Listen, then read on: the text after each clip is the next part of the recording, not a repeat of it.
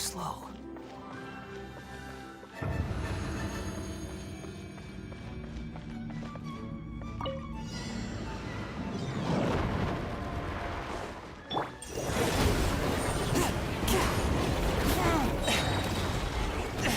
But how? From whence you came? Behold!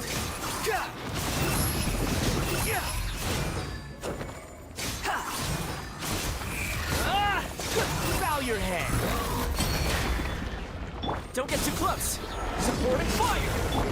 Bombs away!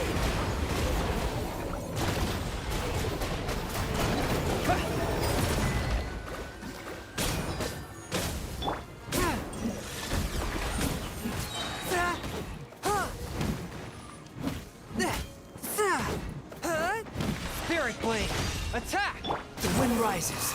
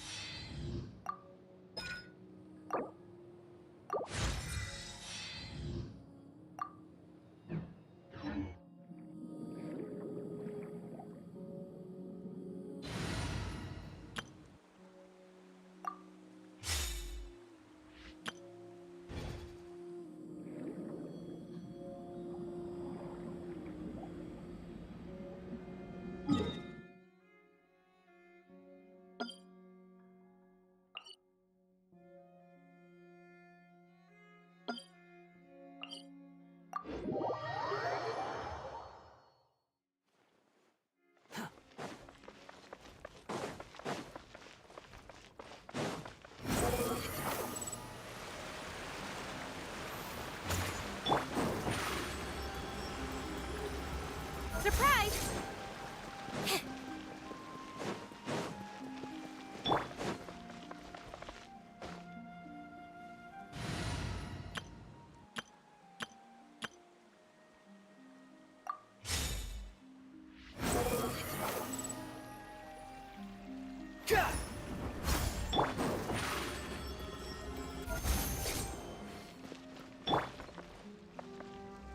The more data samples, the better.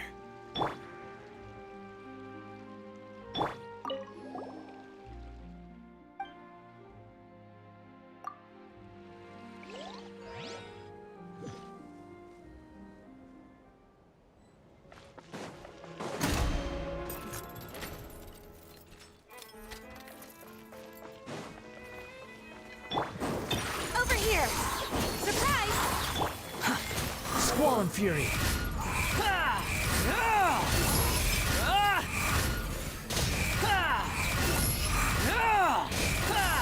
Search for it! Step on up! Behold!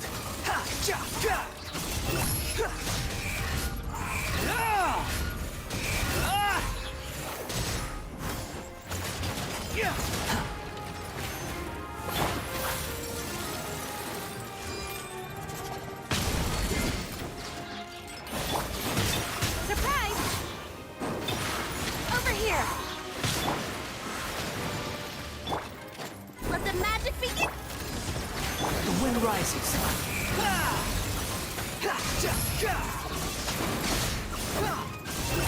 You dare to gaze upon me?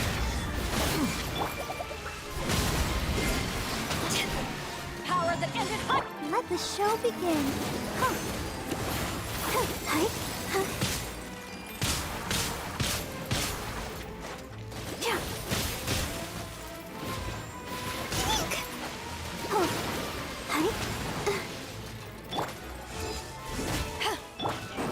Surprise! Step on up! Search for it.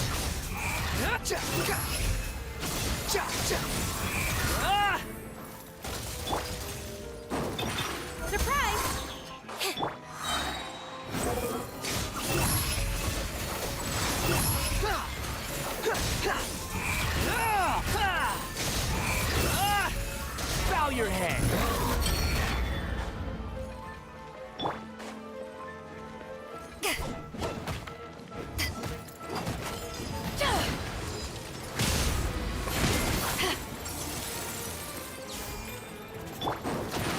Over here. Be amazed.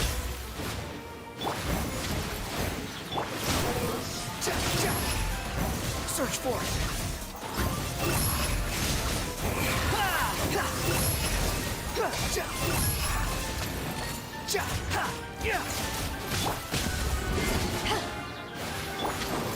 Step on up. Let's dance. To ashes!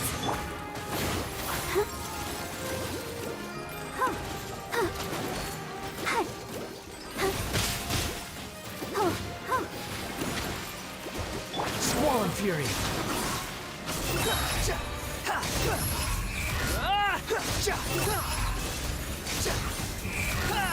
You dare to gaze upon me?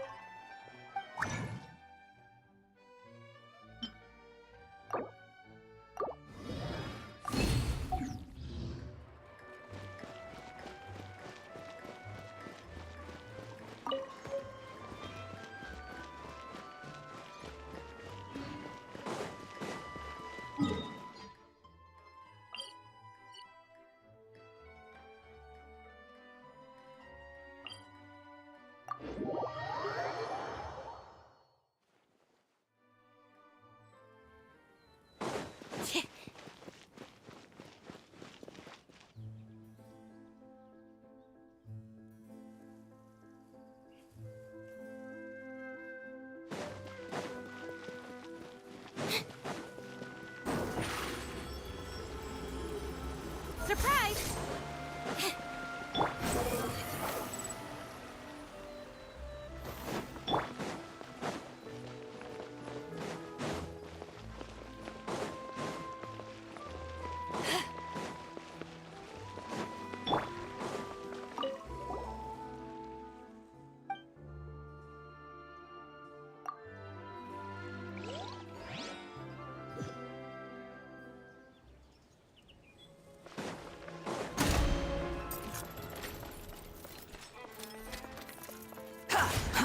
Too slow.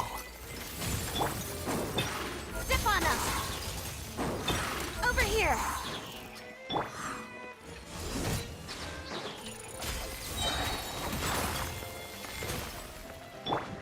Be amazed! Behold!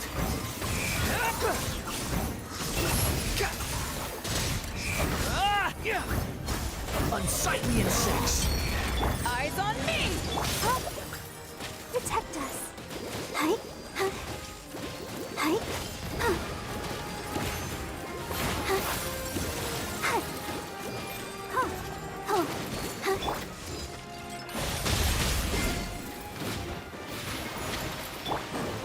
Surprise! Step on us! Squall and fury!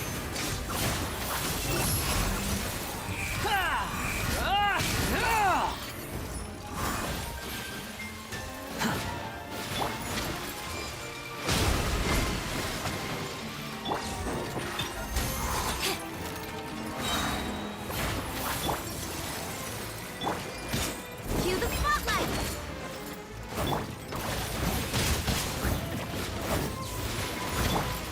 Behold!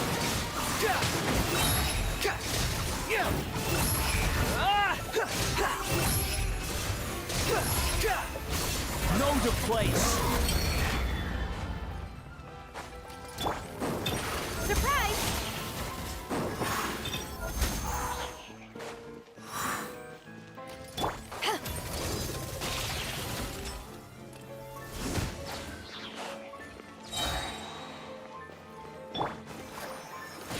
Huh?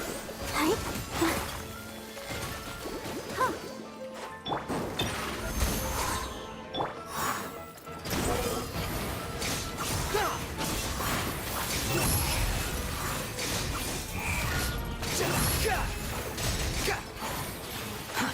Too slow.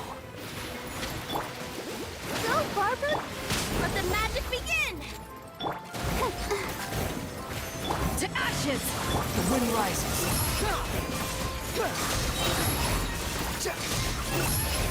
That's far enough. Bow your head.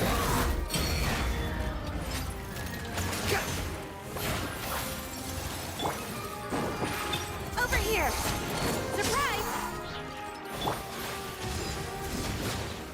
Behold! How amusing. Upon the gale.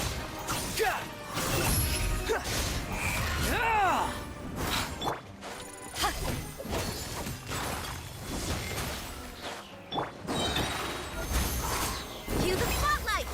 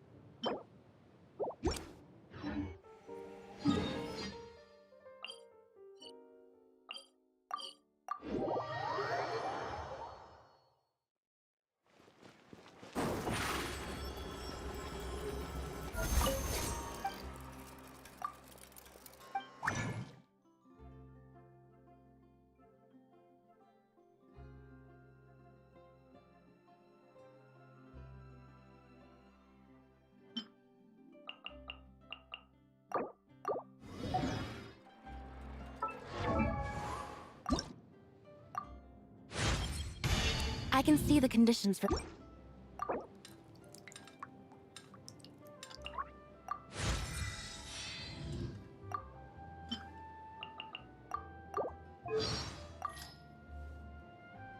I can see the conditions for victory now.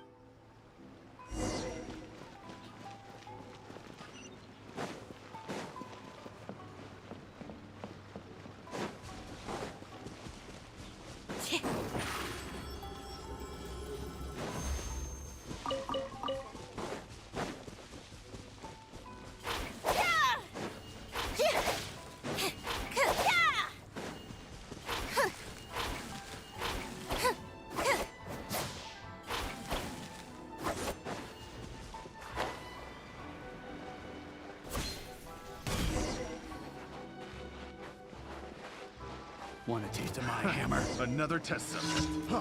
Freeze!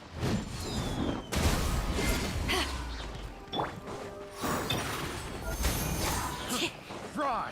Over here! Have a little taste. Huh. Freeze! Huh. Fry! Have a little taste. Fry!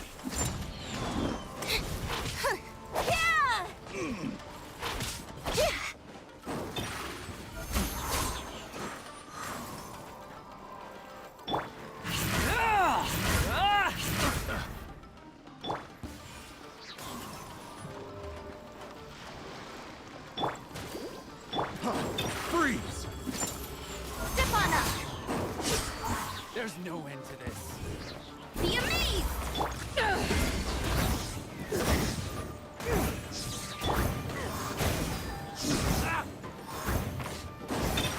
Over here!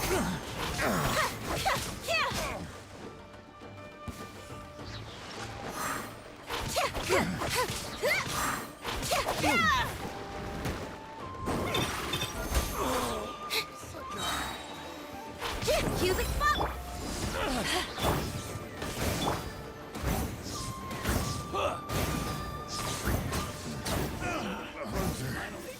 Becomes the hunted.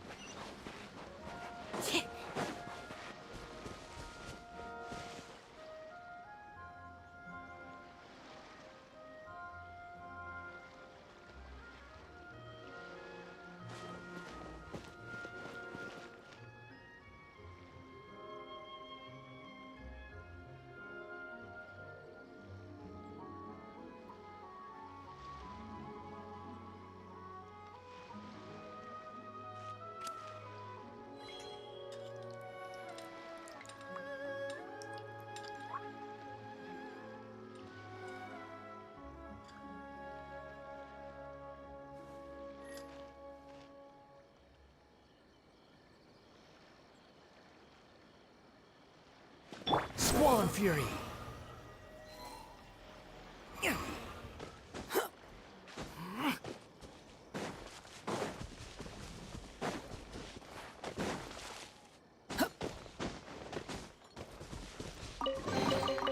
Unnecessary.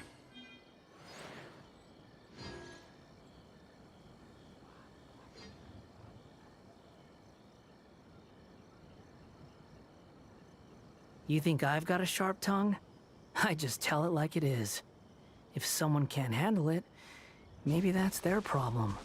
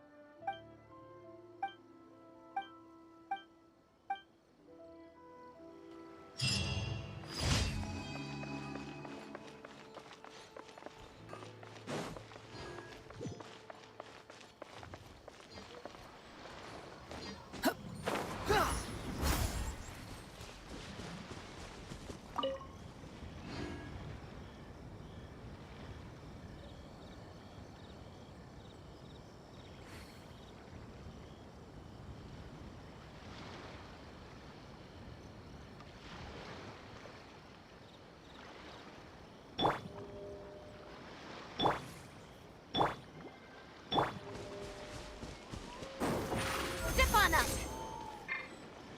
Yeah! The wind rises.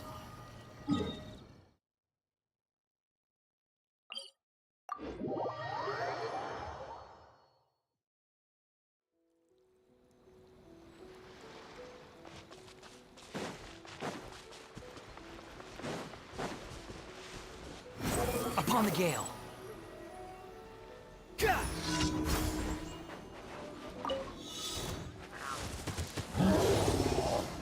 Quit following me.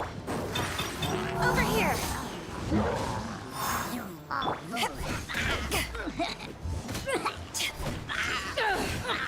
Swollen fury.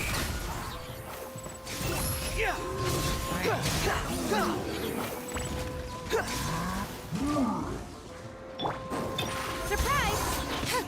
Over here! Let the magic begin! Behold!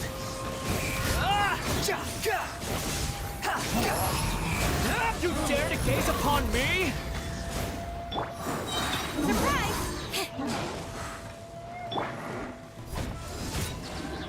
The wind rises.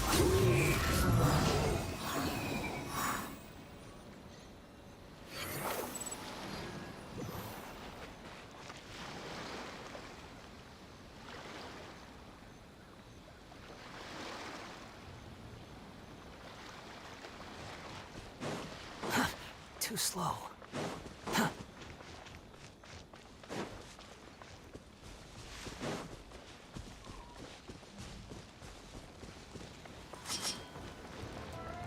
Boom! following me. Step on up! Surprise! Behold! Surge forth! Know your place!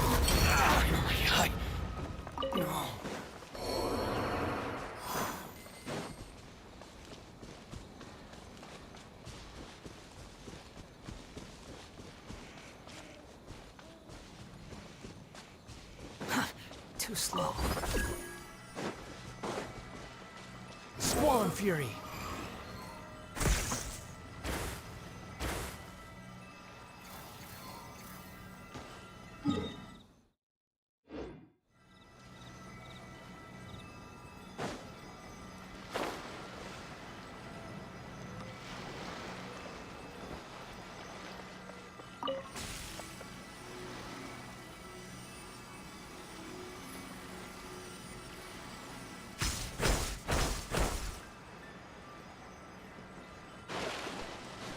Behold!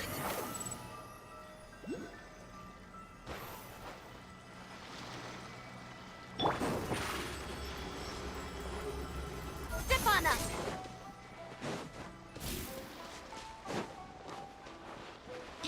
Squall and Fury!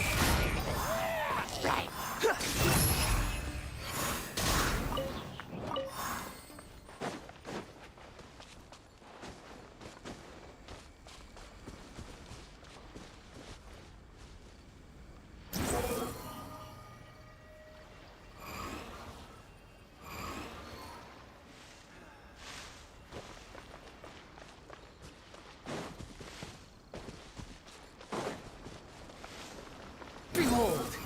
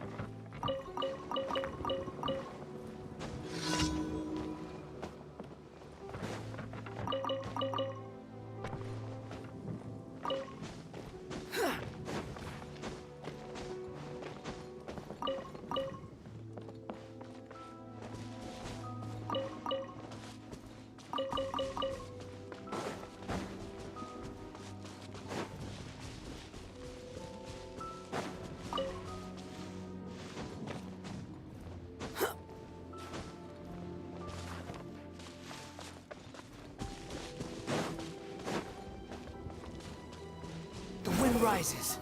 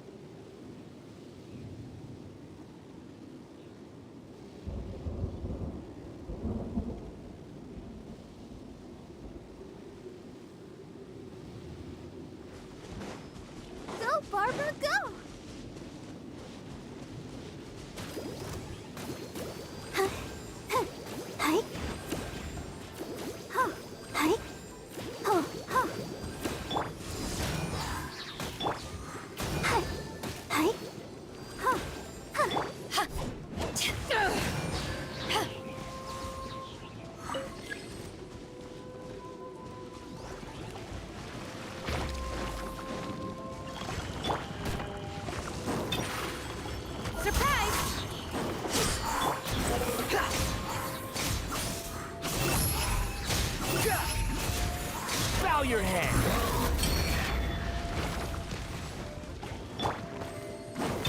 Step on up.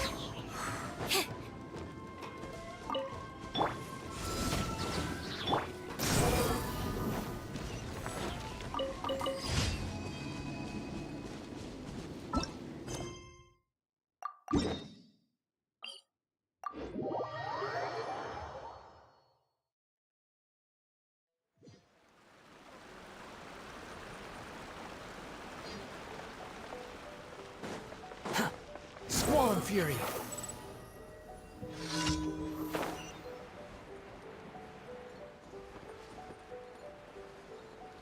Yeah.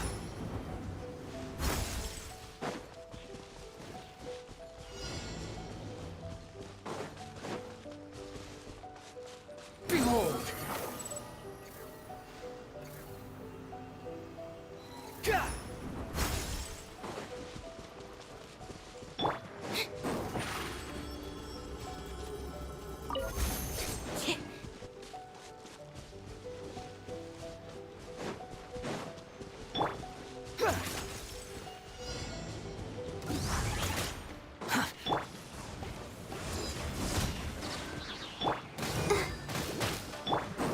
Over here.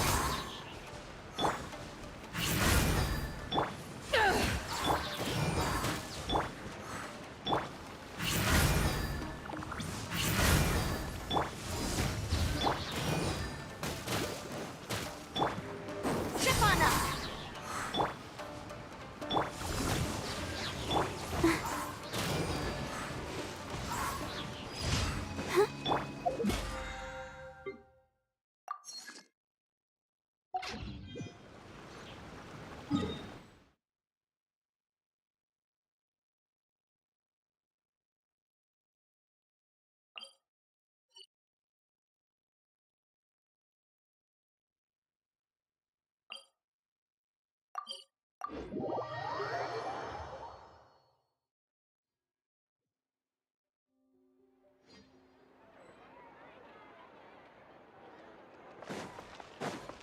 Ad Astra. Thank you for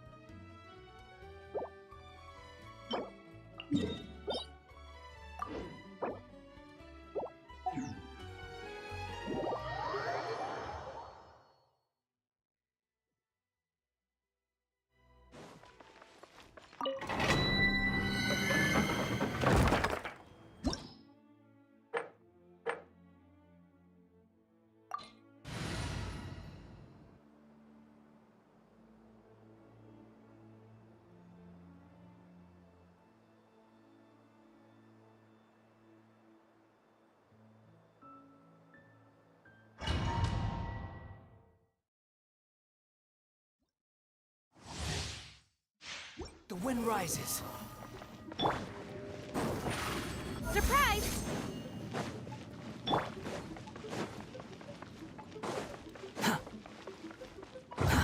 Too slow.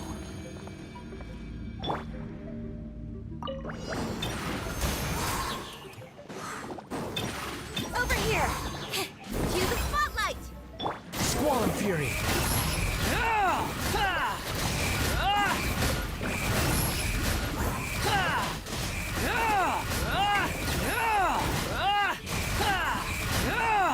Cry louder.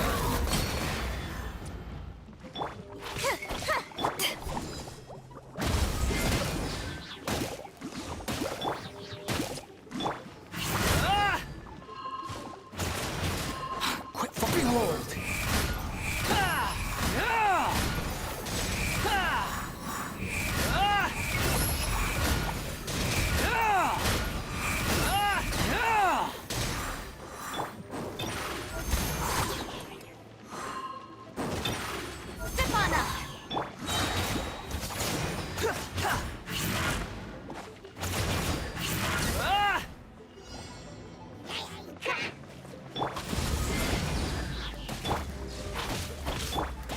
rises.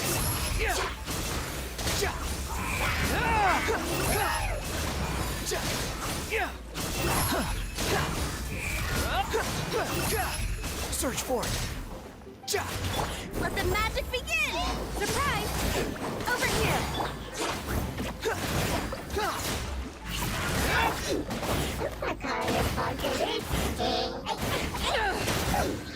Squall and Fury.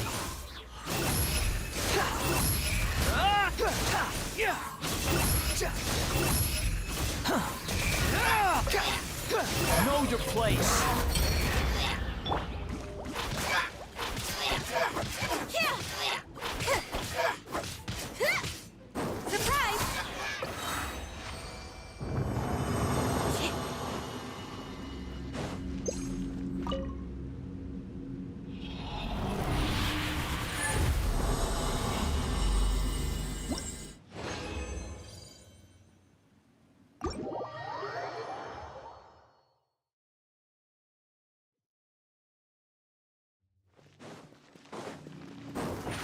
Surprise! Step on up!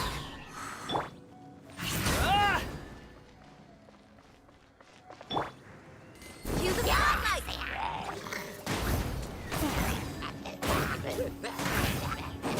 Surprise!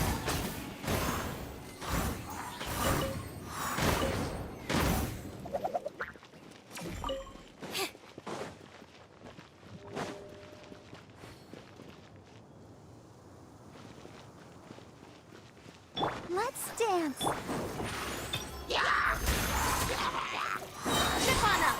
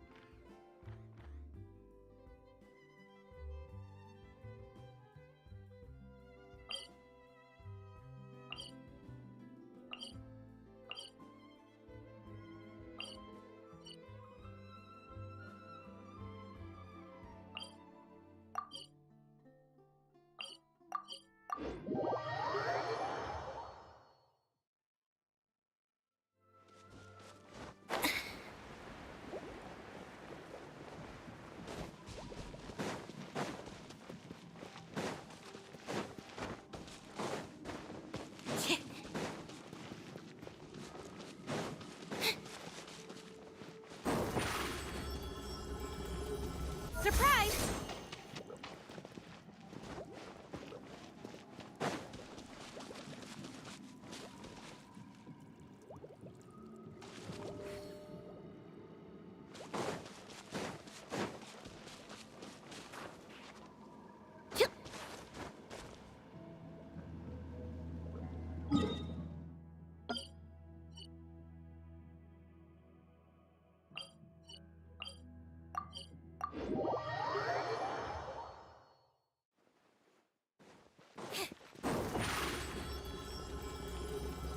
Step on up!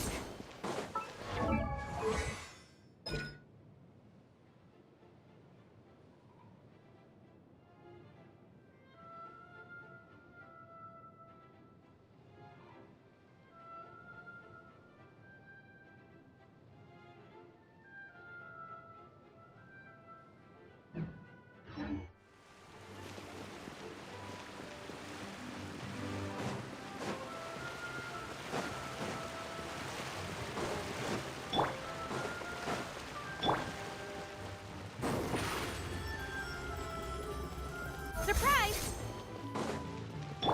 Behold!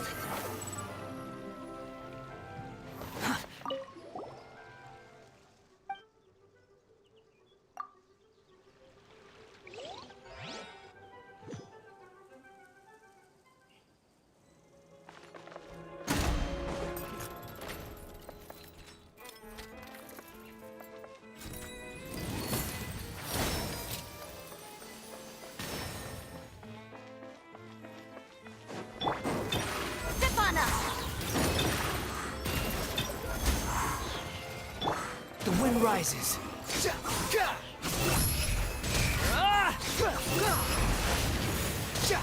You dare to gaze upon me?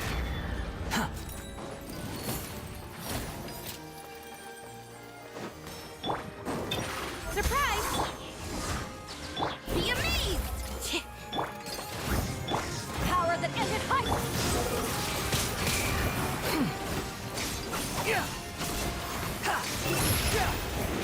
How amusing.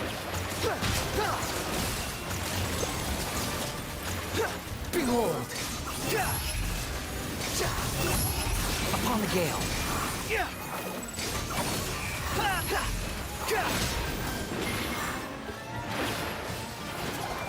Come on!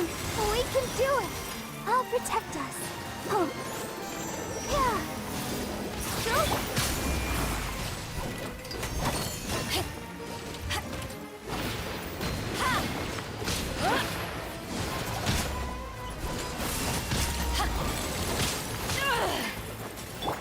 Step on up!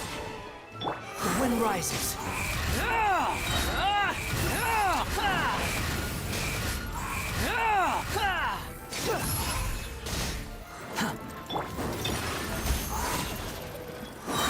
Over here!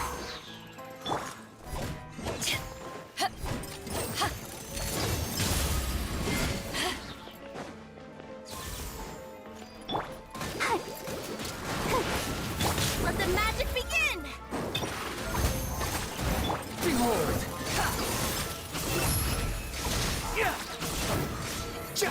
Know your place.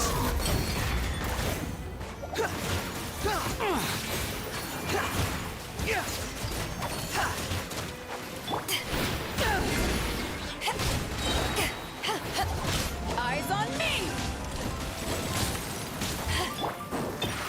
Step on up!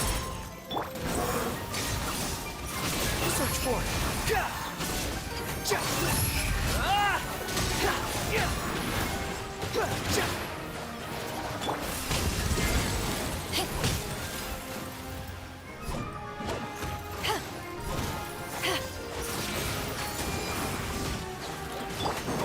Surprise!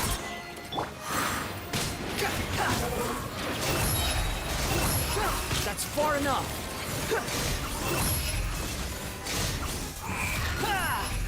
You dare to gaze upon me?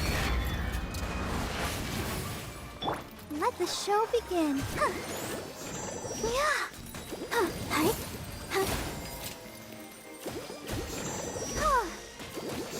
Yeah.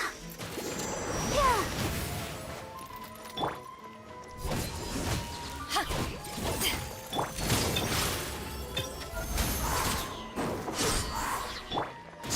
Fury.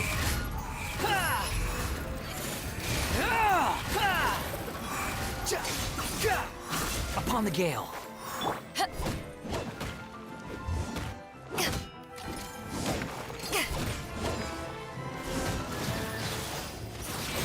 Be amazed!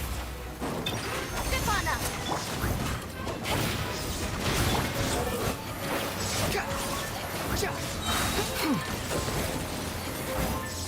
Wretched vermin.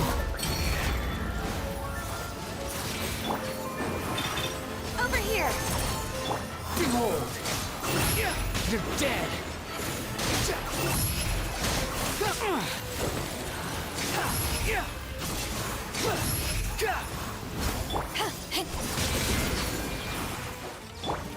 Surprise! Let the magic begin! Squall and Fury.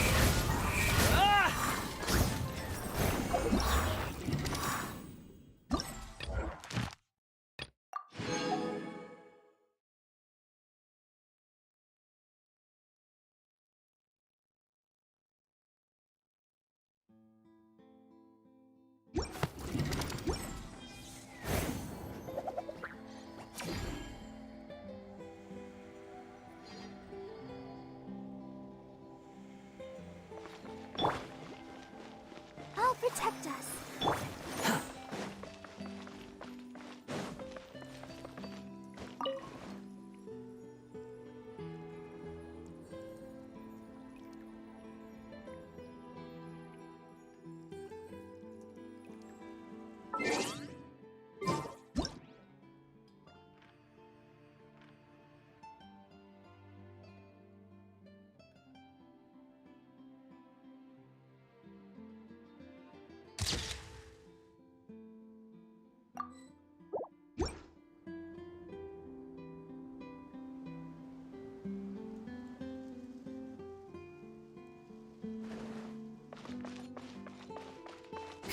Wind rises.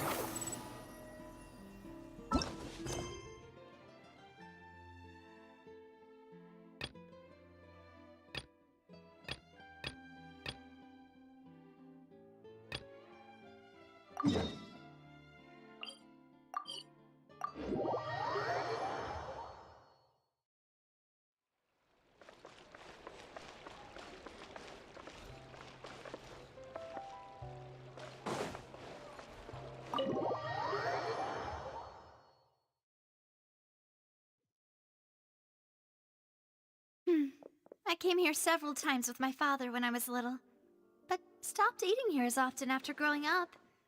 I hope the food here will be to your taste. Oh, don't worry. We haven't eaten at a hotel like this in a while.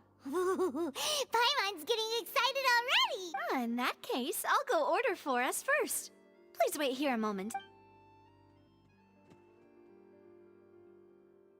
Ooh, everything looks so good. People in Fontaine sure know how to enjoy life.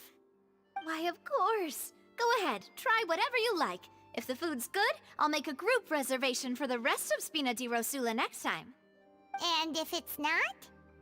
Well, then I'll still bring everyone.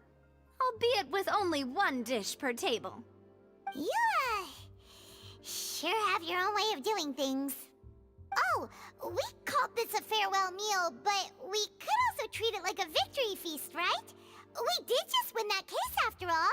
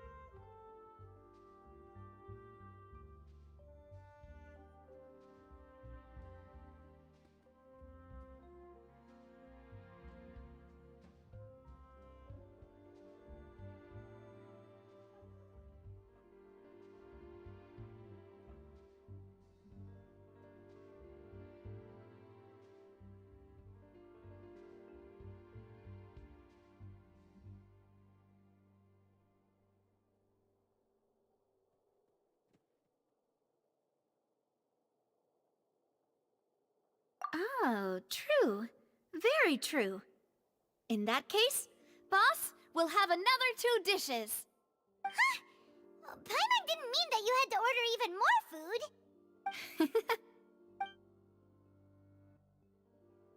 Speaking of cases, do you think that the mastermind behind the serial disappearances will get caught soon now that this has all happened? Well, we've certainly taken a big step forward, but I feel that's about it. We know that there's an organization that means to dissolve these young women, but we still don't know what they are really after. If it hadn't happened right in front of us, Paimon wouldn't have ever believed that a person could be dissolved like that. Right? Yet it was because this was such a preposterous notion that the investigation could never really move forward before. Ugh. If only that guy could have finished speaking! We were so close to hearing who was behind it. In such investigations, even the smallest step can seem like a yawning chasm if the trail of clues is cut off.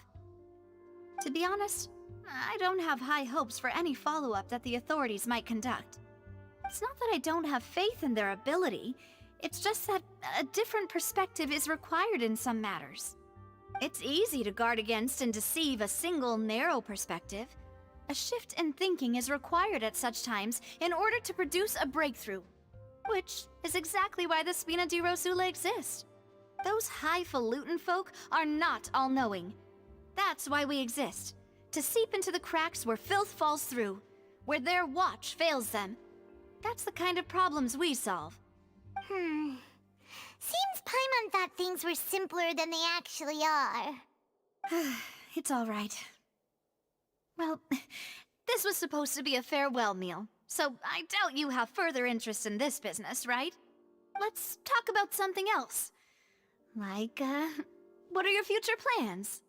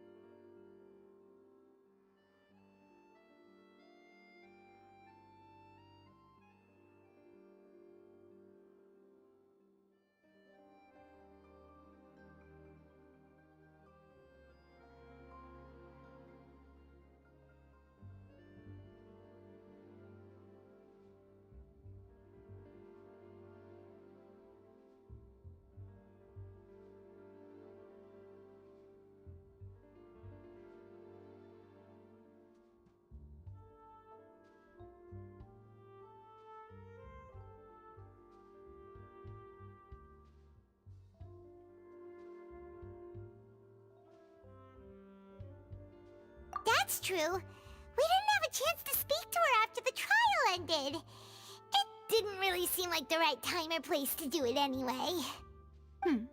I see. So, your primary objective, which has been foiled so far, was to have a chat with the Hydro Archon. I've heard that there's a long line of people waiting to meet Lady Farina. I suspect you'll be waiting for quite a while, considering that you missed your chance today. Yeah, we've heard that she's super popular here in Fontaine, and that it'll be tough getting any of her time.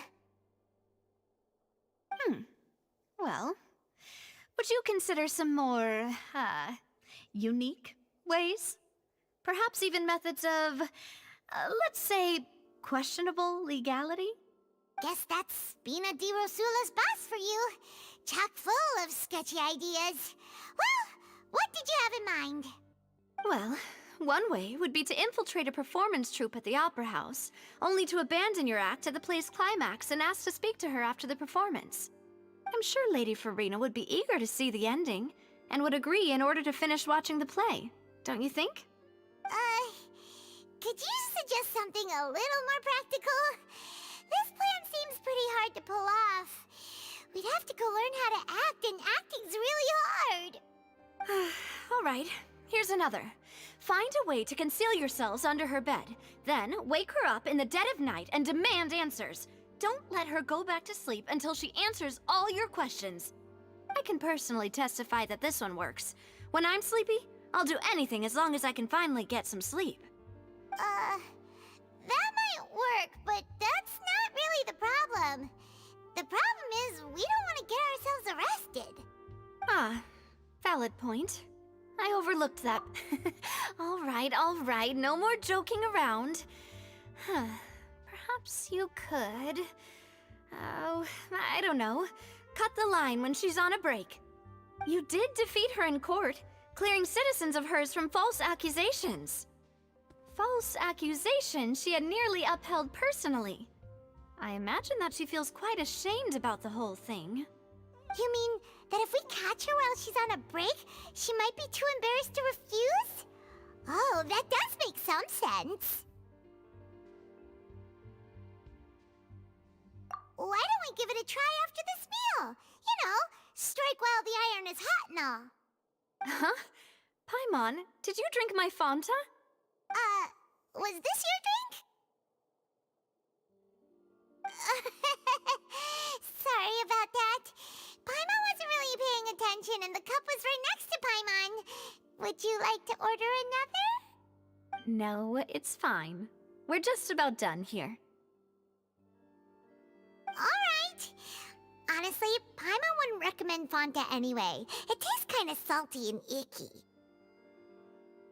Is that so? Huh. Well, in that case, we'll have to blacklist the Fanta here then.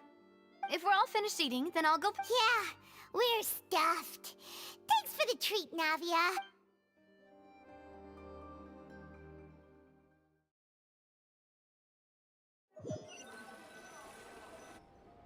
Oh, so full. Paimon can barely float anymore. Nah, that would be so... normal. You know, like you. Okay. As for expenses this month, we're left with... Hey, Navia! What are you doing over there? Oh, nothing. It was just a meal, you know? Let's get ready to try to meet the Hydro Archon again. Bye, Navia! So this is goodbye, huh? Well, if you do encounter any other trouble in Fontaine, you're always welcome to contact the Spina di Rosula. I'll give your requests the highest priority. In any case, I wish you smooth sailing. I'll see you again, partner. See ya!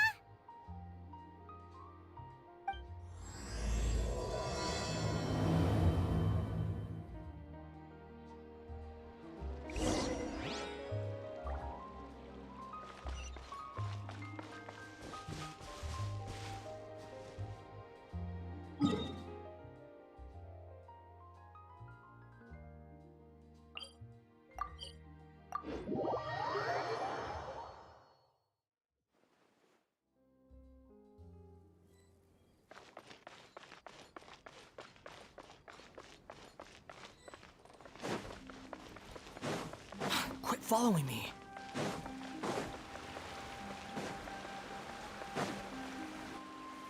There aren't many people around anymore. Looks like that boat we took to Araneas might have been the last one. Vache. Looks like we're back here again. Huh? Traveler? Are you hearing voices again?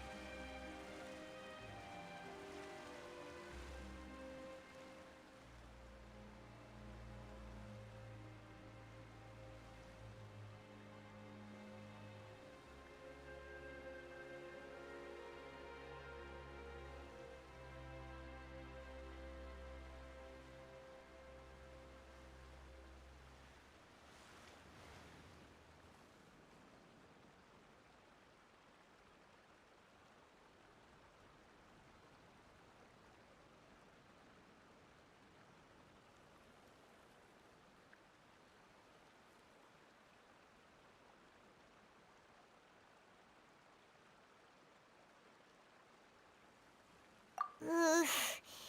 That's kind of spooky. Are you sure we don't want to come back in the morning? Vache? Vache! Hey, why are you... Huh? Hang on. Paimon can kind of hear a voice. It's calling for Vache, right? Hey, traveler? Stop walking! Come on, wake up!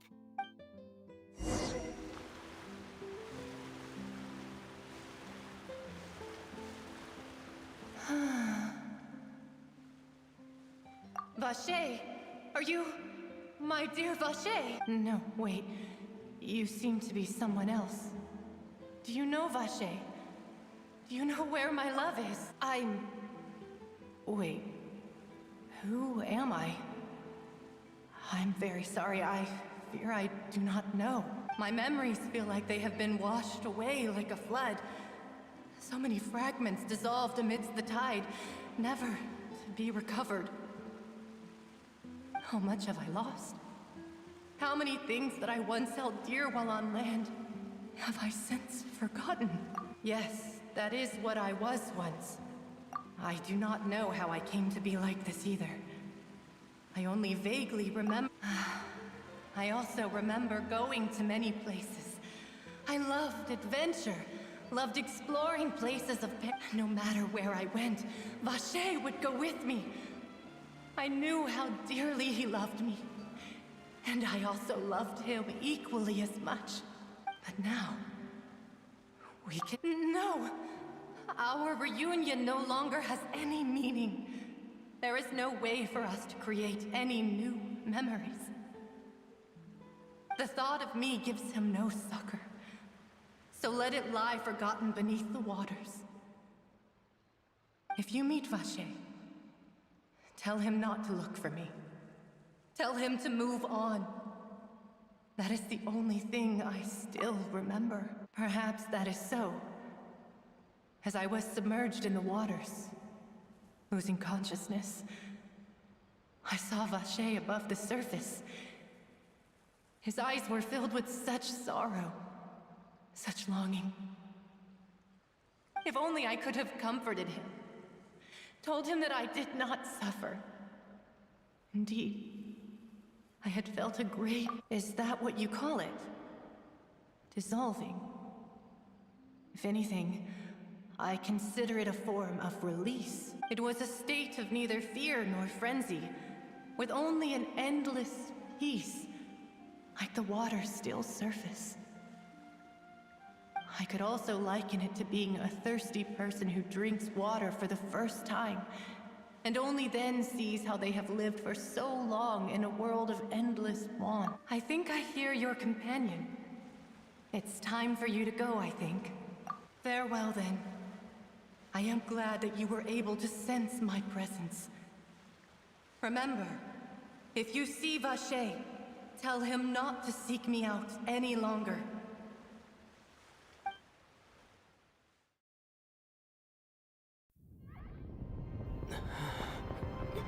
Wake up!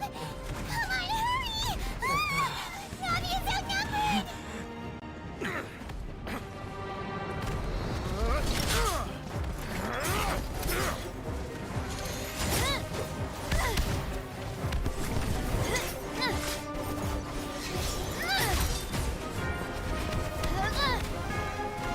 Demoiselle, look out!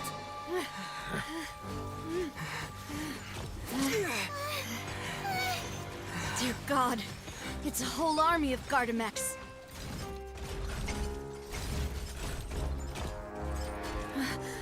Chlorand?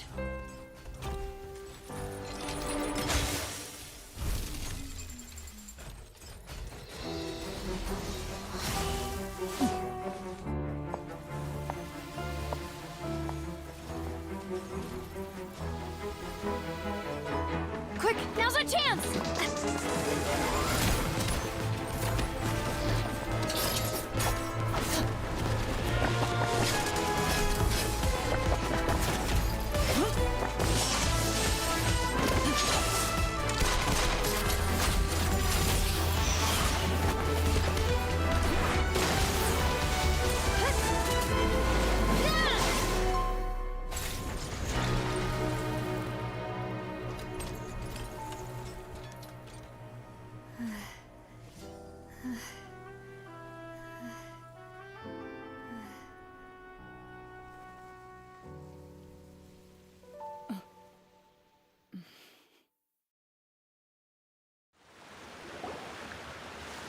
I should thank you for lending us your sword there, Clorand.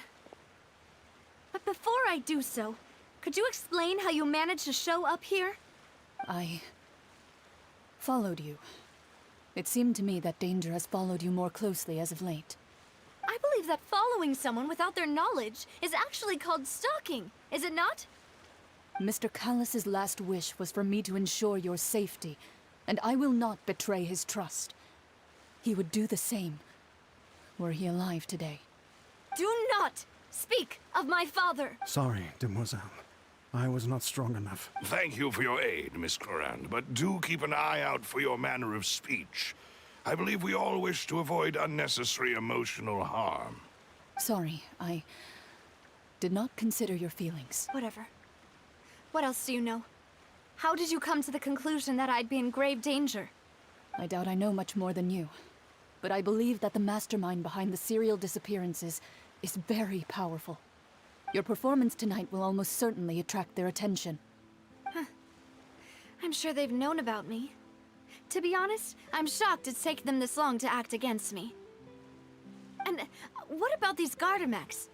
I thought only those associated with a Maison Gardiennage could control them. None of these mecha have serial numbers. I was sure to check a moment ago. They are not the ones used by the authorities to enforce the law.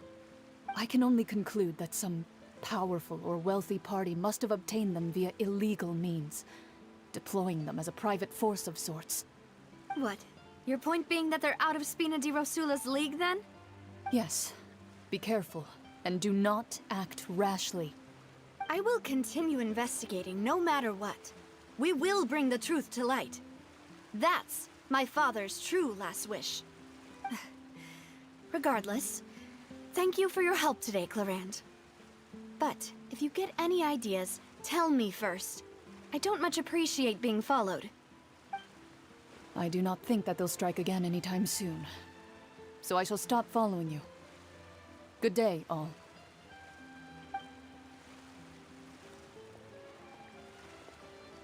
Right. I suppose that's the best news we've gotten today. Demoiselle, I believe that Miss Clorand was being sincere with you. If we tried, we could attempt to thaw relations a little. I know, she's... Oh, thank goodness! Paimon thought we were done for! Those Gardamex came out of nowhere while you were unconscious, and Nadia and her gang saved us! Oh, and there was that champion duelist named Clorand who came out to save us too! We got lucky there. Oh, come now. Forget all that polite talk. That wasn't really a farewell meal we had back there. Not for me, anyway. In truth, I hope that every meal we have together shall be a victory feast. As such, we're still partners. There's no need to thank me. It will take 50 years for me to match Demoiselle's magnanimity. If it were me, I would have joined the Spina di Rosula on account of her goodwill long ago. All right, you two. That's enough. Actually, Navia, how did you know that we were in danger? You sure did show up in the nick of time. Well, to be honest, you're the one who tipped us off, Paimon. Huh? Really? Paimon contributed somehow? Ooh, Paimon's even more amazing than she thought! Yes, all thanks to you grabbing my drink by mistake. How did that help? After we parted ways, I was on the way back to one of our bases when I suddenly thought of what you said. That the Fonta tasted kind of salty and icky.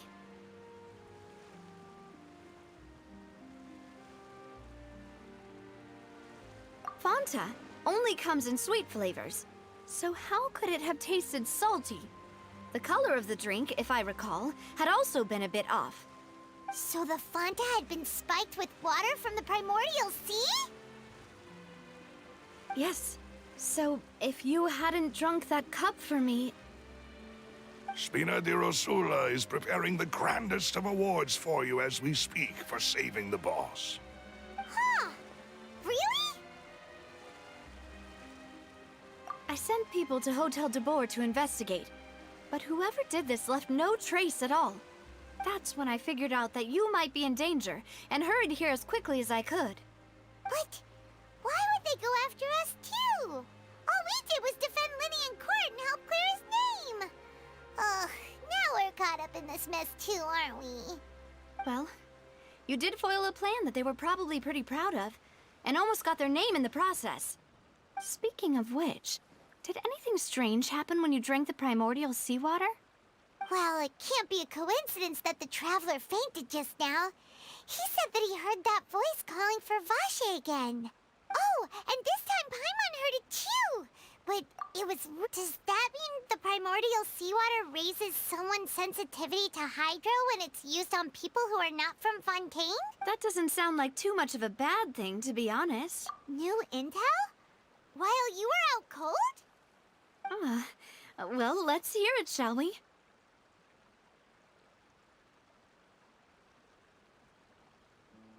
Oh, that is important. Vache. That name doesn't ring a bell. I suppose he hasn't stepped forward as a witness in court lately. Since he saw that young woman dissolve, he was at least at the crime scene. But he never gave testimony or any information regarding people dissolving in the primordial seawater. Yes, thank you. This is very important information indeed. We will continue to investigate. Oh, you mean you'll help us investigate? Well, you did say that our farewell meal didn't really count. That means we're still partners, right? And besides, we're in this now whether we like it or not. You're not gonna let those people who targeted us get off the hook so easily, are you, Traveler? Demoiselle, do try not to look quite so pleased. You are the face of Spina di Rosula, after all. You talk too much. Well, in that case, let's head back to one of our bases, shall we? I'll arrange accommodations for you. We also have some plans to go over, and hopefully we can deepen our bonds as partners. But we'll take that one step at a time. Don't worry, you two.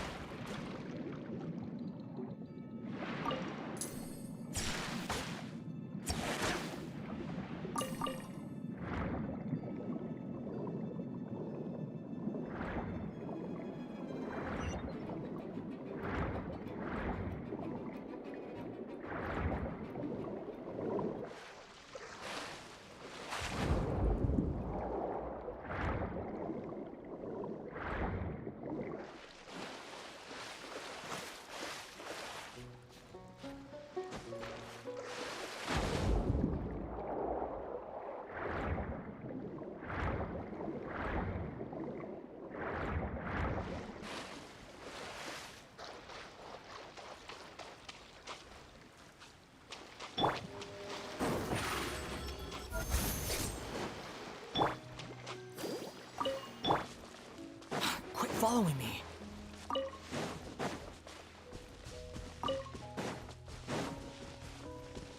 Quit following me.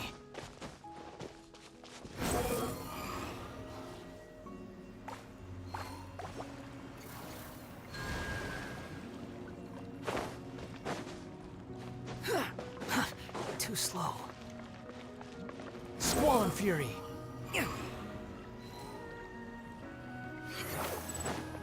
Quit following me.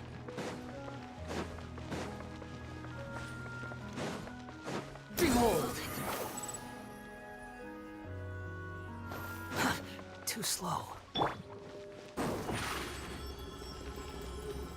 Over here!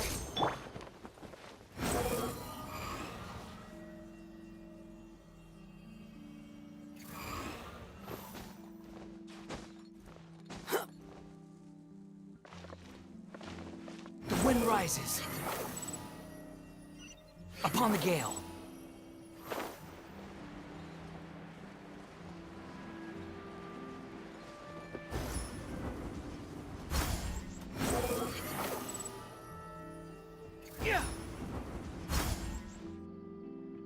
It's right up ahead, but let's make sure we weren't followed first. I've been keeping watch, Demoiselle. I haven't spotted anyone suspicious thus far. Very good. But let's not let our guard down for now. I shall find rooms for our respected guests. Thank you, Malus. Now, let's continue, traveler.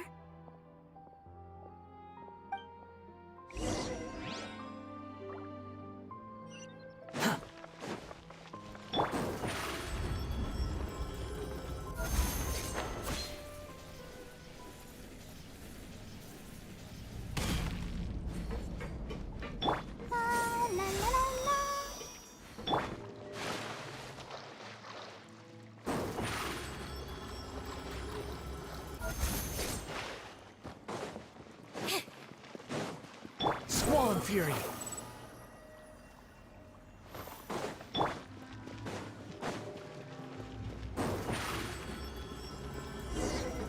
Surprise! The wind rises.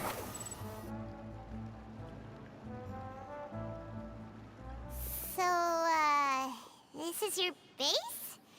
It's not quite what Paimon imagined. Your accommodations have been arranged. Under the present circumstances. Well, our funds have been a little tight lately. After all, we don't allow illegal or unethical profiteering. In fact, our funds often come from citizenry who support us. Seems like it's tough times for everyone. But if you have the support of the people, that does sound like it's worth it. To be honest, our financial situation was a lot better back when my father was in charge a few years ago. I'm afraid I'm not quite his equal. Your father... he was the previous boss of Spina di Rosula, right? How did... Demoiselle, if you'll allow me to explain. No. I'll explain it myself. I suppose I couldn't run from this topic forever. And my father's name is Callus. Yes, the same one they call Callus the Unfaithful in the streets. 3 years ago, he was accused of murdering his own friend. But he chose a duel to defend his honor instead of standing trial. He died in the duelist's ring. Oh no. But I do not believe my father was a murderer. I'm sure he was set up. At the time, I believed that if he only stood trial and was duly investigated, something amiss would crop up and prove his innocence. But strangely, he not only requested the duel himself, but rumor has it that even after being seriously injured, to the point where he could be deemed as having lost the duel, he refused to surrender, determined to die in the arena. 3 years later, I still don't understand why he did that. How could he protect his honor if he's dead? If anything, the closest piece of info I have is that my father had been investigating the serial disappearances case at the time of his death. Ah, so that's why you're so determined to get to the bottom of that case. That's right. I've also tried to investigate the murder my father was implicated in. but I haven't found a single new clue in my countless reviews of the investigation records. However, I believe that if the murder case is related to those behind the disappearances, they must know something. I must know what really happened. Was my father coerced? Framed? Even if he really did kill his friend, I must get to the truth. If only he'd been more open with me when he was still alive. He even hid the fact that my mother died due to complications when giving birth to me. And now, here I am investigating his death. You really are a handful. Demoiselle, please, if there is anything I can do, anything at all. I also will never believe that Master Callus murdered anyone. There are none whom I respect more than the two of you, Demoiselle. Master Callus did so much good in life, yet all it took was one murder case for him to be dubbed Callus the Unfaithful. Even our supporters decreased greatly due to that incident, hence our strained finances at present. Wait, if Callus was such a good man, wouldn't people at least be a little suspicious when he was accused? No. Perhaps people just revel in that kind of drama. It's not something exclusive to people from Fontaine, really. Everyone's like that. People love watching the evil turn over a new leaf, but they also enjoy watching good people fall into an abyss from one slip-up just as much. But how could... never mind. If Callus was really falsely accused, we have to find the truth. He didn't deserve to have that happen to him. There is one other thing. Master Callus's opponent in the duel was Ms. Clorand. Oh, her? Well, then, isn't that as good as saying that she was the one who killed him?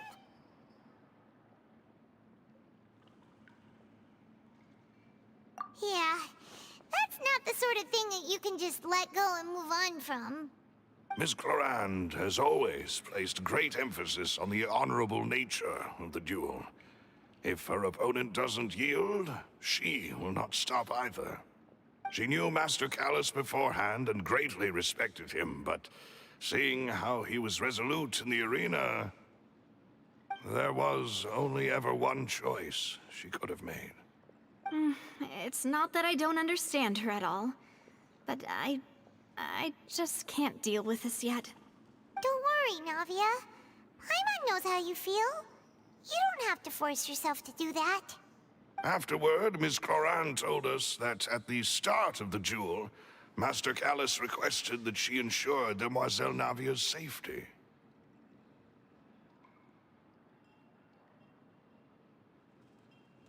Yes, that is our understanding as well. Oh, Papa. What madness drove you to ask the person who killed you to take care of me? All right, anyway, that's the information I wanted to share with you. Even if it did sound like I was just complaining towards the end.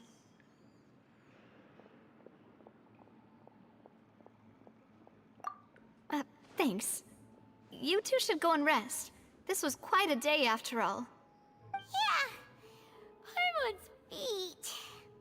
Please, relax and get some sleep. We will ensure you rest soundly.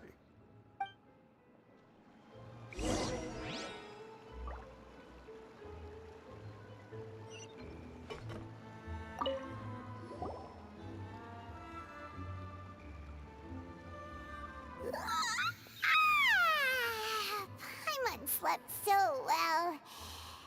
This place feels almost too safe. Huh? Navia? Where did the other two go? I sent them back to Poisson. It's Spina de Rosula's place of origin, and where we have our headquarters. There's not much for them to do here at the moment. Paimon gets the feeling that you're just trying to get them off your back. But never mind that. When did you get back? Were you waiting here the whole time? No, I just returned after going out for a while. I did some investigating yesterday regarding the name Vacher. Wait, so you didn't sleep at all? How could I after having such critical new evidence appear? Guess Paimon wasn't speaking for everyone just now, huh? Unfortunately, this name seems to have been wiped from existence. It doesn't seem to have a match anywhere. I suspect that those behind this have already taken steps to hinder an investigation from this angle. But that does prove that this Vache person is a key witness in the incident. Does that mean we're too late, though? No. There is one ray of hope. One place in Fontaine that they would find almost impossible to threaten, no matter how much they wanted to. And that is the archives kept by Chief Justice lvl70, a place where detailed files on all the cases in recent years are kept. If the Oceanette you met is one of the young women who went missing recently, we should be able to find some related information there. So lvl70 maintains an archive of case files? Whew. Guess that's the hard-working Chief Justice for you. In that case, let's go talk to him, shall we? Aren't you coming along, Navia? Did you get tired? No, it's nothing. Let's go see the Honorable Chief Justice.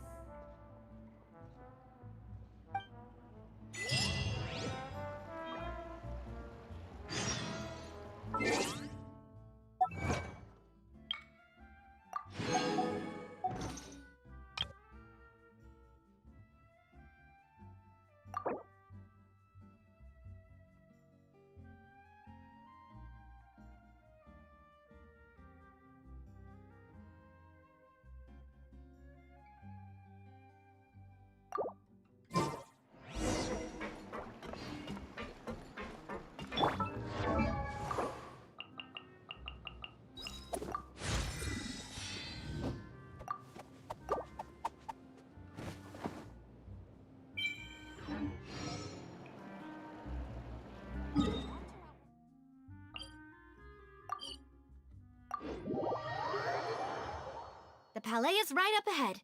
Come on. Over here!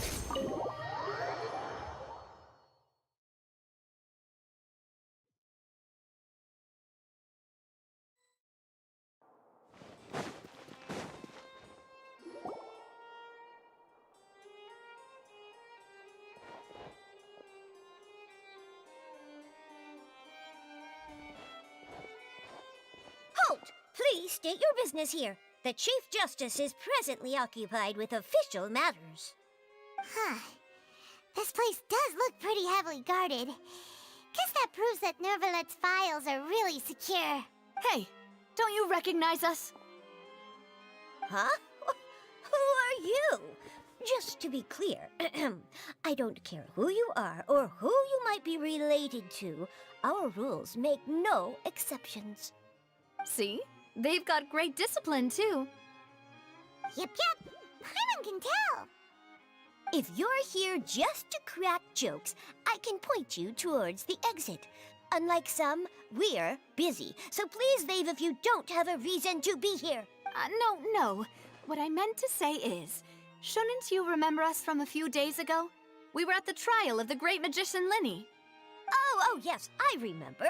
I read about it in the Steambird. You must be Linny's attorneys. It's all coming back to me now. We're here today to report and archive some information on a follow-up case. Huh. Is that even a thing? Of course.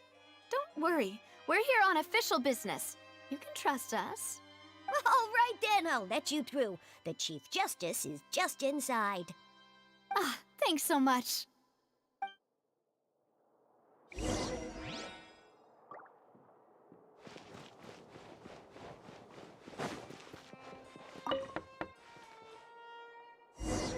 Please come in.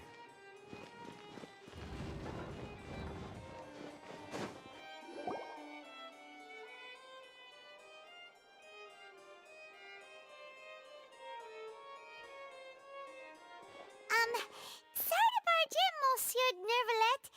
We only lied to get in because we didn't know any other way. It's all right. Please let me know how I may be of assistance to you. So you're not mad at us? We're looking for a man called Vacher. He may have been an eyewitness in the serial disappearances case. If we can find him, we may be able to unearth some key information on the case. Ah, I see. In that case, please wait here a moment while I browse through the files.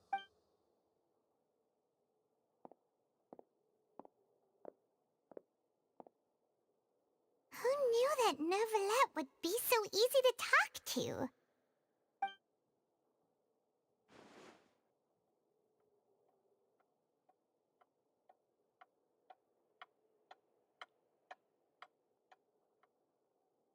Unfortunately, I'm quite certain that no one by the name of Vacher has been involved in any case, criminal or civil, in the past several years. There are no records of him either in the files or in my memory. Traveler, what if it was really just a dream? Is that so? All right then. Thank you so much, Monsieur Neuvillette. We'll take our leave now. Ahem.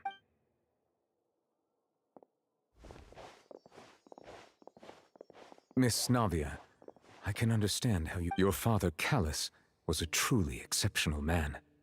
We deeply regret his passing. And what are you trying to say, Monsieur Neuvillette? Are you trying to console me? Extend your sympathy? Or just express some tendril of regret? No. You are not trying to do any of that. I can hear it in your voice. There's no emotion behind your words. You only said those things because you felt like you should.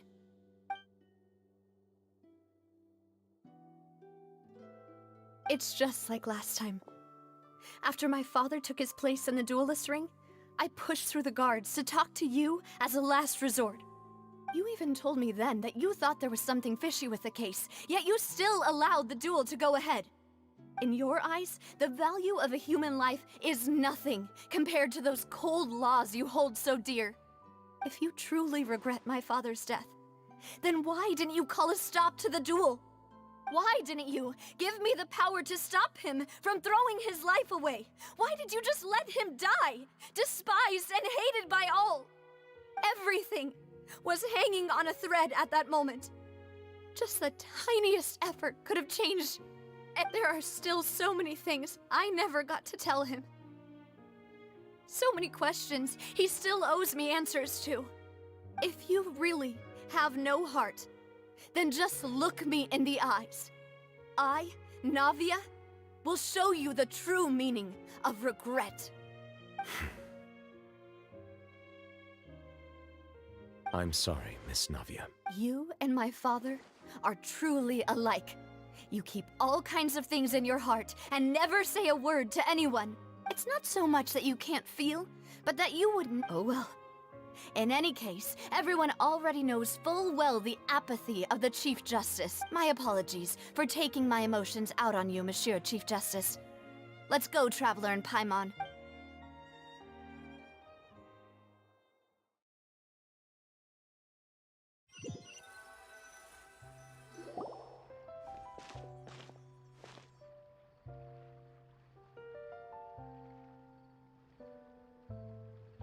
Navia, are you okay?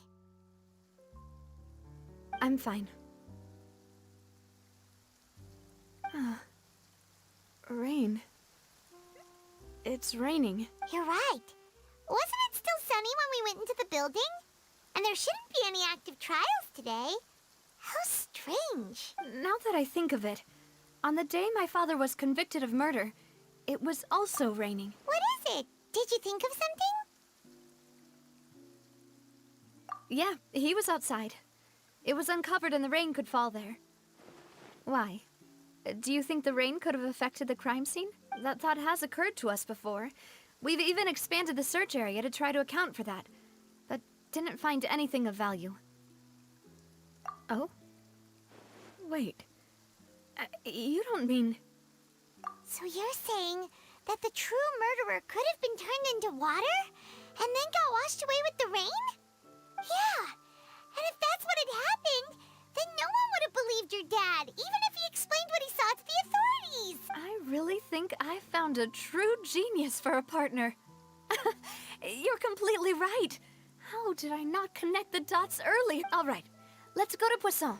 With this new lead in mind, we'll get to the bottom of my father's case for sure. Yeah, we're gonna make progress for sure this time. Do you want to go with me now? Or do you want to head over by yourself?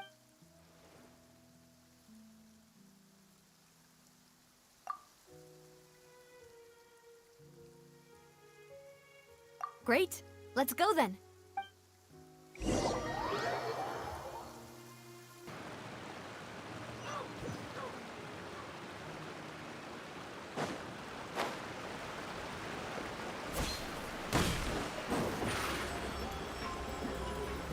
Surprise!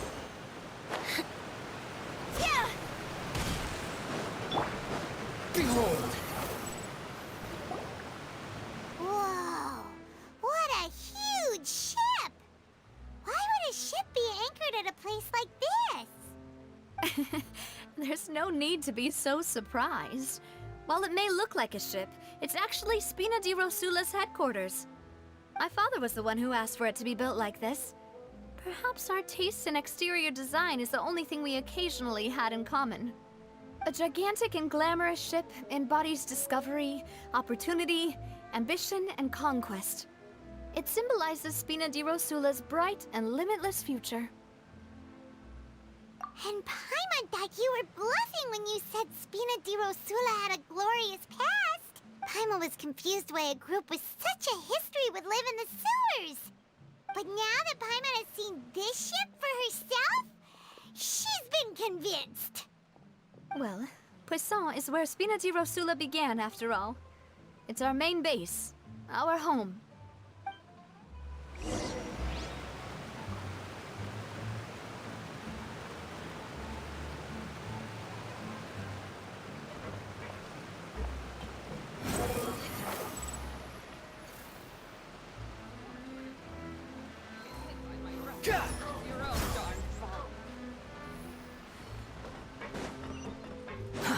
Too slow.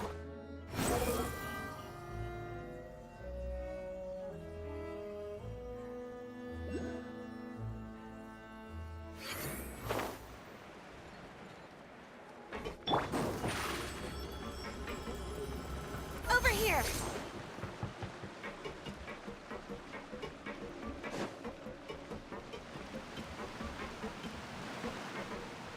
The wind rises.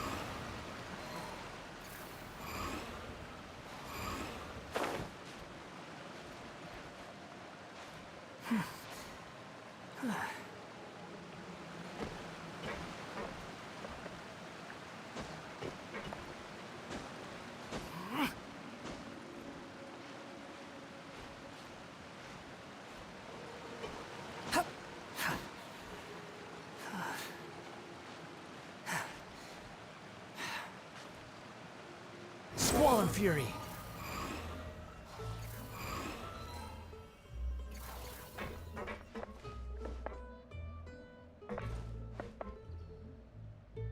The wind rises.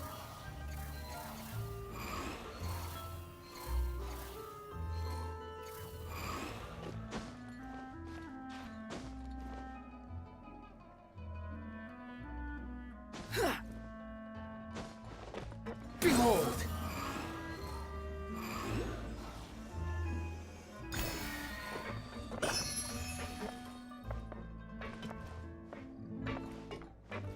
The wind rises.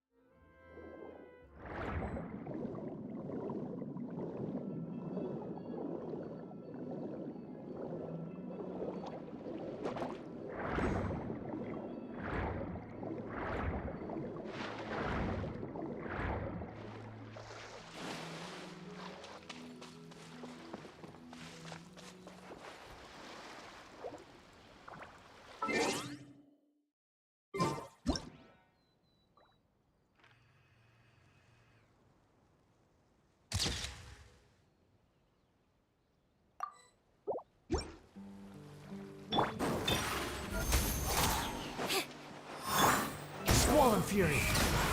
Ah!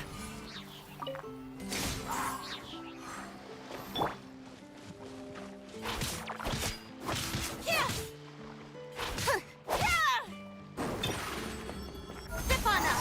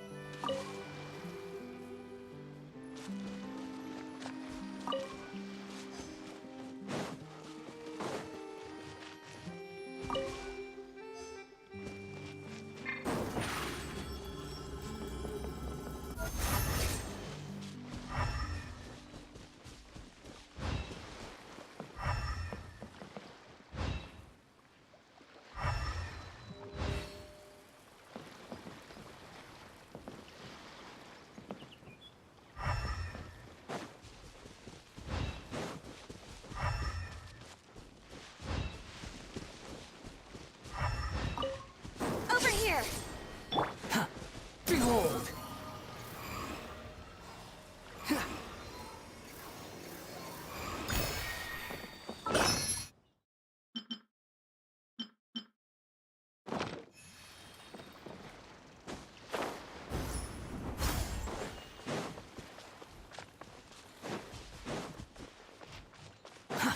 Too slow.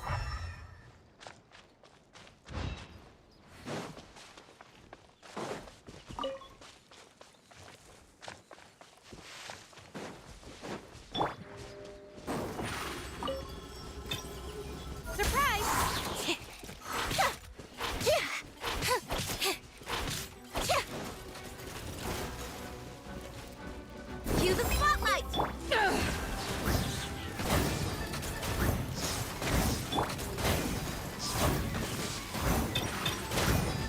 Zip on up! Over here!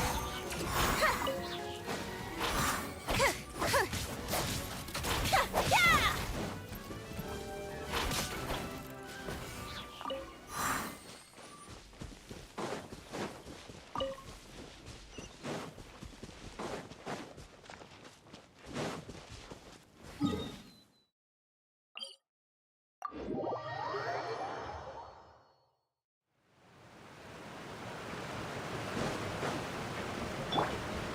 The wind rises.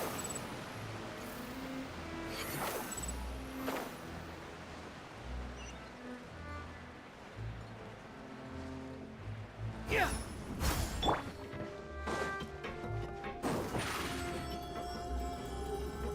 Zip on up! Behold!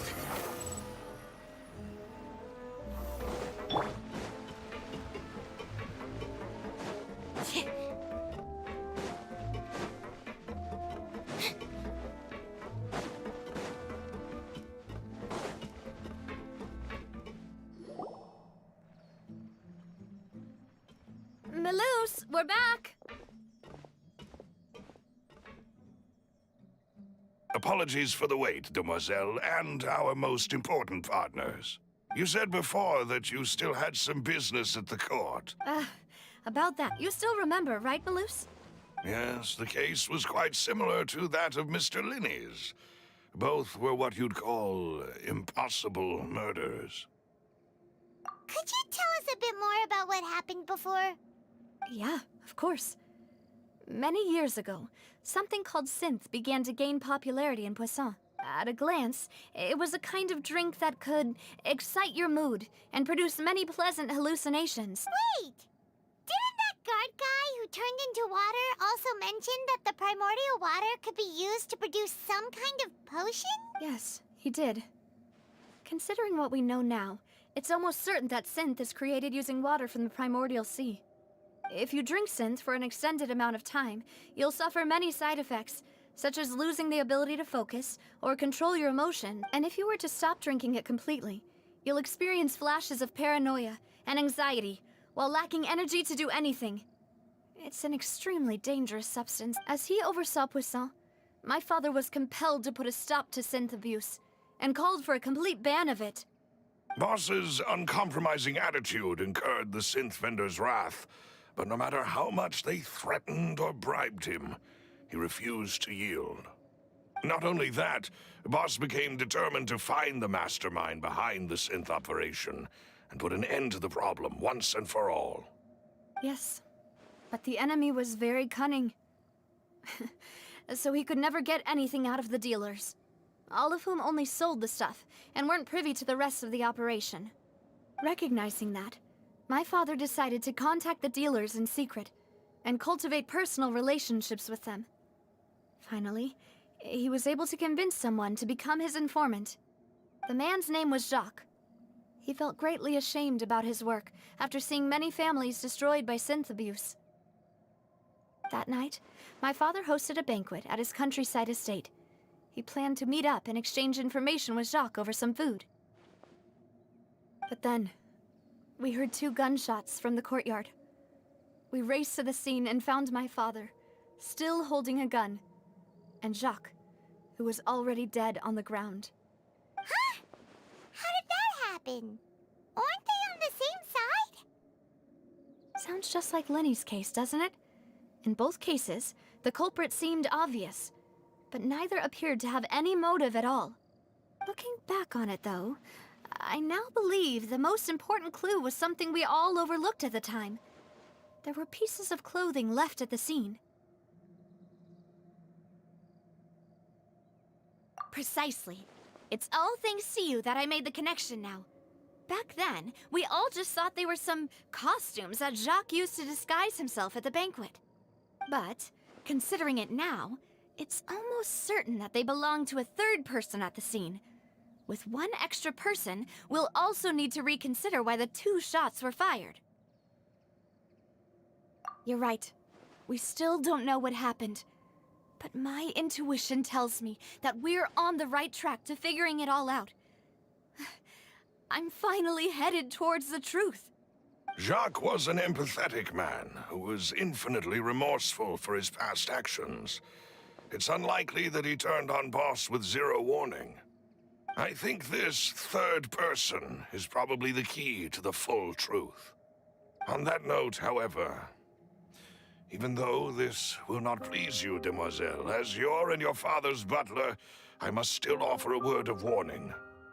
Our opponent is insidious and cruel. They are extremely difficult to deal with, and Boss has already lost his life trying to bring them to justice. Even though Spina de Rosula has lost most of its former glory, Poisson has welcomed a new time of peace, and we have been allowed to live out our lives. There is no need to follow your father's path. It would be both wise and in line with Boss's wishes to step back and give up on the case. If that's indeed what he wished for, then he should have told me that himself. Was I not the closest person to him? And yet, I was the one most kept in the dark. What was the point of him dying without sharing any of the secrets he knew? Did he manage to protect anything in the end? Synth is still here.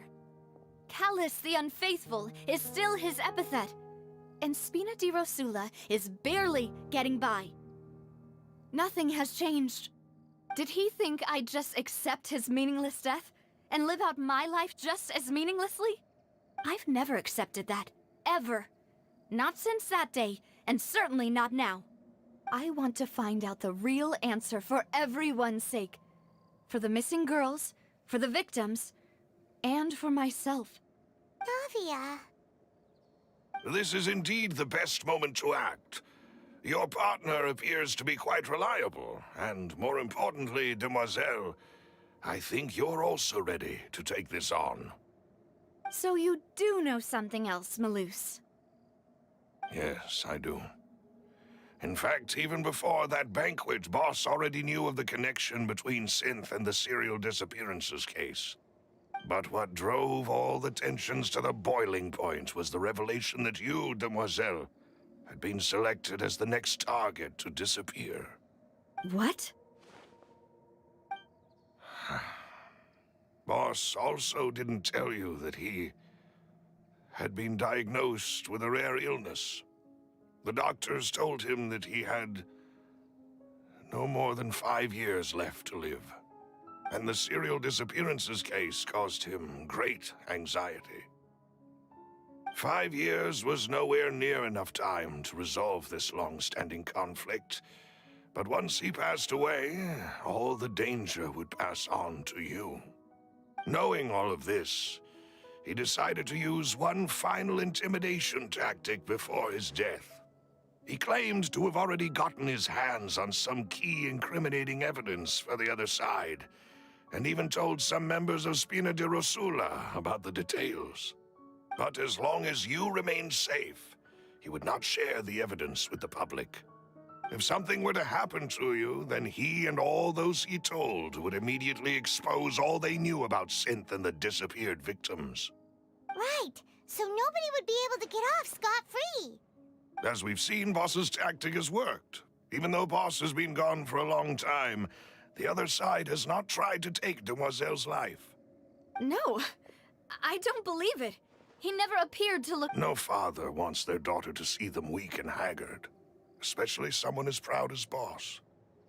To him, dying in a duel and suffering lasting dishonor as the unfaithful was still far preferable than losing face in front of his daughter. So he chose to die in silence, so that he could protect me. I'm afraid you're not understanding this correctly, Demoiselle. What Boss wanted to hand to you was not a parasol, but a sword. If Boss's spirit could hear you telling me, I'm sure— That fool. Couldn't he have just given it to me straight? No. He might have set up everything precisely because he never thought I'd be able to understand him. Is that the amount of confidence he had in me? And what if I was never able to make it to Yeah. I suppose, but thankfully, he rarely talked to me about complex matters, and thus understood little of me as a person. Malus, what was the key evidence? it's the location when he was but if you want to use it— Why? If we know— You mustn't forget that we're fighting against a mysterious and dangerous organization that's been in operation for decades. There's no telling what might be lying in wait at their headquarters, but a single visit to their headquarters would be tantamount to a formal declaration of war. The worst case would be that we leave empty-handed. Then, in that case, why not work with the Fontaine authorities? Well, you saw one of them dissolve during Mr. Linney's case. We have no idea just how thoroughly they may have been infiltrated. That's true. Seems my father really had no choice. But things are different now. You sound like you've put a lot of thought— I am the butler, after all. I live but to serve the boss and Demoiselle's will. I've always been willing to take on any kind of risk for your sake. But considering my relative lack of ability, I've spent my time keeping secrets, performing basic investigations, and— Thank you for all of that, Malus. Let me think. One conclusion I came to when I announced orders to the organization's members: if the vendors didn't, after several rounds of— The first is Florent, Spina di Rosula's senior advisor. Huh? Florent? Yes, surprising, isn't it? He was one of the people Boss trusted the most, which also means that he was someone who understood Boss really well.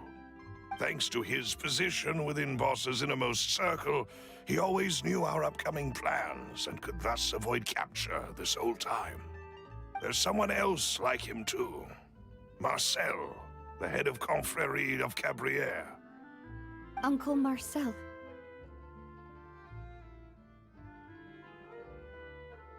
It's a guild in Poisson. Boss helped it to grow to its current size and prominence.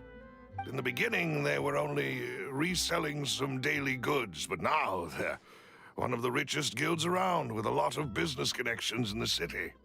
So, they're like a sister organization of Spina di Rosula? Yes, you can say that. When we were fighting against the synth dealers, they provided us with plenty of support. It's a bit difficult to imagine someone using their own money to hunt down themselves. The final suspect is Thierry, the man responsible for coordinating information between Spina di Rosula and the guards. Although the guards mostly leave us to our own devices, there are still many activities we have to report to the local authorities. Since Thierry is always in the know about our current activities, he could theoretically always plan one step ahead. I see. These are all people who I communicate with quite regularly. To think that the enemy we've been fighting against has been right next to me all along, among those I trust the most. It's almost too hard to believe. If you want to investigate them, please take every precaution to not alert the quarry. Judging from our experience, the enemy is extremely cautious. Of course. And thank you, Malus. You've provided us with a lot of great information. You're too kind, my lady. I'm just doing my duty. And before I forget, proving Boss's innocence would also mean clearing him of blame in Jacques' death. After that incident, Jacques' wife and daughter were taken into the Spina's care. They still live in Poisson today. If it might help, you could also pay them a visit. I can make the necessary arrangements. Oh, thank you so much, Malus. You really are the best. A new case awaits, my dear partner. I hope we can work together to uncover the truth and end this case once and for all.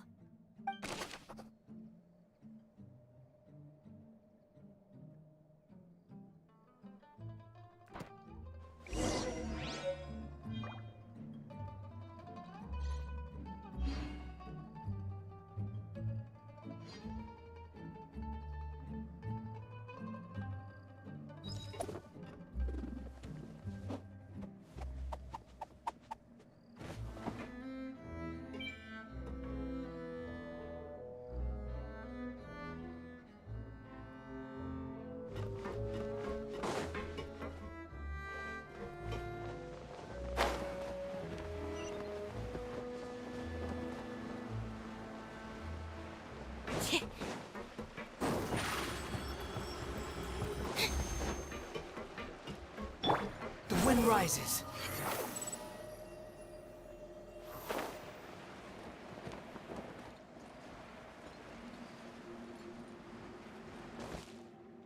Behold!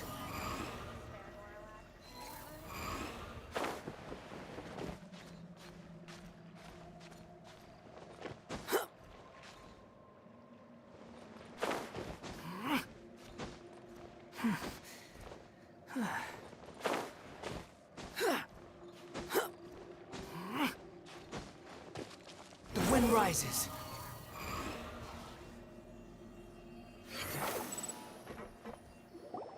It is settled, then. Please excuse me, and enjoy your conversation at your leisure. Thank you for arranging everything for us, Malus.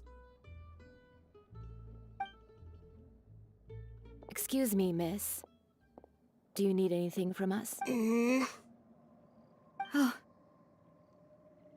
Hey, Navia's all quiet. This isn't like her at all. I'm sorry that I only came to visit after all this time. After what happened, I didn't know how I was supposed to face the two of you. Ah, if it's about that, there's no need to apologize. After my husband died, Spina di Rosula sent us a lot of mora and support. I understood your guilt and apology to be genuine. But aren't all of those things nothing compared to the loss of Jacques? I can understand the kind of pain that comes with losing a father so needlessly. You don't understand at all. I didn't know how to face you, because I didn't know what I could possibly bring as a consolation gift. I know only the full truth could bring closure to you. And to all of us. I'm sorry. I appreciate the sentiment, but you don't have to carry all that guilt. On the matter regarding my husband, my daughter and I have more or less found our answer already. Would you mind sharing it with me? I really can't believe that my father could ever bring himself to shoot Jacques. I always knew that my husband's money was earned through others' suffering. He told me countless times that if he could turn back the clock, he would never go into the synth business again. He had many regrets, and felt that he took the idea of providing for his family too literally. For the longest time, he thought Mora was everything. So when Mr. Callis came to him with a proposal, he accepted it almost immediately. He tried to be as careful as he could, but even so, he was still found out by the higher-ups. They found out about his betrayal? Papa didn't say that exactly, but Papa did tell me that I should never be ungrateful. Before he left that day, he told me that he had no choice. It was only later that I realized it was his final farewell to the two of us.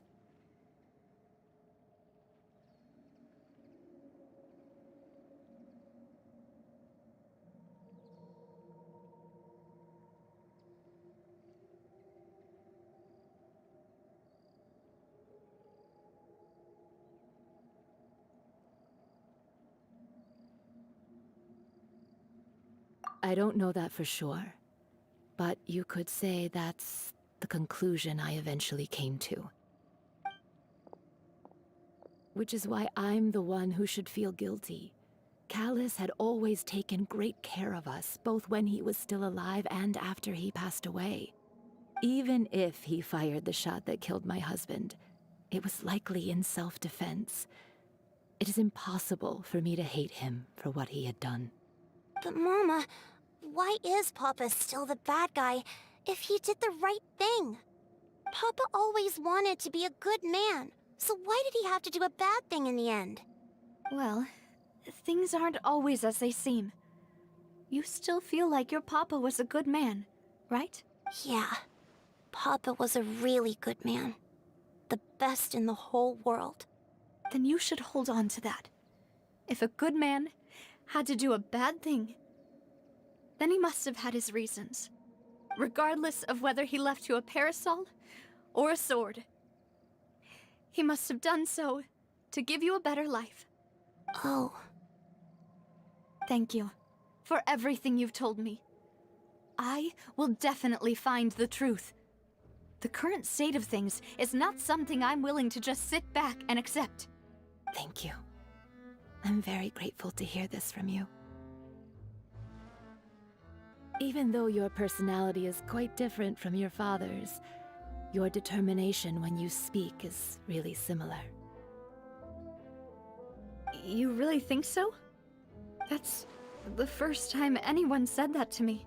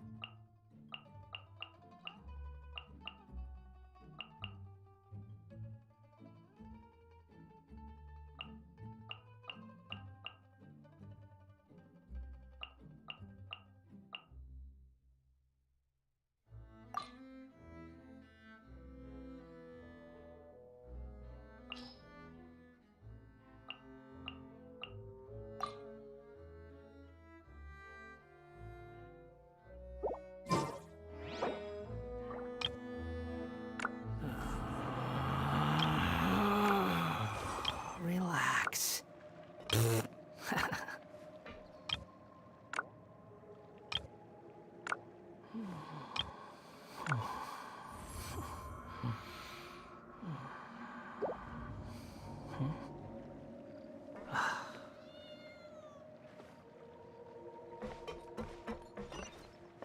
Are you okay, Navia? I'm fine. Don't worry. Let's investigate the 3 suspects next.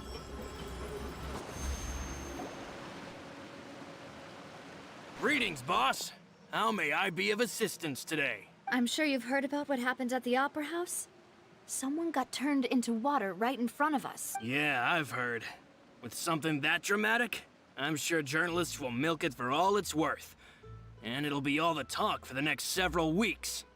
It also reminded me, on the day that the incident happened with my father, it was raining outside, and we found some clothes left at the scene. After my partner here put the dots together for me, I feel like we should try to reopen his case. Can you do me a favor and try to recall what happened that night? Let me think. Mr. Callus was feeling pretty upbeat that day. So he was drinking and bantering away with us at the table. After that, he told us that he wanted to go get some fresh air. So we let him go without thinking much of it. Who knew that we would hear 2 gunshots ring out right after? My first reaction was that Mr. Callus's life was in danger. So I grabbed my holster and made a mad dash toward the scene. But when I got there, it was already too late. Mr. Callus was standing over a dead body with a gun in his hands. All we could do was look back and forth at each other, not knowing what to say. So you also remember 2 gunshots then? Indeed. The guard said that the first shot didn't hit anyone, while the second killed Jacques. But I've never really bought that explanation.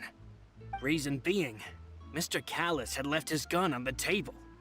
I even made sure to confirm that before running to the scene. But according to the guards, that doesn't mean he couldn't have had other guns on his person. About the clothes left at the scene that you mentioned, do you think there was a 3rd person there who was turned into water?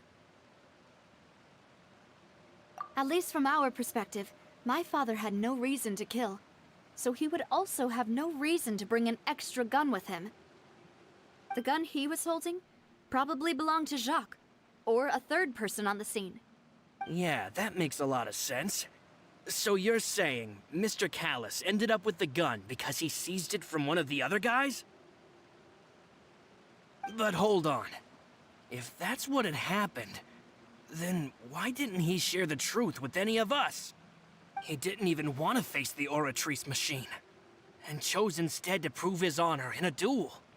Did he lose all faith in the courts after seeing someone dissolve right in front of his eyes? About that, Malus told me a thing or two. So, I think I can understand why he committed to the duel. I'll tell you everything, once the whole truth has been revealed. I understand. Then, I'll leave Mr. Callus's honor in your hands, boss. And if I may just say one more thing. The whole Callus the Unfaithful epithet has been a thorn in my side since the day it was invented. Many people have laughed at me for still calling him Mr. Callus, even after so many years have passed. But it was Mr. Callus's trust that allowed me to rise through the ranks of Spina di Rosula and live the life I lead today. No matter what others might say, he'll always be the man I respect the most. And he'll always be my boss. Don't worry. I will definitely find the truth. You and all our other comrades at the Spina deserve to know the truth as well. Intel is just like teachers. You gotta invest a lot before you can start it.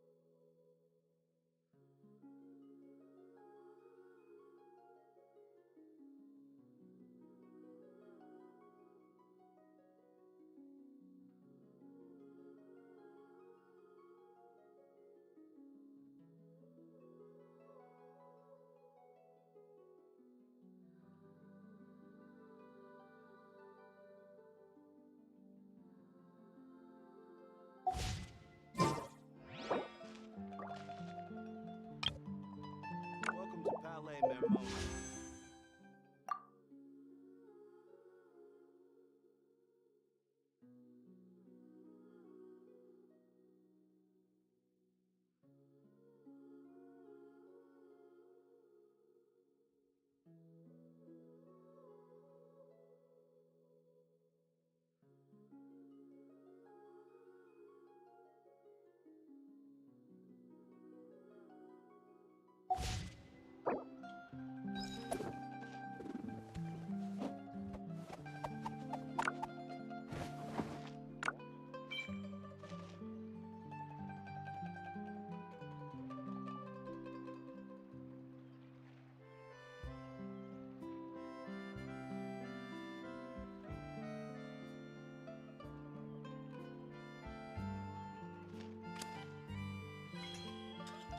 Welcome to Palais Mermoni.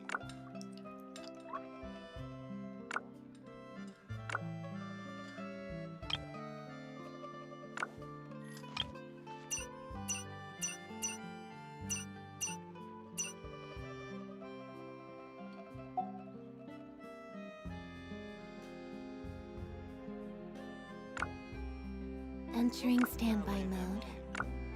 I hope nobody disturbs me.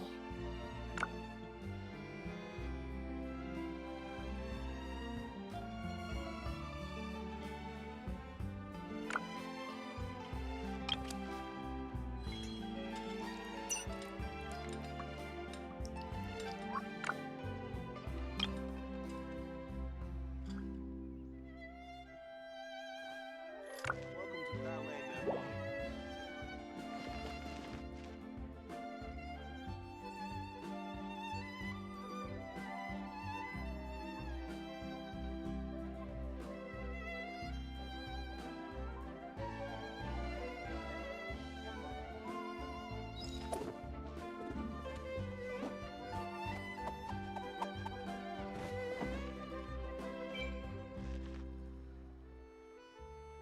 Welcome to Palais Mermoni.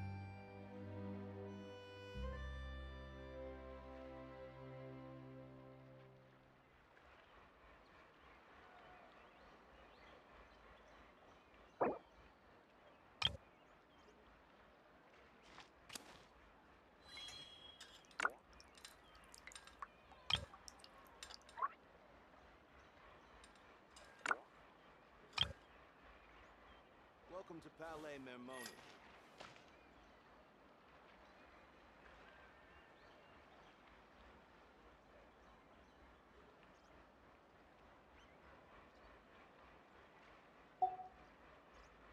Seems Linny is saying some strange things again. It's really worrying.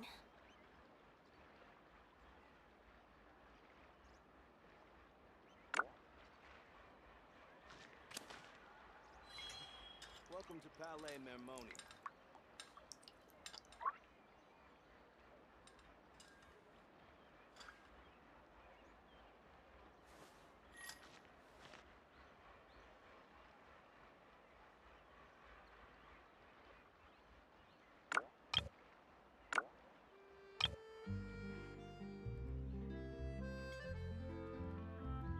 Welcome to Palais Mermoni.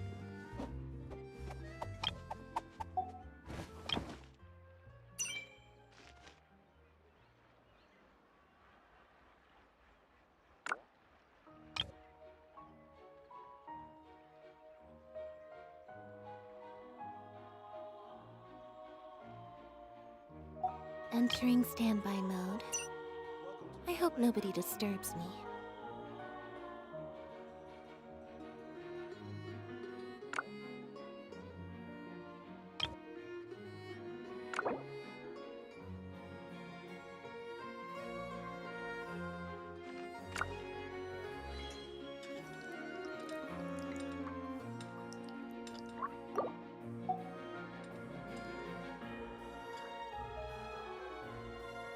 Welcome to Palais Mermoni.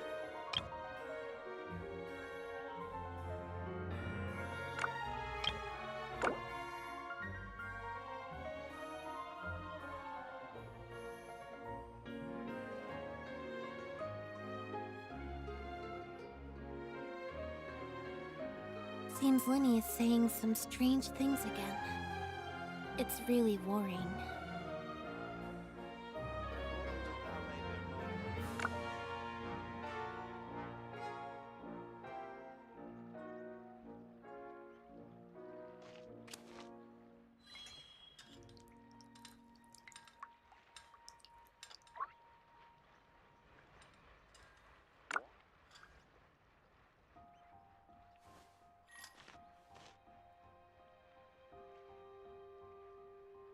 Welcome to Palais Mermonia.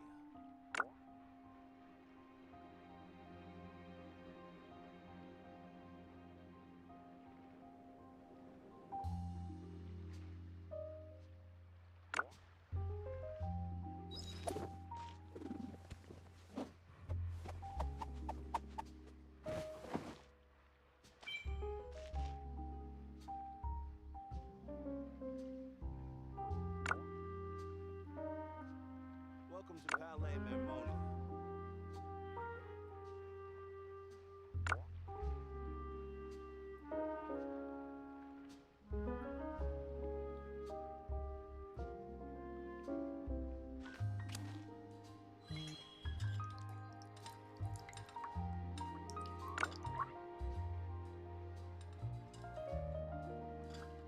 Welcome to Palais Mermonia.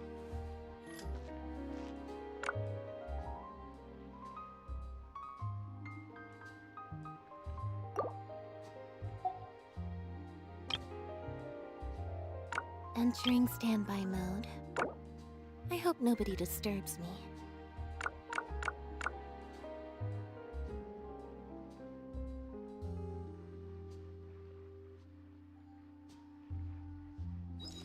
Welcome to Palais Mermonia.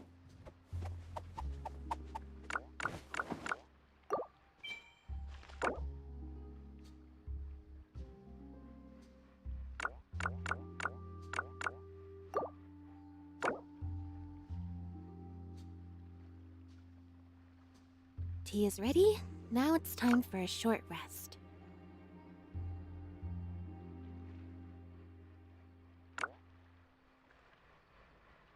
Welcome to Palais Mermonia.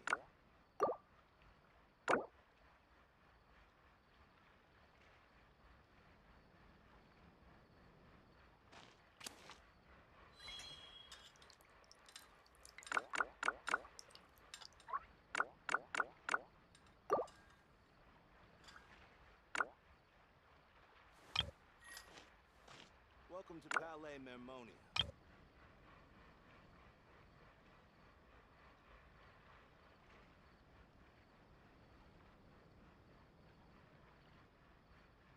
Entering standby mode. I hope nobody disturbs me.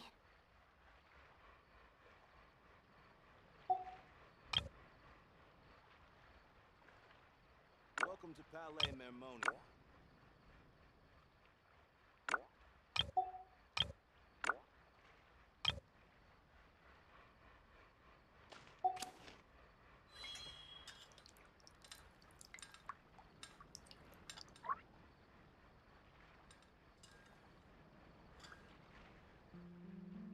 Welcome to Palais Mermonia.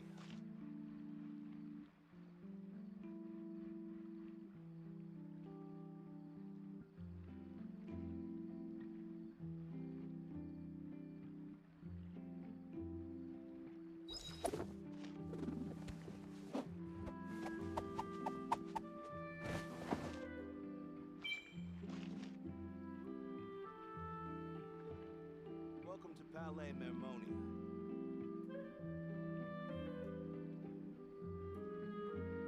Tea is ready.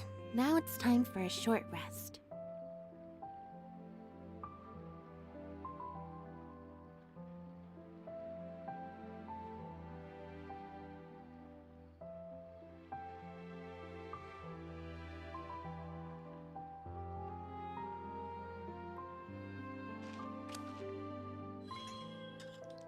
Welcome to Palais Mermonia.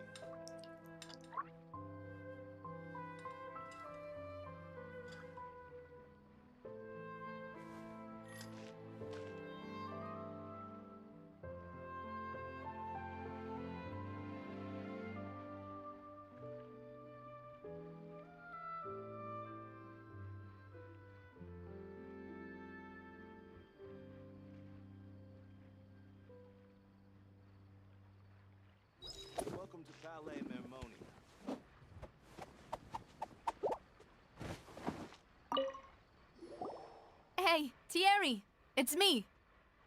Oh, now, what brings you here, Miss Navia?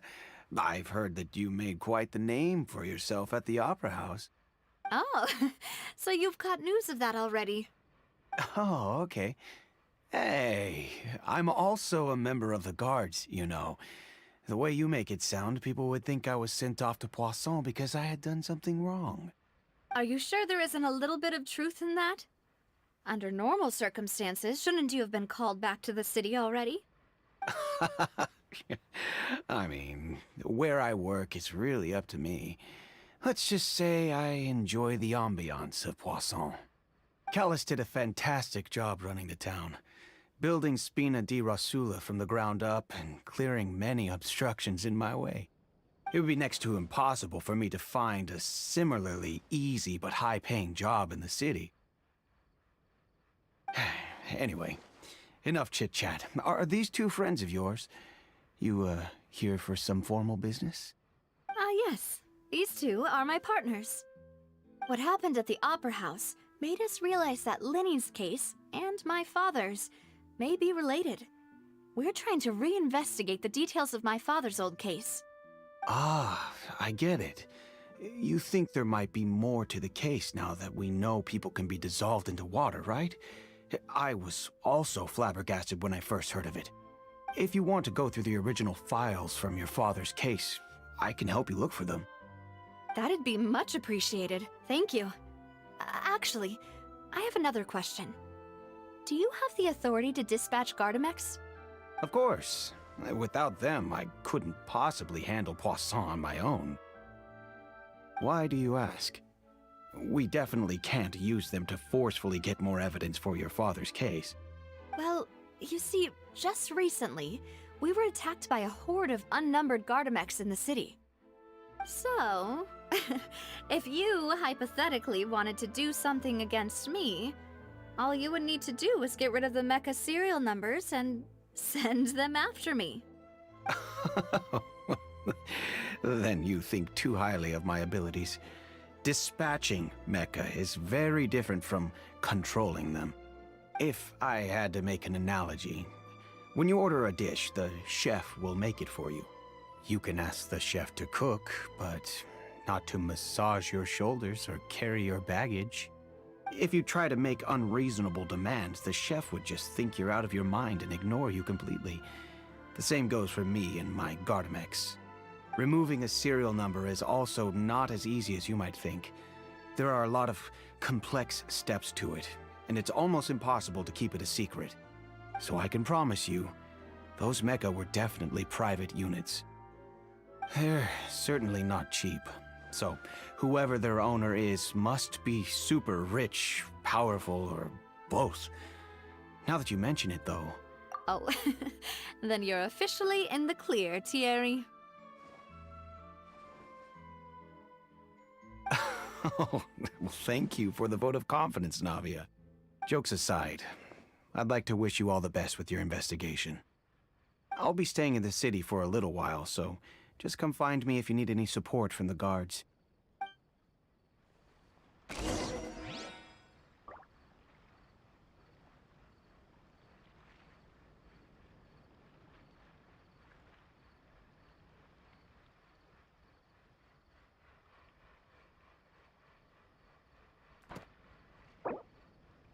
Entering standby mode. I hope nobody disturbs me. I have to keep an eye on the deployment of guards at all times.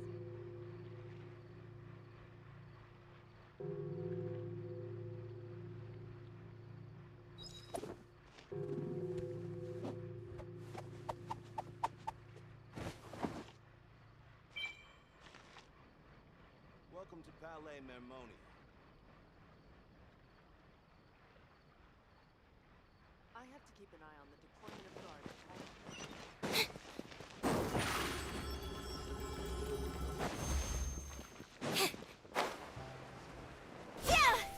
times. Squall Fury!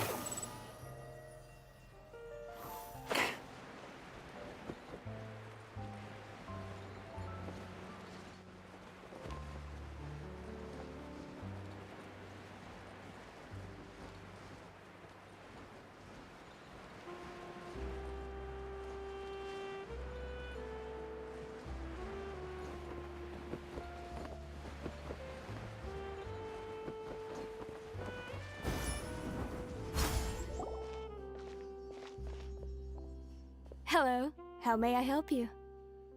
I'm here to see Marcel. Could you please let him know?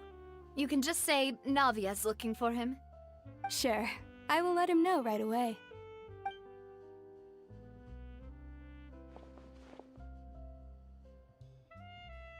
Navia, hello. Sorry to keep you waiting. I'm not as young as I used to be, so my legs are giving out a bit. Oh, it's all right, Uncle Marcel. There's no need to stress. I just wanted to talk to you briefly about what happened in the Opera House. I'm sure you saw everything too, right? Yes, I've never seen anything so strange. Oh, you were at the Opera House too? That's right. I went there with Navia to see the magic show.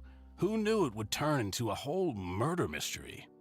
I also witnessed your marvelous sleuthing work. Quite impressive. To beat the Hydro Archon at her own game on her own turf, I can already imagine everyone in Fontaine discussing your exploits over a few glasses of wine. Oh, Paimon doesn't want to become the talk of drunkards. Apologies. It's just how Fontaine is as a nation. Everyone loves drama and theatrics. Uncle Marcel, you've also noticed that other thing, right? The fact that humans can dissolve in water? Yes, I was reminded of your father's case right away. Is that what you're investigating now? Exactly. I still don't have much solid proof, but I can sense that the other side has already begun to act. Oh, and what makes you say that? We were attacked on Araneus by some unnumbered Gardamex. And there was also an attempt to get me to drink water from the primordial sea. If not for the vigilance of my partner, I probably wouldn't even be here talking to you right now. Oh, you're giving us too much credit. Wasn't it you who protected us? Alas, it seems things are heating up again. The peace that Callus sought so dearly will soon become a thing of the past. But rest assured, Navia, Poisson will always remain a safe haven for you. If you're scared, you can always return there. If anyone dares to lay their hands on you there, the Confrérie of Cabrières will use its funds to the last Mora to bring them to justice. Thank you, Uncle Marcel. But I don't intend to go into hiding. I'm going to strike while the iron's hot. Do you have any new thoughts on my father's case? About that. Sorry, my age is catching up with me, so it'll take me a while to recall my memory.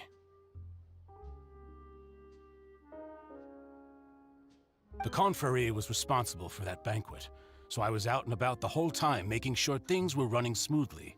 I didn't even have the time to drink with the guests. Then I heard the sound of a gunshot, and the rest was history. Oh, it's okay. No need to push yourself. We'll ask around some more, see if there are any valuable clues elsewhere. Sounds good. Just let me know if you ever need Mora. All my wealth comes from Callus's patronage and support.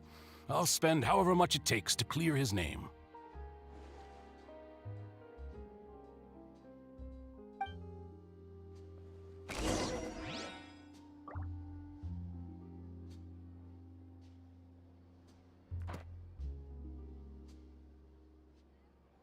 This can work. I'll just treat them as new samples. Being skilled at something doesn't make it a hobby.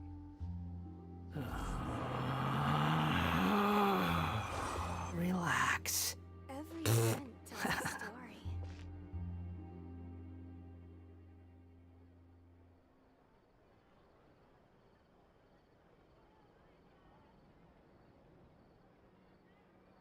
This can work. I'll just treat them as new samples. There's no such thing as pure freedom in this world. Even the wind cannot blow on forever. Every scent tells a story.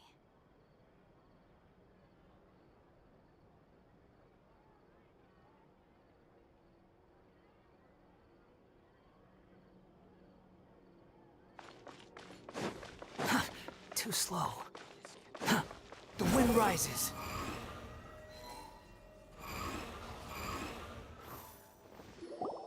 We've talked to all three suspects, purely based on their conversations with me. None of them sounded particularly suspicious.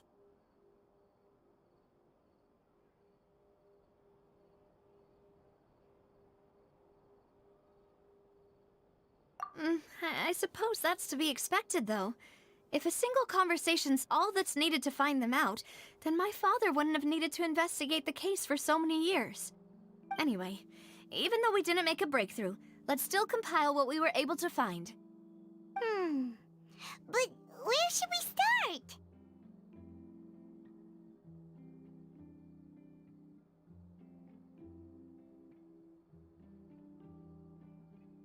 Ah, you're right! Flora mentioned that Callus probably only ended up with the gun because of circumstance. That makes sense. According to Jacques' family members, he already told them that he had been discovered, and that he had no choice before he left home that day. If I had to guess, he probably received an order from the synth boss to kill my father. Had he refused, he and his family's lives would have been forfeit. So, Jacques fired the first shot?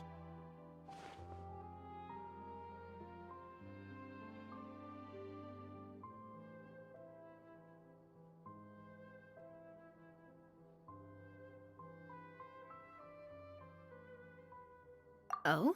And why is that?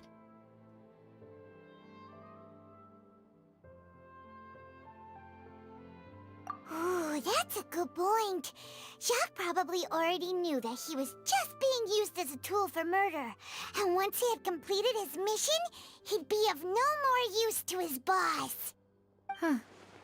So, what would make more sense from his perspective would be to turn his back on the Order and seek protection from my father.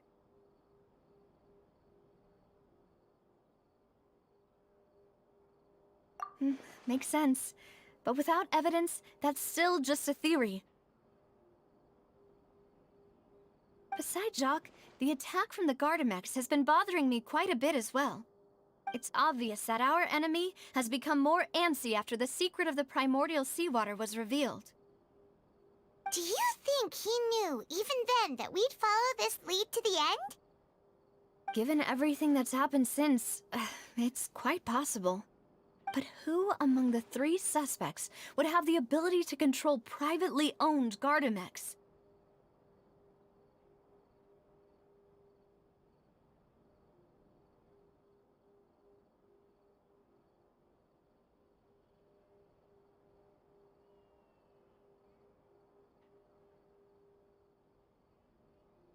Thierry, you say? It is possible that he's figured out a way to convert the Gardamex for personal use. But I didn't feel like he was lying when he was talking to us about the mecha. Yeah. Had he actually tampered with the mecha, we'd be able to prove it with a simple check of the guard's inventory. If the mecha were taken from the guards, it should be pretty easy to find out when and how that happened.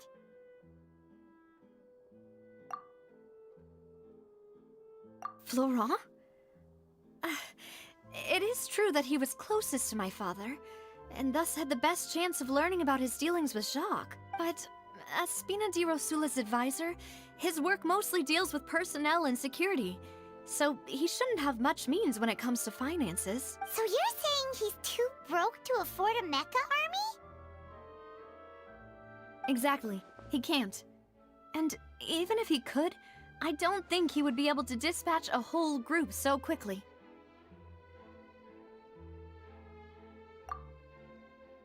Uncle Marcel?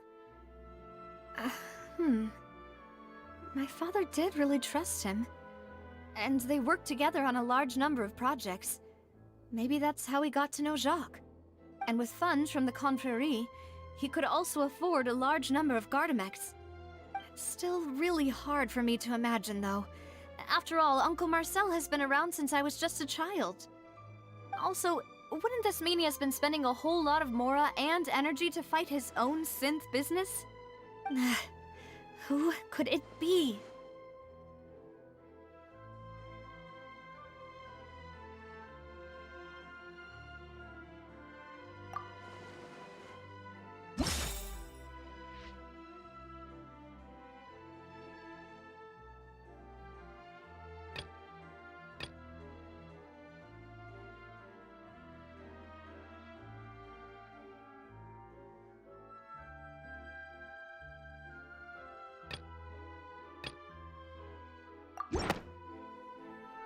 You know, if you think everything through, Uncle Marcel is indeed the most suspicious of them all. Could we be missing other suspects? Malus didn't know about the people turning into water thing when he narrowed it down to these three, did he? Malus has always been very reliable, and his judgment of others' trustworthiness has been fair and well considered. When he laid out his case for the three, the rationale he gave me made a lot of sense as well. The suspect is knowledgeable about the Spina's internal affairs, has the means to dispatch Mecha to assassinate us, and possesses significant intellect and foresight. Even if I don't want to believe it, I'm starting to see how things could all tie back to Uncle Marcel.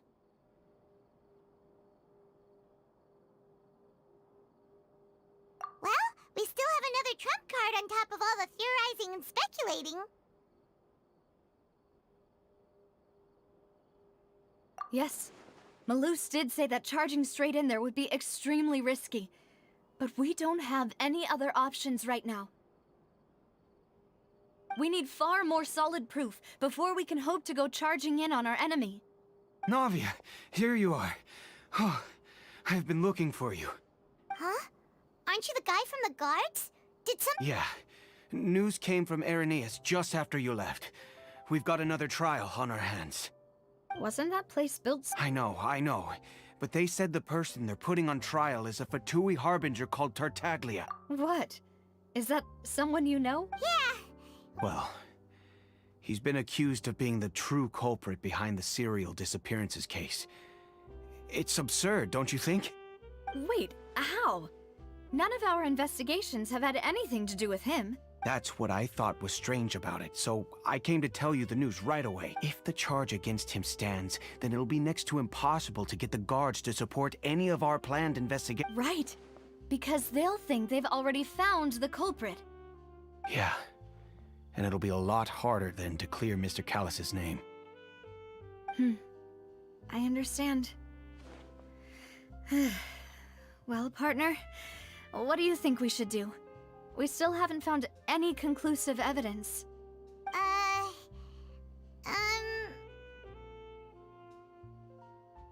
Huh? Split up? What do you mean?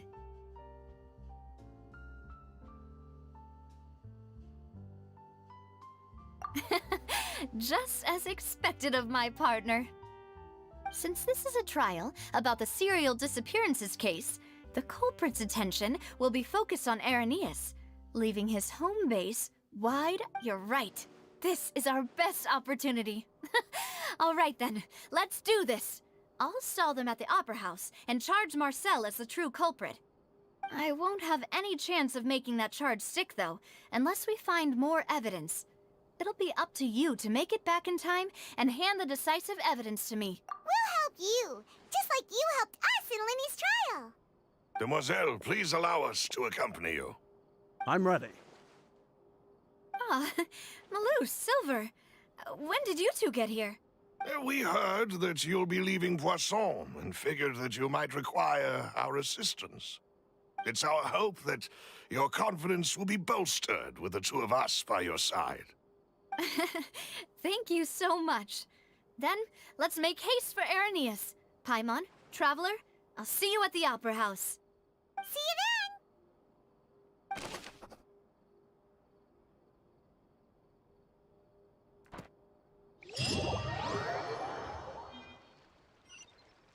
Now that Navia has set out for Irenaeus, we should also get going.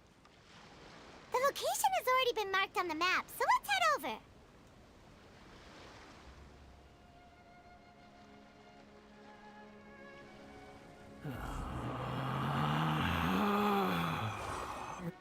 Quit following me. Squall and Fury. Huh. According to Malus's info, the synth production base is underwater. Let's go and try to find the entrance.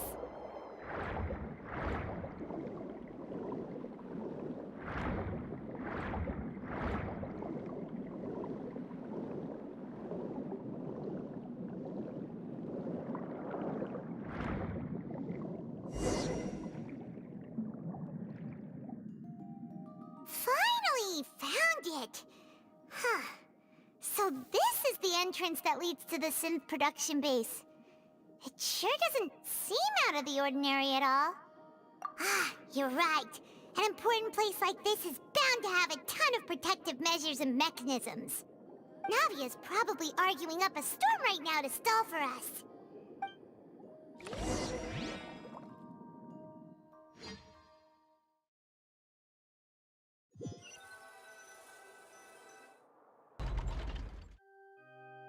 It would appear that I must repeat my question again, Mr. Tartaglia. Do you accept the charge that you are the true culprit behind the serial disappearances case? To be perfectly honest, I don't understand your country's complicated court system, or the reason why I'm being charged with something I've never even heard of. However, I did hear that people who have been charged can choose to participate in a duel to clear their name. Is that right? In which case, as long as I accept the charge, I can have an all-out fight with that champion duelist Clorend, right? I've got to admit, that's one of the most enticing offers I've ever received. When I privately sparred with her last time, she was obviously holding back. Real disappointing. Hey! Don't you understand? You're currently the prime suspect for a major case. This isn't the place for you to be looking for fights. Oh? Sounds like the Hydro Archon wants to lecture me on the ways of the Opera House. Then why don't you duel me too? I'm the kind of student that learns best in the heat of battle. No. That's not what I meant. Alas, it would appear that communication with the defendant is going poorly, and we have made very little progress. In that case, let me explain everything from the very beginning again. The goal of this trial is to determine the culprit behind the serial disappearances case. That case had nothing to do with him! You've got the wrong man! Huh? What's going on? Why is she interjecting again? I told you it couldn't be one of the Fatui harbingers. Miss Navia, this is the second time you've interrupted the court proceedings.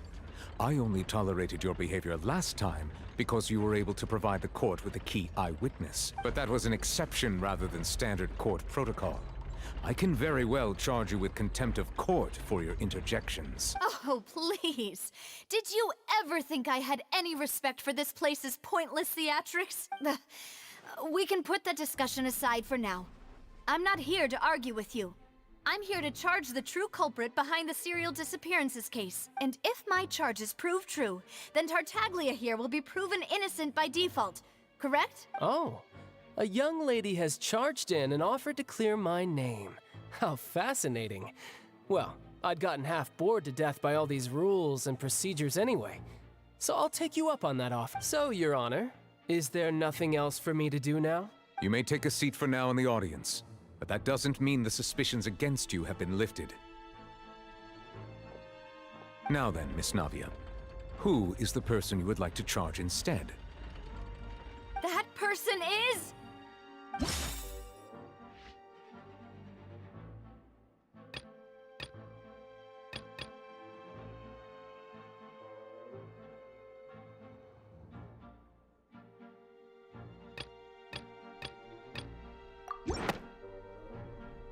Marcel, the head of Confrérie of Cabrières! Huh? What confrérie?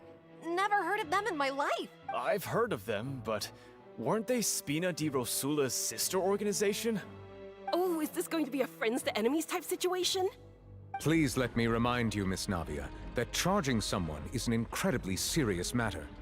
Committing to the charge also means taking on the legal responsibilities associated with it. And if the charge fails, depending on the circumstances, you may also be charged with the crime of making a false accusation. Knowing this, do you still wish to charge this man? Yes. In that case, I declare the charge to be valid. Miss Navia and attorneys, please take your places on the court. Members of the guards, please contact Mr. Marcel right away so that he may stand trial.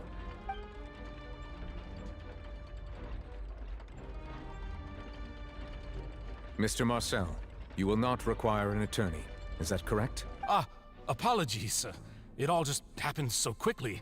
I still haven't figured out what's going on. I think an attorney won't be necessary. This is probably just a misunderstanding between me and Navia. Very well.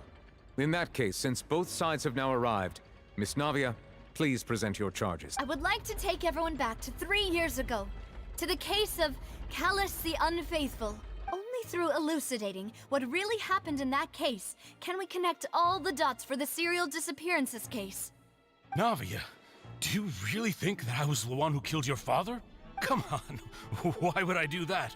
Callus was my benefactor, and remember, both you and I only ran to the scene when we heard the sound of a gun. If that's enough to make me a suspect, wouldn't that make everyone at that banquet a suspect as well? I think there's no point in getting into the specifics right. Exactly correct, Your Honor. I must refresh everyone's memory about that case before I can explain my charge and reasoning. I see. In which case, I will recount the findings about that case as originally recorded by Maison Gardiennage.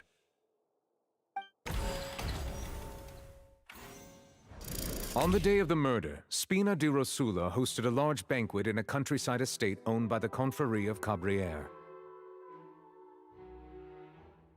During the banquet, all attending guests heard 2 gunshots from the courtyard. When the guests arrived at the scene, they found the primary suspect, Callus, holding a gun, while his acquaintance, Jacques, lay dead from a gunshot wound.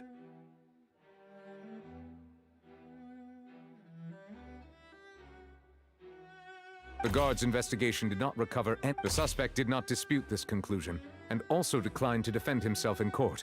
Callus was defeated by champion duelist Clarand in the ensuing duel, and these are the known... The one with the motive to kill was Jacques, not my father. And even so, Jacques still had no reason to pull the trigger. In truth, the third person shot Jacques first, and was shot in turn by my father when my father seized the gun from him. After that, the true culprit turned the third person into water, erasing all traces of him from the scene. Thank you for the summary, Your Honor. Of course, the guard's conclusion appeared quite sensible to us at the time. However, we should revisit the case now that we've gained new information about the abilities of water from the primordial sea.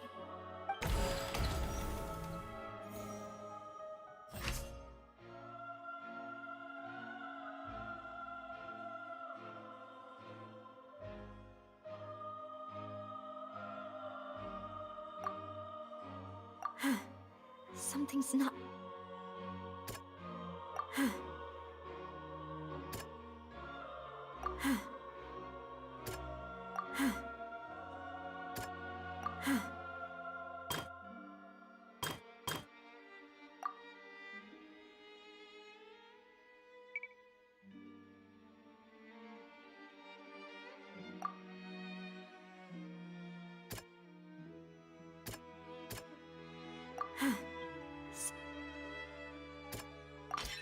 The testimony of the victims, however, in the end, he unfortunately...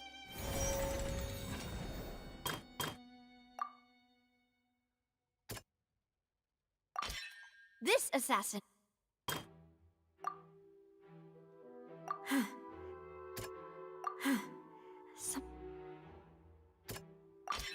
A pile of... But now, since it was... Realizing this, the true culprit caused the hired assassin to dissolve into water, leading everyone to believe Callus was responsible for Jacques' murder. This is the true version of events.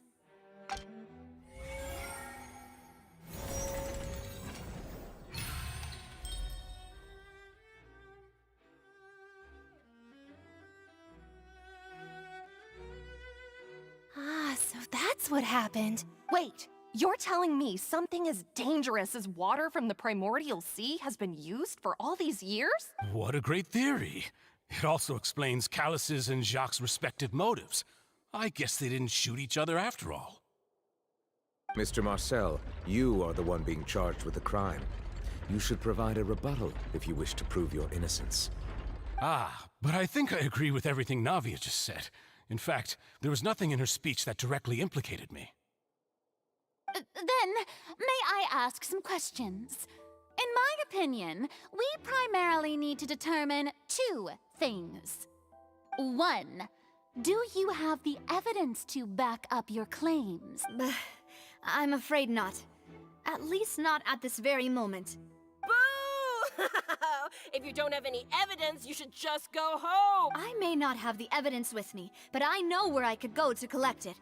If we look up the deserted clothes against a record of people who went missing around the same time, we should be able to find a match. Considering the serial disappearances case, the guards probably kept careful records of all missing persons from around that time, regardless of age or gender. That makes sense to me. Monsieur Neuvillette, I would consider this to be a reasonable investigative direction. Why do I feel like Farina's acting a little differently today? Maybe she's scared of embarrassing herself again? Alternatively, she's become more diligent after charging an innocent citizen in the last trial. My second question has to do with the ensuing duel. If the truth is indeed as you described, then why didn't Mr. Callis explain himself in court? If he had testified that a person had been dissolved, he could have at least mounted a defense. I've thought about this too, and the answer is actually pretty simple. He felt there were things that were more important to him. The dissolving power of water from the primordial sea is an important secret for the true culprit of the serial disappearances case. My father could have exposed it for all to see, but he chose to take it to the grave. At that time, Spina di Rosula was in dire straits, and his reputation had already been shattered. He had no guarantee that going forward with the truth would allow the culprit to be brought to justice. What was certain, however, was that it would paint a gigantic target on my back. Boss once told me that Demoiselle had already been selected as the next target of the serial disappearances case. What? If the secret had gotten out, the culprit would have fought an all-out war with Espina right there and then. I wouldn't have been the only one in danger. All of us would have stood to lose our lives. Of course, the guards might eventually figure out the truth of the matter and determine that we were in the right. But what good would that do? How can a hollow verdict protect anyone? Had this opera house ever given my father any kind of confidence in its brand of justice, Spina di Rosula would have had no reason to exist. But by staying silent, we retain the ability to deter our opponents and continue the stalemate. I was able to become Spina di Rosula's president, which made me harder to target, as well as giving me more time to grow and learn. And once I have figured out the truth and stepped up to the challenge, I will do what this opera house cannot, and restore my father's truth and honor back to him. So, you mean to say, your father intended to die in the duelist's ring? That's right. Do you have any proof? Of course. All you need is to ask his opponent, Clorand. I don't need your apology, your guilt, or your support from the shadows. You don't have to do anything for my sake. But since he entrusted his will to you, Clorand, you should tell us the truth about his sacrifice. So, during the duel, did you believe that Callis was intending to die? Yes, I did. As a champion duelist, I've fought many battles and taken a countless number of dishonored lives. In my line of work, I've seen all kinds of people give their all for the faintest hope to continue living. Some were determined, others passionate, and some even manic and twisted. Just one look and I can tell if a duelist is hoping to live or if they're looking to die. I hereby swear on my name and honor as a champion duelist that Mr. Callis never intended to leave the ring alive. Since that's your testimony, I have no more questions. It appears there really are good grounds to reopen this case. I concur. However, Miss Navia, you still have not explained the link between your father's case and the serial disappearances case. Right? What she said was fascinating, but kind of beside the point. Wait, weren't they just talking about the serial disappearances case? Of course, Your Honor. The two cases are connected via a matter of timing. In my father's case, the culprit intended to kill both Jacques and Callus. As a result, they planned to act after hearing 2 gunshots. And, at the end of Linny's trial, the culprit also only dissolved the victim in front of everyone because they realized they were at risk of being identified. The culprit could only time their actions so precisely if they were already at the scene. Coincidentally, Marcel attended both the banquet and the trial. So that's why you suspected me. Even after hearing your reasoning, I still can't help but find it a little preposterous. I'm used to it, though. You've always been an impulsive and sentimental child, Navia. It's one of your most endearing traits. No need to appeal to pathos. I won't try to refute your points one by one, but even if everything you just said was true, can you prove that I was the only person present at both events?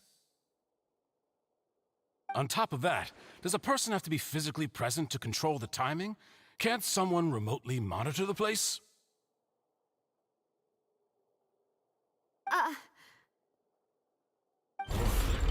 Not much you can say to that.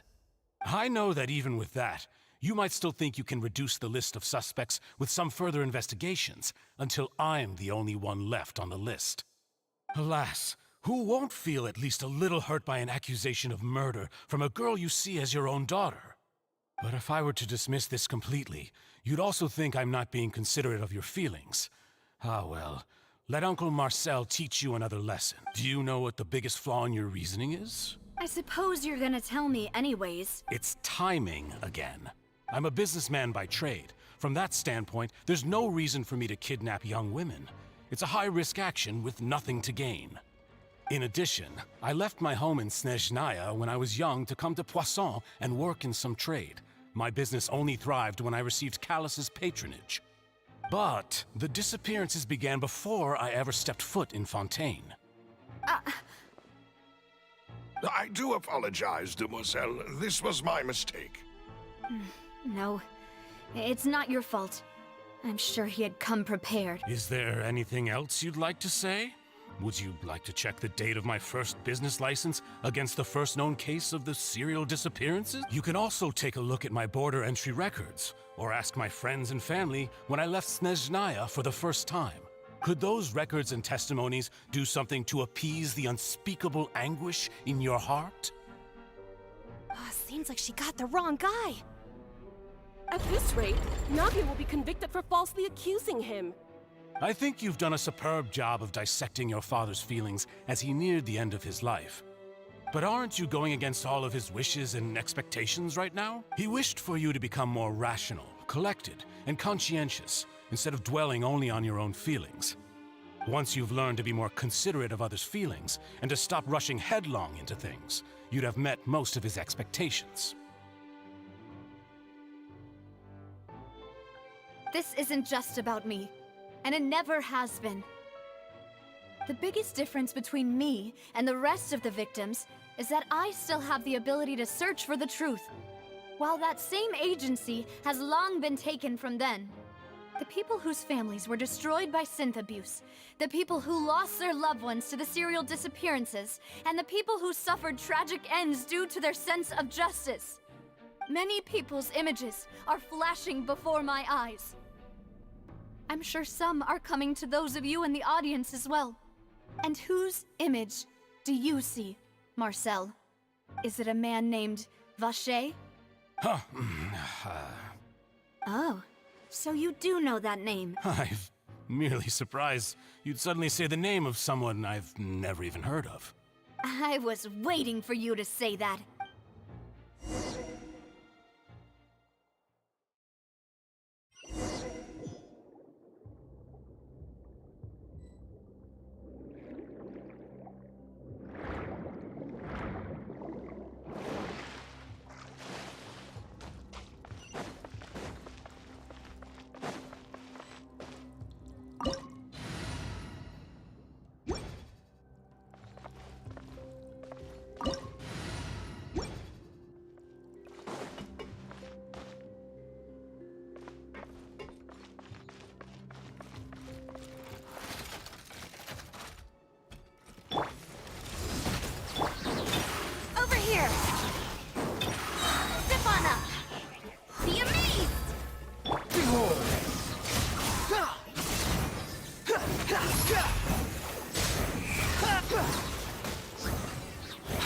following me. Whoa! The floor is going up! Is it because of this mechanism in the middle? That guy really prepared a lot of stuff for this place.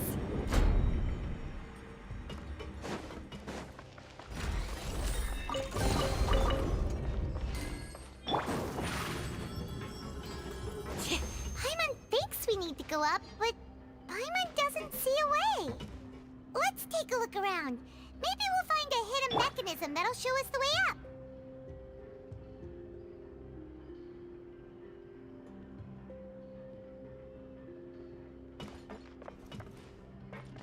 The wind rises.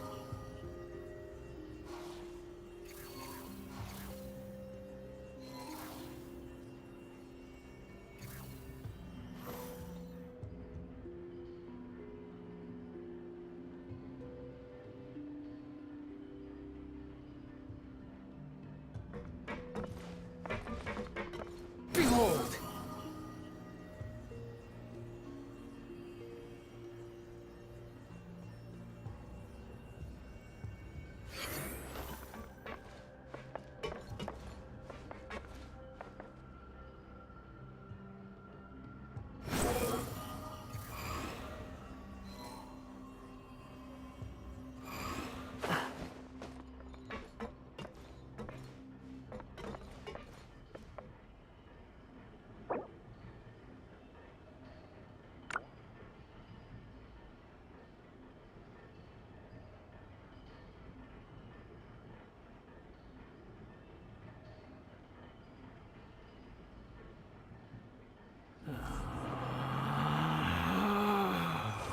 Relax.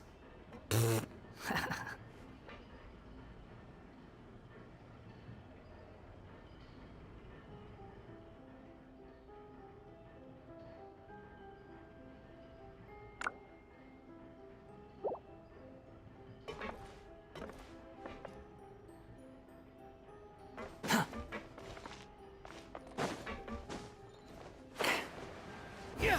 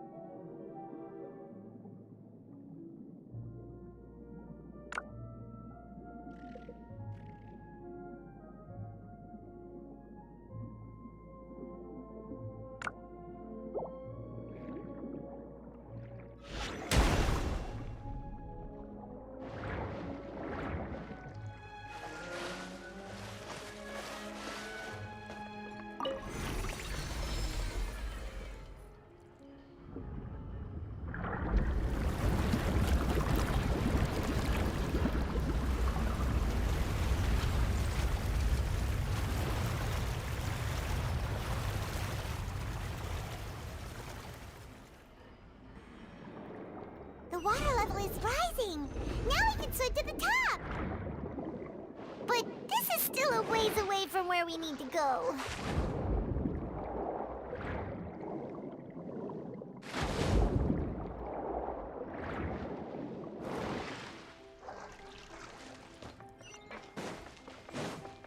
The wind rises.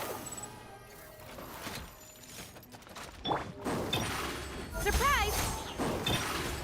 Over here!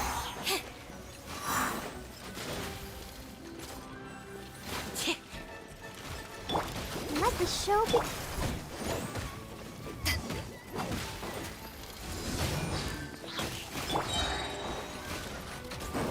Surprise! Cue the spotlight! Behold! Upon the gale.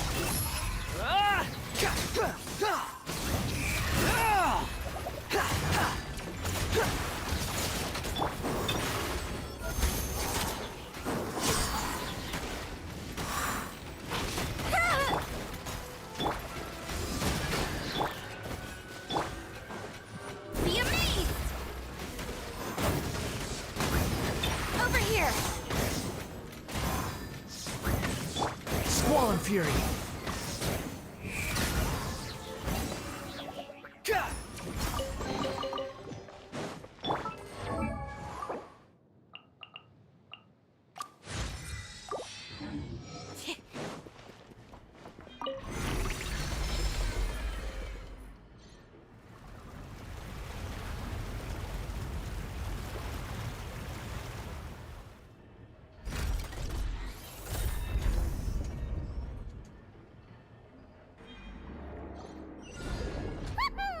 Now the path is clear! Let's go!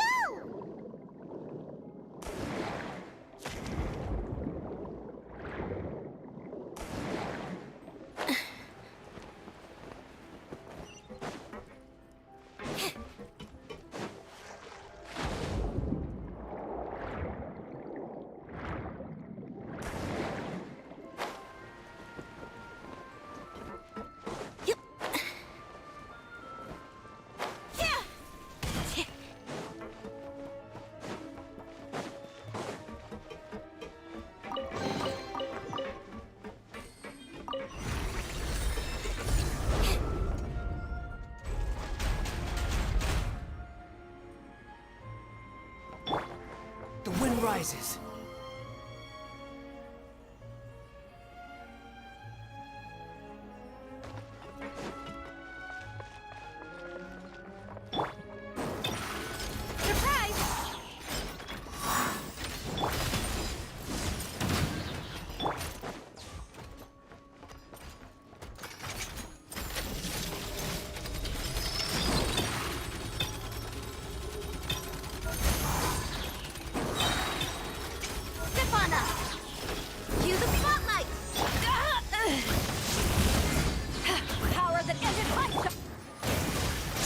Fury!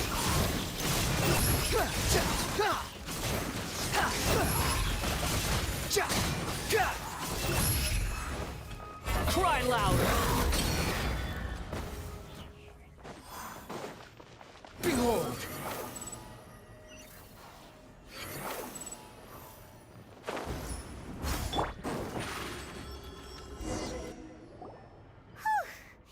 After all that, we finally made it to the innermost sanctum. Though, as expected, the mastermind isn't here. That's right.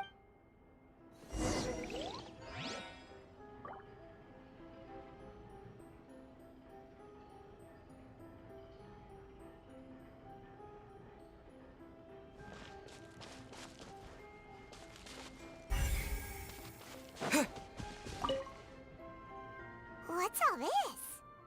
Aw, it's a bunch of really cute things! Pink accessories, a hair tie, a necklace, even a makeup box! Oh, Paimon sees it too, but... Huh? You mean the girls from the cereal and then... They were... And all the boxes of things... These names...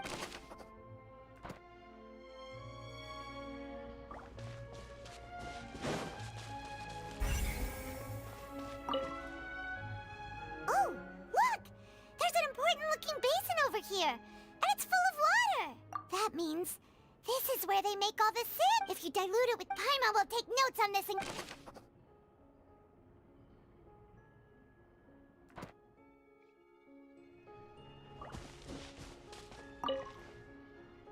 Let's see what's written here. Callus. Navia's father. Oh, this seems to be an investigation report on him.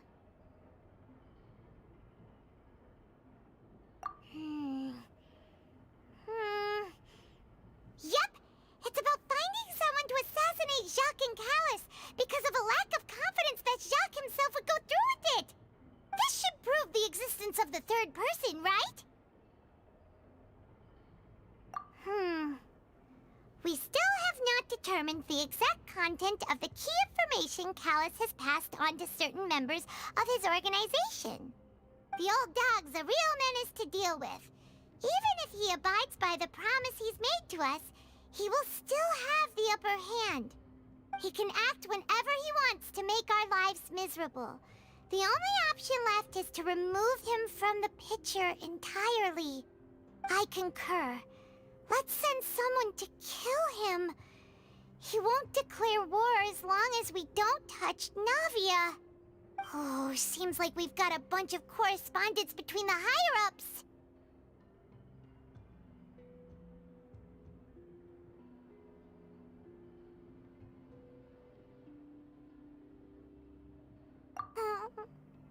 They're all just so evil.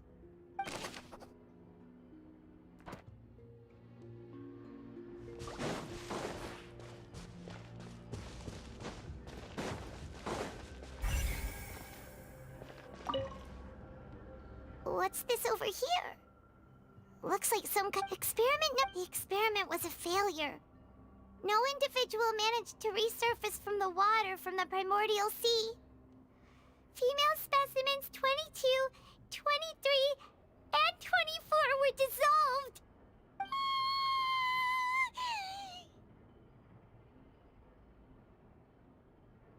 Sorry, Traveler. Paimon will try her best. It's just that Paimon's never read something so scary before. How can someone write something that terrible in such a matter-of-fact tone? You read the rest. Paimon's too scared to keep going.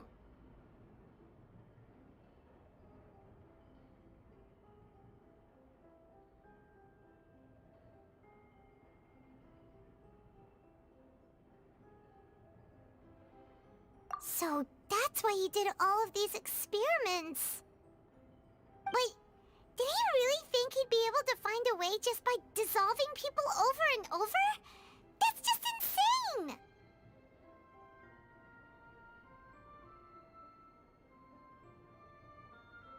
Huh? Isn't that the name you heard by the fountain?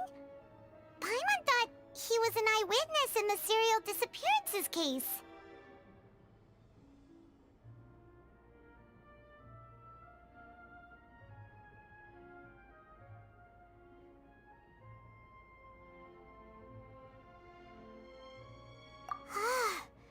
You mean Vache is the one who did all of these... experiments?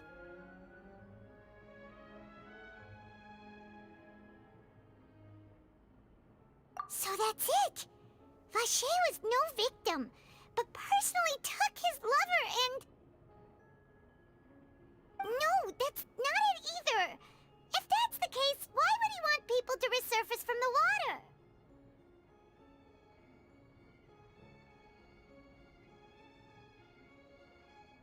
In any case, Paimon will write it all down.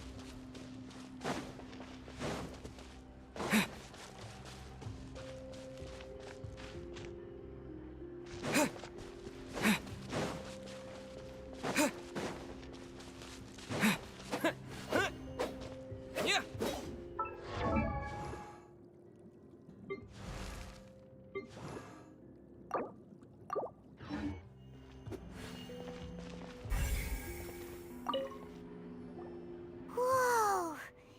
There's so much synth here! And so many bottles of ingredients that probably just contain the water's... Mixing in Whoa! There's even fruit-flavored synth? Yep! We've looked at almost everything here, and it seems like our theories were spot on! Yeah! We haven't found anything that reveals his true identity! No wonder even lvl70 wasn't able to find anything. Whoever it is probably destroyed everything to do with that name a long time ago. That way, even if we bring all this back to the opera, we won't be able to identify the true culprit.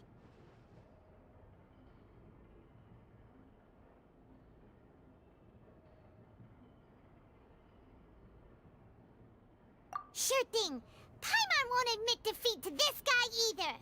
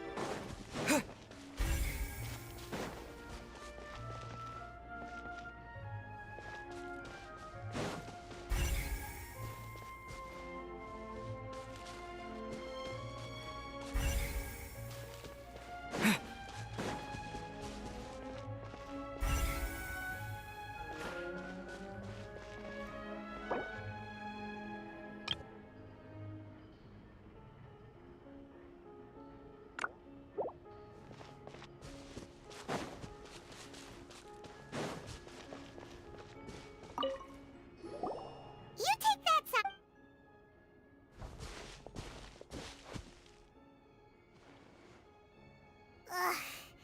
nothing at all!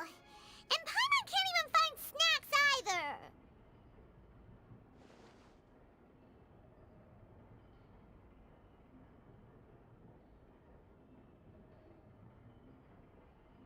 Whoa, really? Let Paimon see! Vinier. Isn't that Vache's lover's name? Then you found her diary! Let's see! Aw, it's just a normal diary chronicling their love story. She was so sweet, too. Oh, Paimon feels even worse for her now.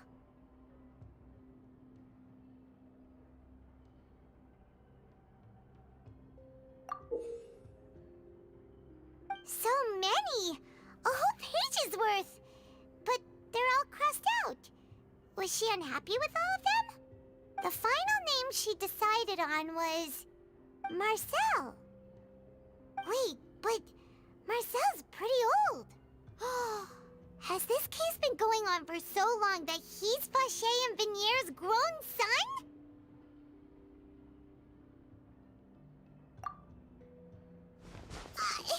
Hey! Paimon still hasn't figured it out yet.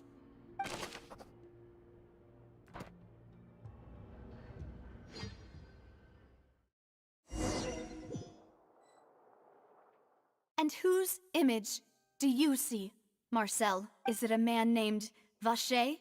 Oh, so you do know that name. I'm merely surprised you'd suddenly say the name of someone I've never even heard of. I was waiting for you to say that. Navia! We're back! As expected of my partner. I just knew you'd return in the nick of time. Just how often do you intend to flout the rules of this court? It's all right, Monsieur Neuvillette. Given their confidence, I expect they've found the crucial evidence.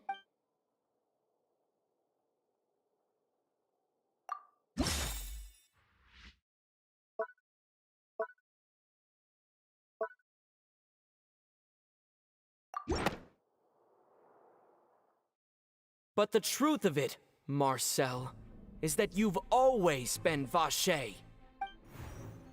Huh?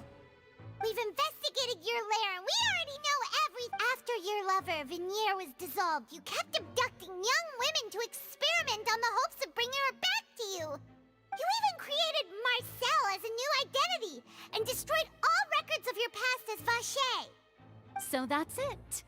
Even the villains in opera performances rarely go that far. And with that, Marcel's motive has now been established. This information regarding your past also dismantles your prior timing defense. Well, Marcel, do you know where you went wrong?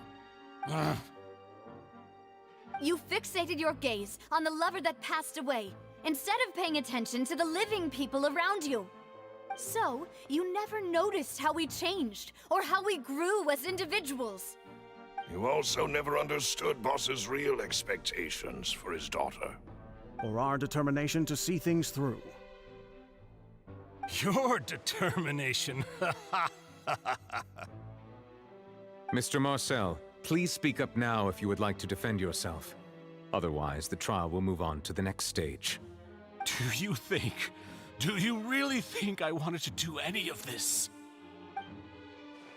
Pay attention to you? What for? Have you ever paid attention to me? Ever empathized with my pain? Ever known how it feels to watch the love of your life dissolve right in front of your eyes? No one helped me. No one even believed me. All those decades ago, even the officers from the Maison Gardiennage were laughing at me. They said there's no way a human being can turn into water. So I must have gone mad from grief. Vignère's death was brushed away by all of you as if it didn't matter at all. Well, now you know, don't you? Ha! Well, it's too late now. All those who were dissolved are gone forever. You only have yourselves to blame. You set up this ornate opera house in pursuit of your so-called justice, your beloved drama, while turning a blind eye to the suffering of the people. Vignère is dead. We promised each other that we would always be together. Wherever she goes, I will follow. But I'm not from this blasted place, so I can't be dissolved, no matter what I do. Hey, is that water from the primordial sea that he's drinking? I can't dissolve! Can't dissolve! Can't dissolve! Do you all see? I can't go, I can't follow. So if I can't go where she is, what choice do I have but to try to bring her back? I did all of that, and in the end, that accursed Callus still got the better of me. I spent my entire life living on pins and needles, only to get stabbed by his idiot daughter at the very end. The suspect is exhibiting signs of mental distress. Guards, please restrain him. Don't touch me! Don't anybody come near me! I still need to save Vignère. I promise. We made a promise. Vignère. Vignère! Please, Vignère, don't think badly of me. All I want to do is fulfill our promise. At this point, the verdict of this trial is clear. With Mr. Marcel's conviction, the charges against Mr. Tartaglia no longer have any basis. Fine by me.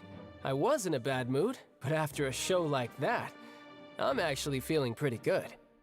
Traveler, please submit all the evidence you have collected to the guards, so that I might review and summarize the truth behind the serial disappearances case. The man now known as Marcel was originally named Vacher and worked as an adventurer with his partner and lover Vignère. During an underwater expedition, Vignère accidentally came into contact with water from the primordial sea and was dissolved in front of Vacher as a result. Vacher learned of the primordial water's existence through the work of others and began to kidnap young women for research, with the goal of discovering a method to restore Vignère back to life. To cover his tracks, he invented the new alias of Marcel and began to operate a business in Poisson.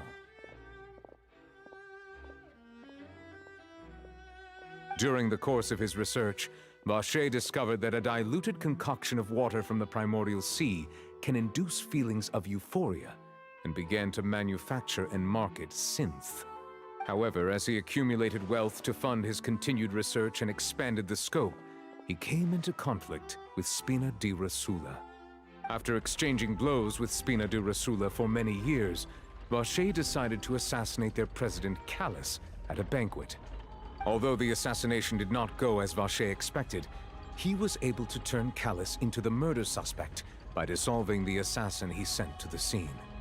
And just recently, Vacher attempted to frame Linny as the culprit of the serial disappearances case, using a similar method. However, his attempt to frame Linny failed, and the power of water from the primordial sea became public knowledge. This case also exposed enough of Vacher's machinations that he was eventually successfully charged in court.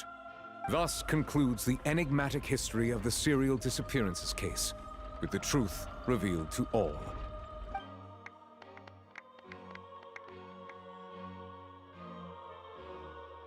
The Oratrice will now deliver the final verdict regarding the charges against Mr. Vacher.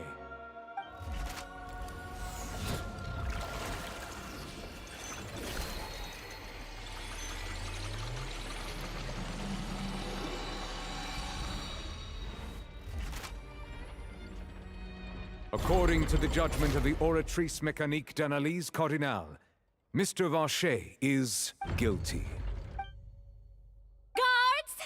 Take Vacher away. Good. It's what he deserves. With that, the serial disappearances case is over now. We really just witnessed history. Who would have thought the true culprit would be such a polite and well-spoken guy? We have Navia! He's hurt so many innocent people, and now he's finally getting what he deserves! Huh? Are you okay?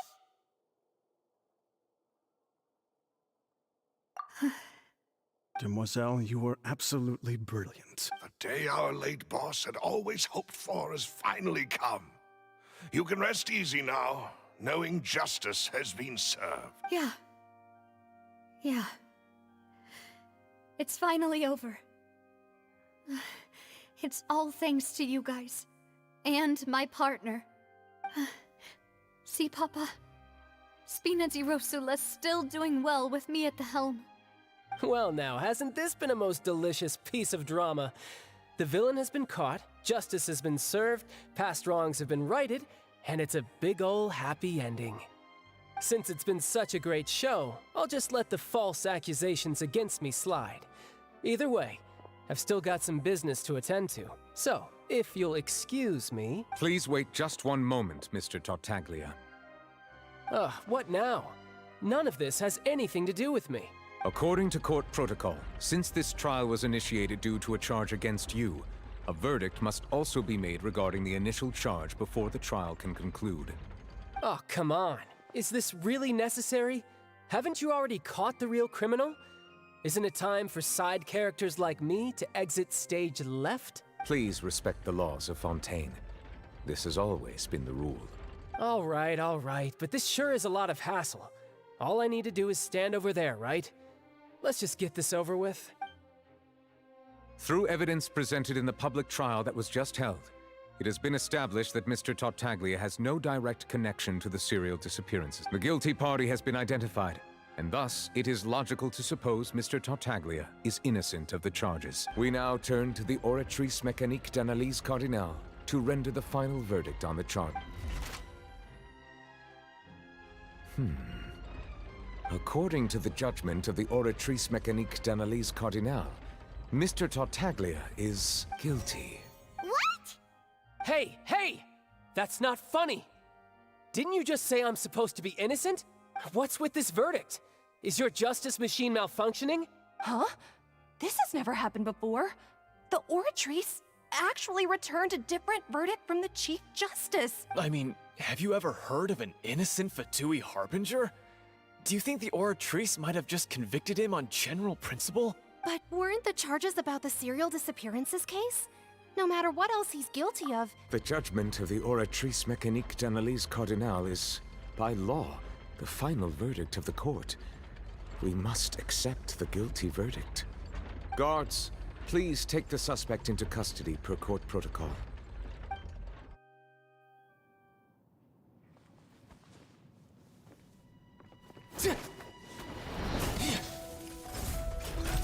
So this is how justice is done in Fontaine.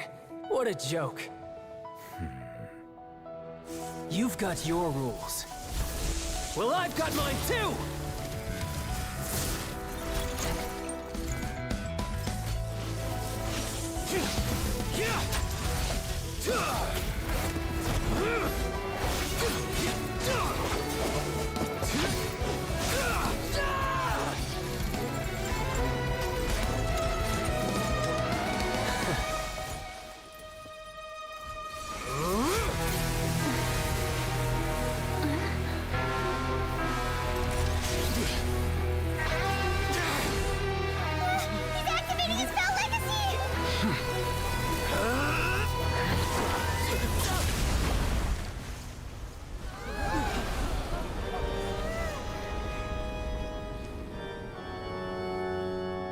I am sorry.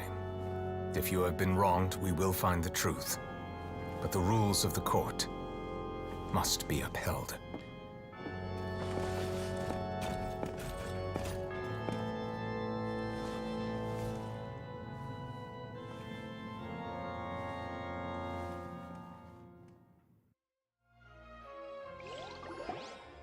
Hey, Monsieur Novelette, what's going on? Shouldn't they have been cleared already? Apologies. This is also the first time I've encountered such a situation. However, according to the rules established at the conception of Fontaine's court system, the Oratrice's judgment is the final verdict of the court. All I do is follow court procedure. As for why the Oratrice arrived at the conclusion it did, you should probably ask someone more knowledgeable than me.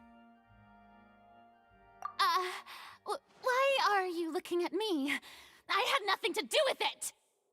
I don't know what happened there either! Hey, stop staring at me! What does Lady Farina mean by that? She says she has no idea either, but that's impossible. Didn't she create the Oratrice herself? Yeah, so are the verdicts reliable or not? Can results like this really be called just... My dearest citizens, did you really think we'd allow an incorrect verdict to be handed out in this court? Did you really believe that the judgment could be mistaken or be the result of some sort of random mishap?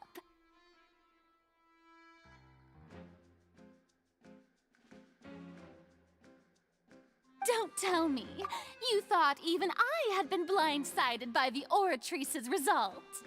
But the way she looked just now, it was pretty obvious she had no idea what was going on. However, given the state of things, I shall give you an explanation.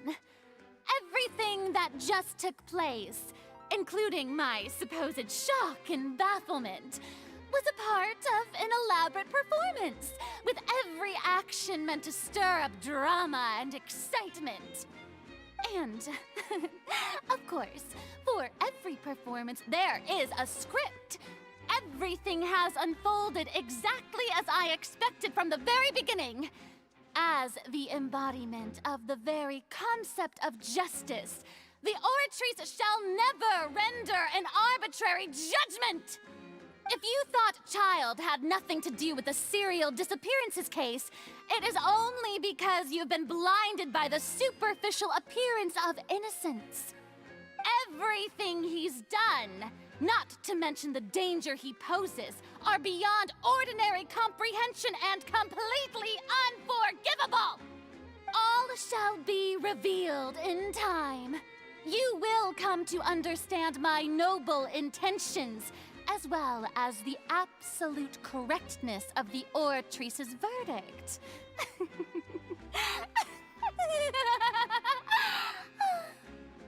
Now, having said that, although I hate to leave things hanging in suspense, it is now time for this performance to end. As the lead actress, I shall be the first to take my leave. Toodaloo! So she chose to make her escape after all, did she? So you're saying we shouldn't put much stock into what she just said? She probably just put on that performance to save face. As for the truth, it's unlikely that she actually has any idea.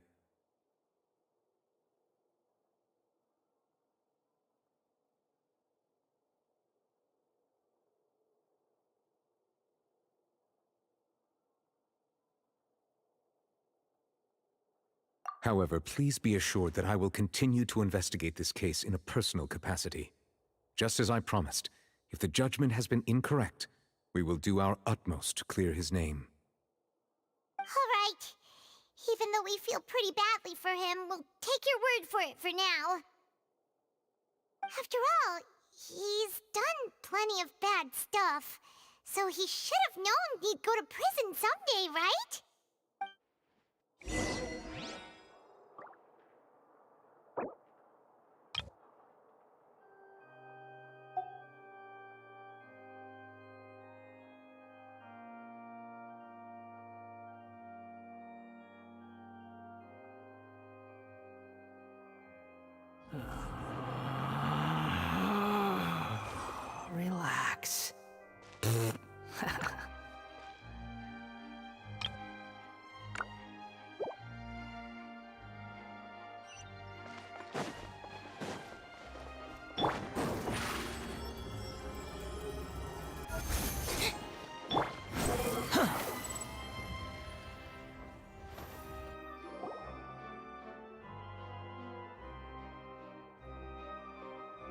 Hey, what are you doing? Quick, stop him! Traveler! Hey! Traveler! Marcel! What are you doing over here? Stop resisting arrest! Cease, or we'll add another charge to the list. No, wait! I just want to ask the Traveler something. I'm not looking to run away. Please, just let me ask this one small thing. Go on. Thank you. Thank you. I was being led away when I finally realized something. Where did you first hear the name Vacher? I erased all records of that name. So, unless... Are you still trying to prove your innocence? Give it up. You've already been convicted.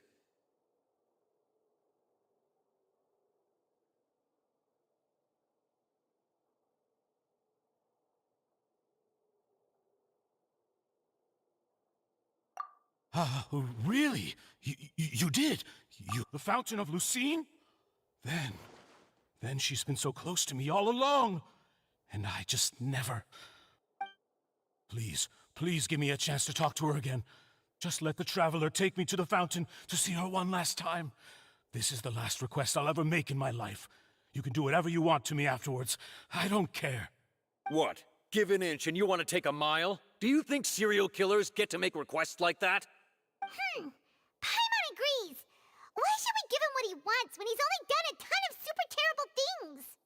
This request, is it worth as much to you as your life? Of course! Wait, no. It's worth even more than my life. Humans. Will they betray the instinct to live just to satisfy spiritual needs? Very well. I will grant your request. Your Honor, I fear that... I will go with him. You do not need to worry about any escape. In that case, I shall leave him in your most capable hands, Chief Justice. Thank you, Your Honor.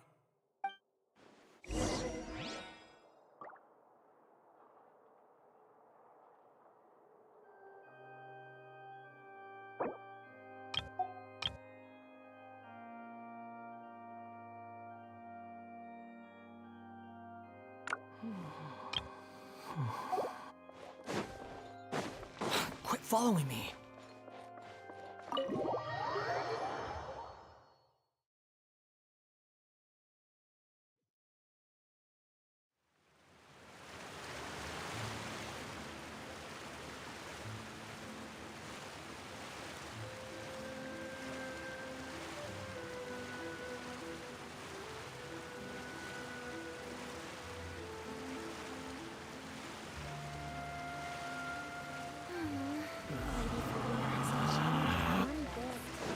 Squall Fury!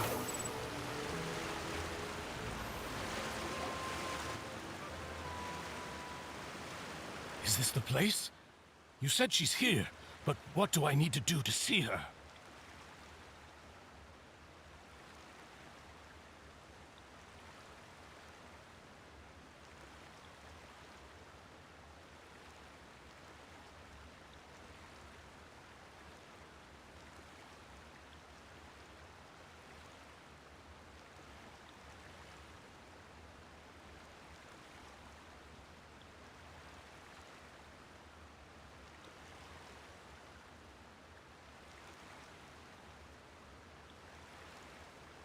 Yeah, and even Paimon could hear her after drinking that thing. Didn't you just drink a lot of it on the stage as well? Vacher! Ah! Yes, that's it. So... Vignier, it's me! Vacher? I'm here! Where are you, Vignier? I'm coming for you. I'm finally here for you. Hey, wait! Vignier, is that you? It's me, Vacher! Vignier! Vacher? Why did you come? Didn't I say?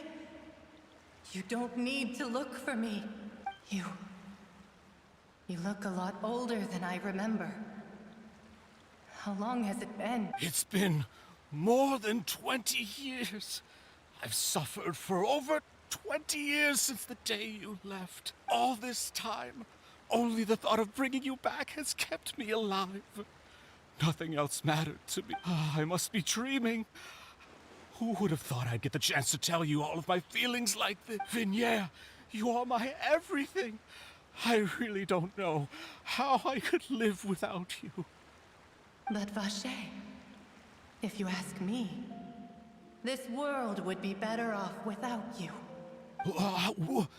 What are you saying? If not for you, I would have finished my law degree and probably become a top-tier attorney one day. If not for you, I would have continued to pursue my love of the arts, and my works would have been displayed in the Palais Mermonia itself.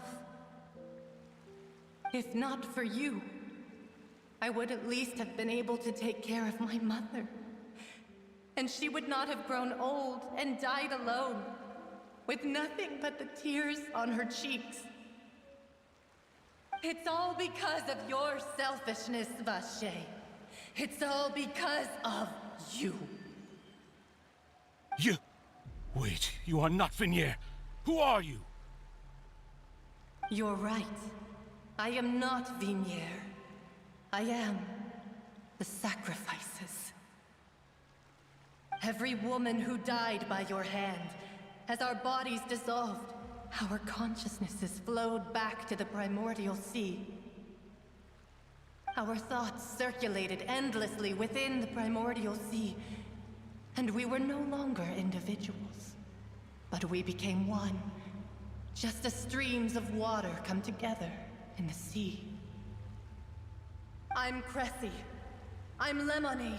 I'm Azine. The only one I am not is Vignier. Why? But then, where is Vignier? She doesn't want to see you anymore. Every tendril of her consciousness is avoiding you. This is what you get for your selfishness. Your selfishness robbed us of our lives and our futures. You said time and time again that you'd do any and everything for her. But did you ever consider whether she'd want to see you do the things that you did? If she would despise you for what you became?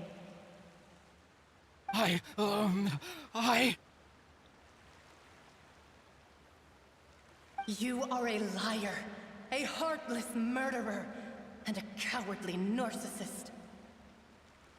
The only thing you are not is Vignier's beloved. From the moment your first victim died and her consciousness merged with Vignier's, she has had nothing but pure hatred for you.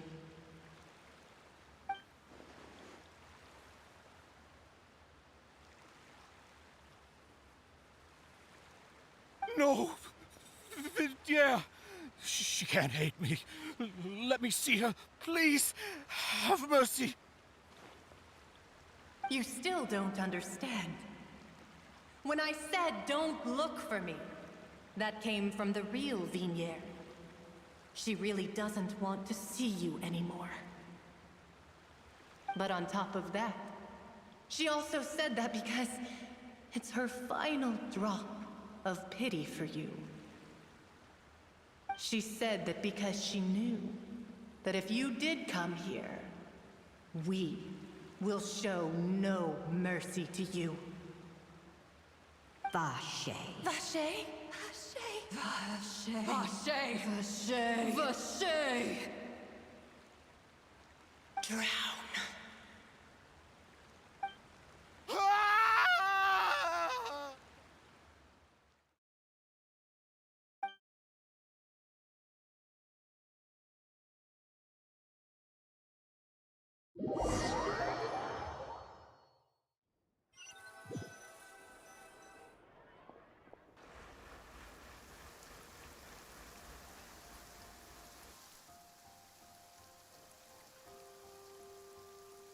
Finally, we have some time to do shopping.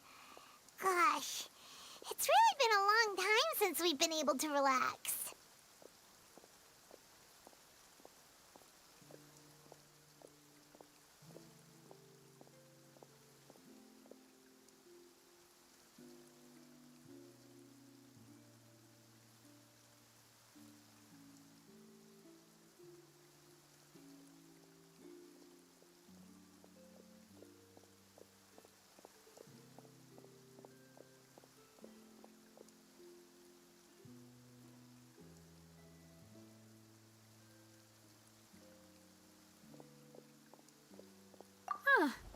met, partner.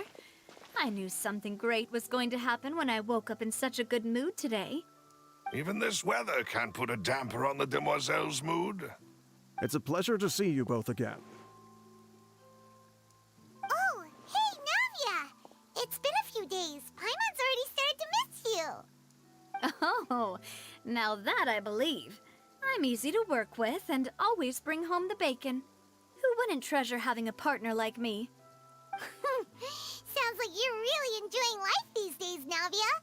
What have you been busy with since the trial? It's just been one thing after the other. I've been making non-stop trips between Poisson and the court since then. Everyone from Spina di Rosula organized a memorial for my father. We never held a memorial when he first died, since everyone knew that even if we held one back then, no one was going to come. This time, though, everyone in Poisson, and even many people from the court, all attended. So his name's definitely been cleared now. That's what we like to hear. It's been the dearest wish of Demoiselle all along. That blasted stubborn fool. I was right to put my faith in him. I'm so glad I didn't give up on the case all those years ago.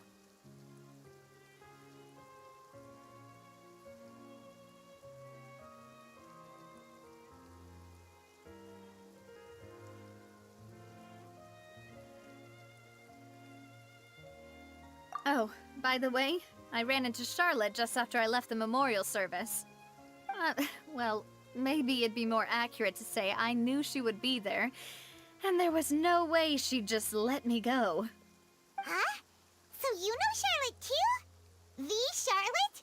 Journalist from the Steambird? Yeah, way back when I first became the president of the Spina di Rosula, she was all over me. Wouldn't take no for an answer. I believe the story was called The True Heart of Darkness, Secret Tales of the Yellow Rose. To be fair, though, it was a really flattering feature. So, we've been on pretty good terms ever since. She was trying to lean on our friendship to get me to do an exclusive piece on the serial disappearances case. Oh yeah, she told us about that. She's always been super interested in that case, so now her wish has finally come true too. Anyway, I told her to make sure that when she writes about you guys entering the opera house with the critical evidence, that you both sound really cool. Now that's another thing to look forward to. We trust Charlotte's skills with a pen for sure. Oh, and in other news, I also took Clorand out for a meal. Oh, are you two on better terms now? While you were investigating Vachey's headquarters, Clorand gave testimony on my father's behalf. It was thanks to her that we were able to turn the tide. I wanted to thank her. I mean, there's also no point in being awkward all the time, so we took the chance to reconcile with each other. Oh, that's great. Paimon also thought Clorand wasn't actually a bad person. It's always good to have more friends. Anyway, now that the case has finally been solved, perhaps it will slowly begin to fade from the public consciousness. Oh, actually, there's still one last thing I need to do. What is it? I should pay a visit to my father's grave and tell him the truth of what happened, as well as how it all ended. And on top of that, just how much people still look up to him to this day. That includes me, too. Miss Navia. Indeed.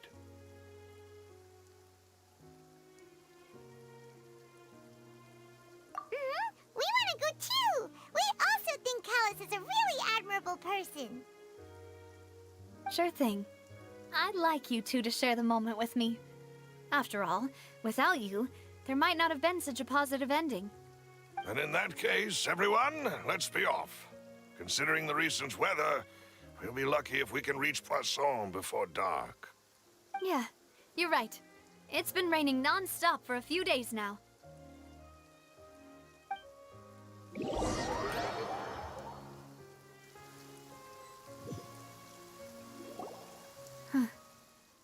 This is where my father's grave is. To be perfectly honest, even I haven't been back here for a long time. Huh? There's someone there already. Wait. That figure. It can't be. Hmm? Isn't that Nervalette? Why would the Chief Justice be here? Huh? Navia?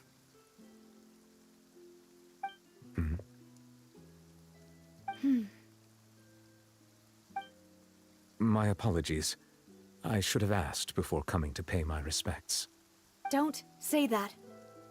Sorry about that. Oh, I was trying to say there's no need for you to apologize. I wanted to show my father how much I've grown, but still, I doubt I've grown to the point that even the Chief Justice would feel compelled to apologize to me over and over. In that case, I will stop apologizing for now. You really could use some pointers on understanding human emotions, Monsieur Nervalette. In any case, why did you come to Poisson?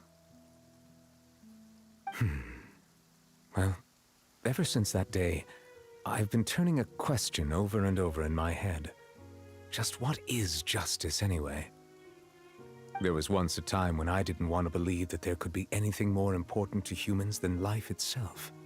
Oh, rather than that, it's probably more truthful to say I didn't believe humans were capable of resisting the most basic instinct of living things. That they could rebel against their own nature, or consider certain things to be more important than their own lives. Which is also why I didn't stop your father from beginning that fateful duel. I believed that a truly innocent man would never throw away his life like that. That there was nothing, should have been nothing more important than one's own continued survival. But Mr. Callus proved me utterly and decisively wrong. If not for his sacrifice, the serial disappearances case would have remained unsolved to this day. Mr. Callus made the choice he did for his daughter, for his associates, and for many people completely unrelated to him. And in the end, from a certain perspective, one could say that he did it all for the sake of justice. A justice that's higher than life itself. So, you asked me why I came here. I just wanted to say my apologies to Mr. Callus in person. I should have noticed all of this much sooner. This regret has filled me with a sadness that has haunted me for days. That high and mighty chair in the Opera Epiclese indeed insulates one from many important things. Spina di Rosula, thank you so much for your hard work and perseverance. I'm sorry for being mad at you before. So, you're actually one of those types that's cold on the outside, but pretty thoughtful on the inside, huh? That reminds me of Silver, one of my guys. Sorry about that. Self-expression is not one of my strong suits. Didn't I just say you don't need to apologize? Ah, so Navia and Nervalette seem to have made their peace as well. Let's not disturb them for now. We can wait till after they're done.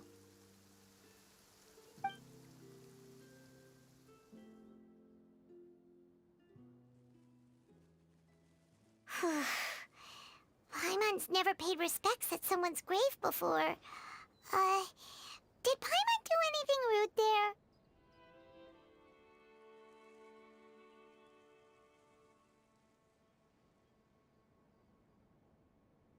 Huh?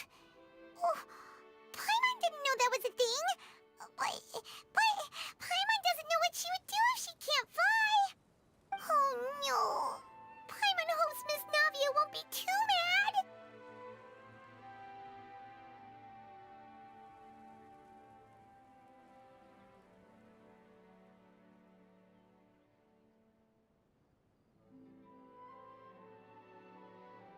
Anyway, Nervalette is still standing around there.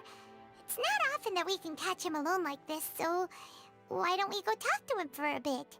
If we can't talk to Lady Farina, we can at least talk to him, right?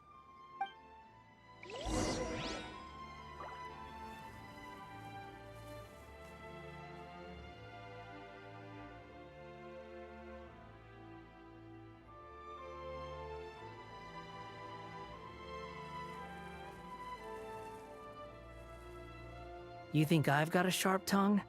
I just tell it like it is.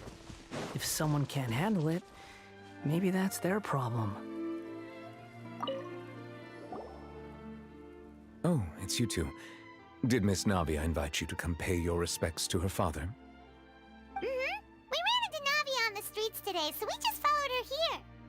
I see, I see. Then is there something that I can help you with?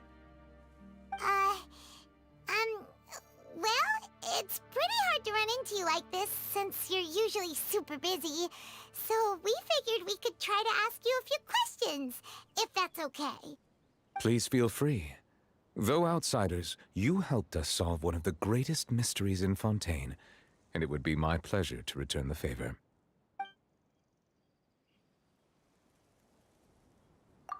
So, at court, the bad guys referred to that special water as water from the primordial sea, but what is it really? Truthfully, that name is already quite accurate. I can only surmise that Vacher and his ilk only learned of its nature and existence after extensive research. There used to be a special sea on the surface of this planet. The nature of its seawater was rather different from that of the sea we know today. Most of Tevat's life forms were first born in that special sea. You could say it nurtured much of the life on this planet. Huh. So it really was where everything began. It makes sense to call it primordial then. But today, the primordial sea no longer exists on the planet's surface. What Vacher discovered must have been some kind of special case, or a remnant from a truly ancient age. Huh. So that's how it is. Oh, you really know everything, Monsieur Neuvillette. But if that's the case, then why would people, at least people from Fontaine, dissolve in that kind of water? Indeed. Why would the primordial sea, which was known to engender and nurture life, suddenly reverse itself and devour life instead? To be frank, that also doesn't match my understanding of this world and its laws. There must still be some unknown secrets around the people of this land. Is there anything else you'd like to ask me about? That the sea levels will rise and everyone will be dissolved in water, leaving Farina crying alone on her throne, but the sins of the people will be finally washed away for good. Does that appropriately summarize the version you've heard? That's right! It was Linny that told us back then. And that about covers all the main points. Yes, up to the present, I think we reached a point where we have no choice but to confront this prophecy directly. Rumors have it that this prophecy is rooted in the last words the former Hydro Archon left to the world before she passed away. A prophecy? Of the former Hydro Archon? Wow. This is the first time that we've ever heard of it. Two parts of the prophecy have already proven correct. The rising sea levels and the ability of the people of Fontaine to be dissolved. We should be more vigilant and stay on the watch for further signs. Speaking of the prophecy, Farina has also always taken it quite seriously. Indeed, she has been collecting information and intelligence from across Tevat for this purpose. If the rumors were true, then perhaps this prophecy is the conundrum left to Farina by her predecessor. But with Farina being the way she is, can we really trust her to solve it? Is there anything else you'd like to ask me about? My apologies. My investigation has still not reached its... However, I still believe the judgment of the Oratrice was not rendered arbitrarily. Huh? But you also said you thought he was innocent. For many years, I have been quite aware that the Oratrice does not simply mechanically repeat the verdict that I give on each case. As a divinely created mechanism, the people's unified faith in the concept of justice is integrated into it. Not only can it produce the incredible power of indemnitium, but it likely also possesses other traits, such as self-awareness. Which is all to say, I have been prepared for a situation like this for a long time. Huh. So when Linny told us that he heard a human voice from the room where the Oratrice's core is stored... I was not aware such a thing had occurred. Perhaps that could serve to prove my conjecture. I will add that to the list of items to investigate. In any case, I am inclined to believe that the Oratrice does have a methodology all its own. We just do not have enough information. Based on Farina's reaction, I doubt even she had any idea what was going on. She managed to bluff her way through it, though, with her time-tested twin tricks of bravado and drama. While we do intend to get to the bottom of this, for now, we regret to say that the Fatui Harbinger will just have to bide his time in the fortress of Meripede. If we did incorrectly convict him of crimes he did not commit, we will most certainly compensate him to the fullest extent allowed by the law. If you ask Paimon, the only compensation he'll want is a no-holds-barred fight with you. Is there anything else you'd like to ask me about? Your sibling, another blonde-haired traveler. I'm sorry, but I've never seen anyone who matches that description. If she ever stepped foot in Fontaine, I'm sure she followed our laws to the letter, and had no reason to appear on the stage of the opera Epiclese. Is there anything else you'd like to ask me about?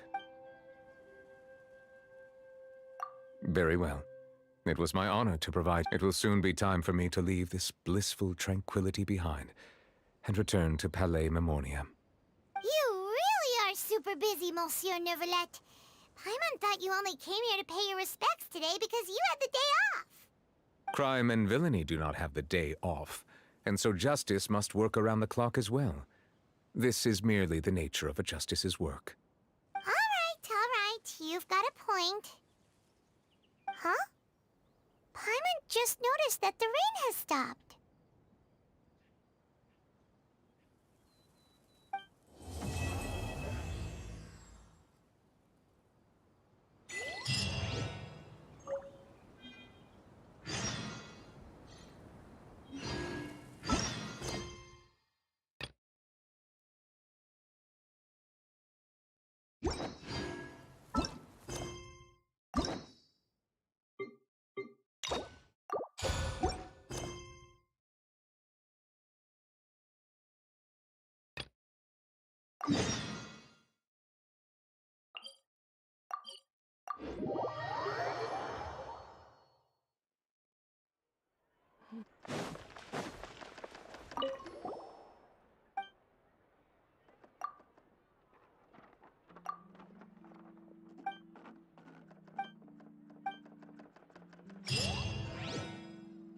Ad Astra.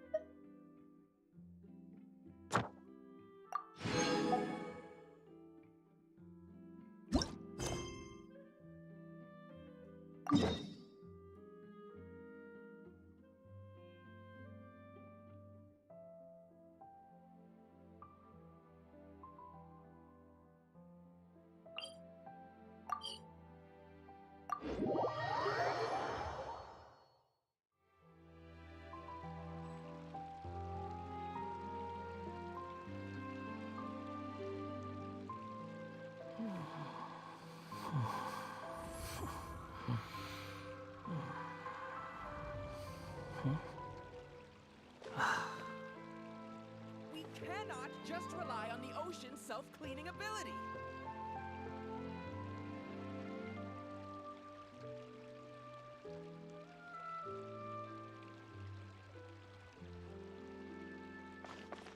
Behold!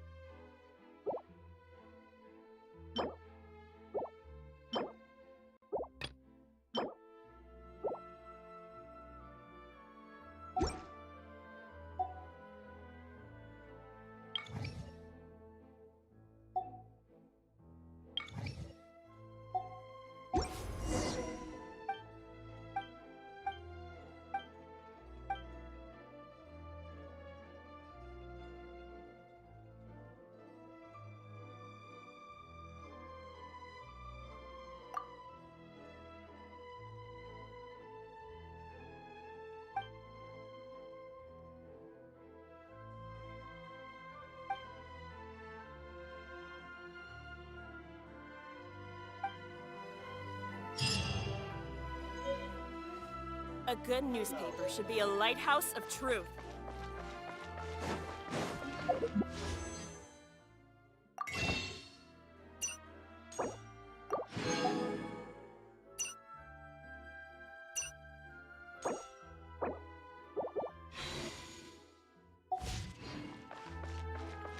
should be fine.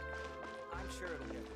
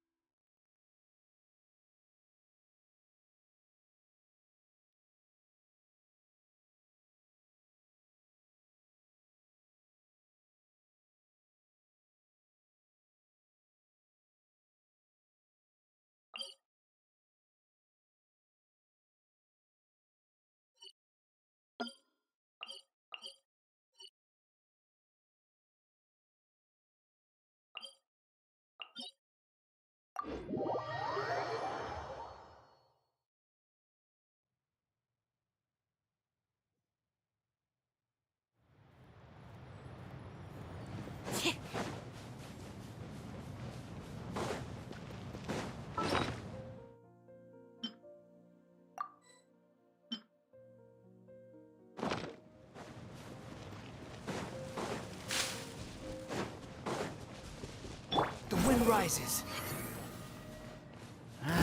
A new punching bag. Over here!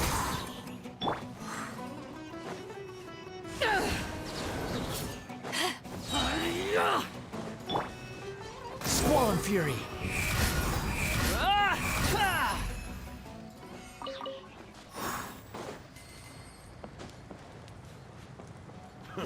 A new job. You are not welcome here.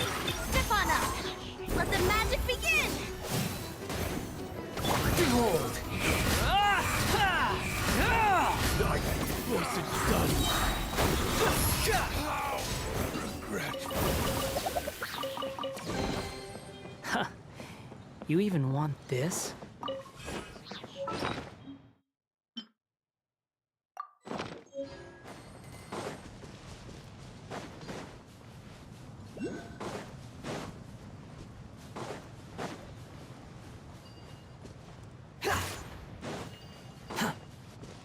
Quit following me. Time to go to work.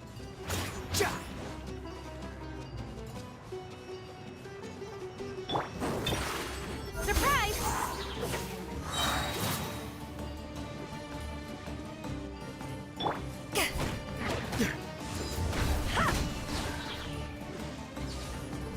Is that all you've got? Over here! Cue the spotlight! The wind rises. Now you're testing my patience. Search for it. We'll meet again.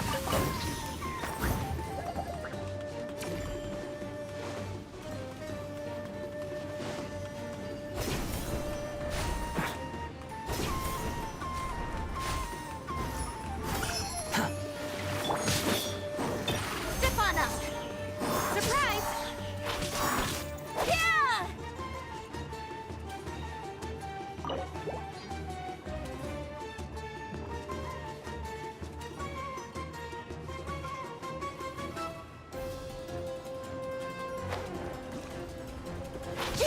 Don't sweat away! Step on up! Behold! How amusing. Bow your head!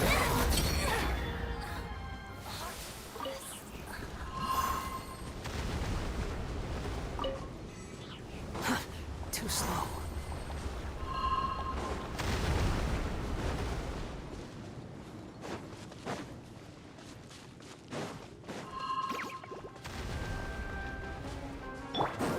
Over here! Surprise! The wind rises.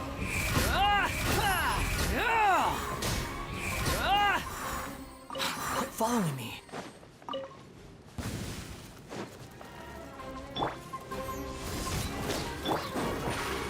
Step on up! Yeah!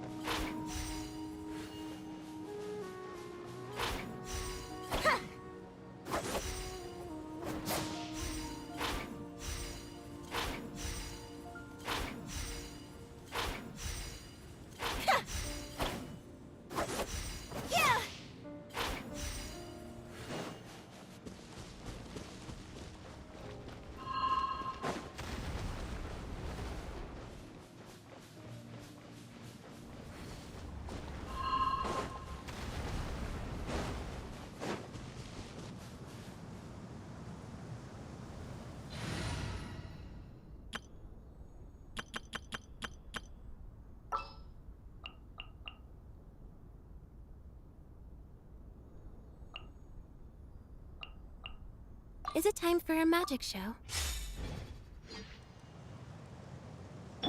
Don't be scared!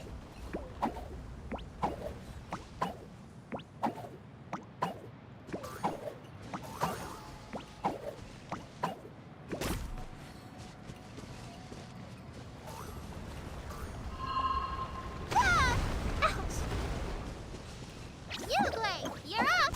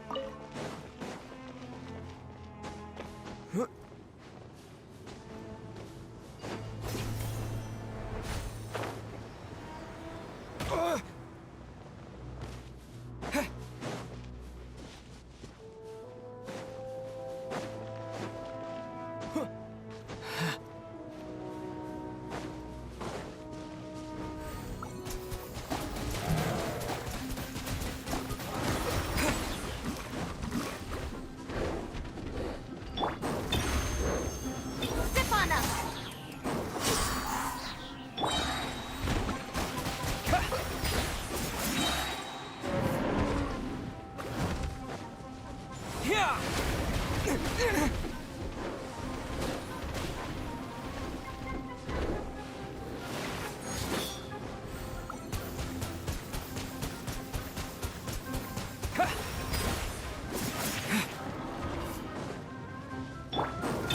Over here!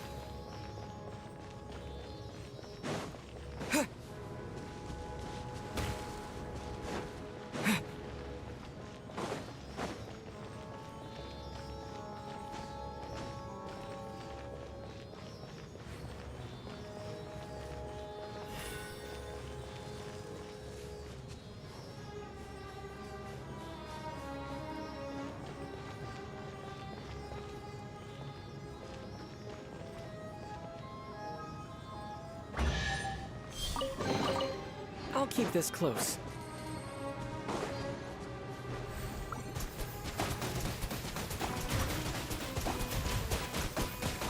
Water jet!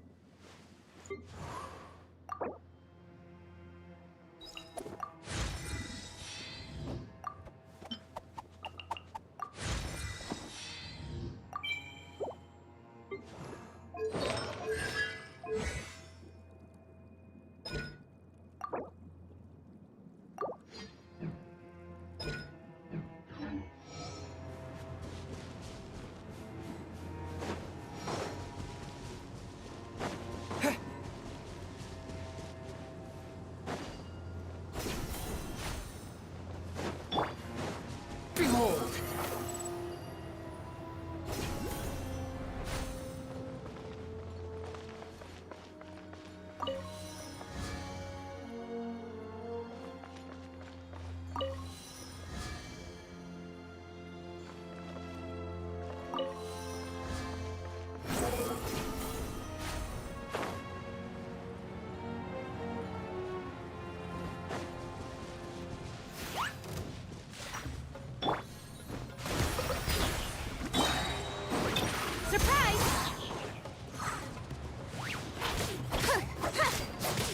Over here!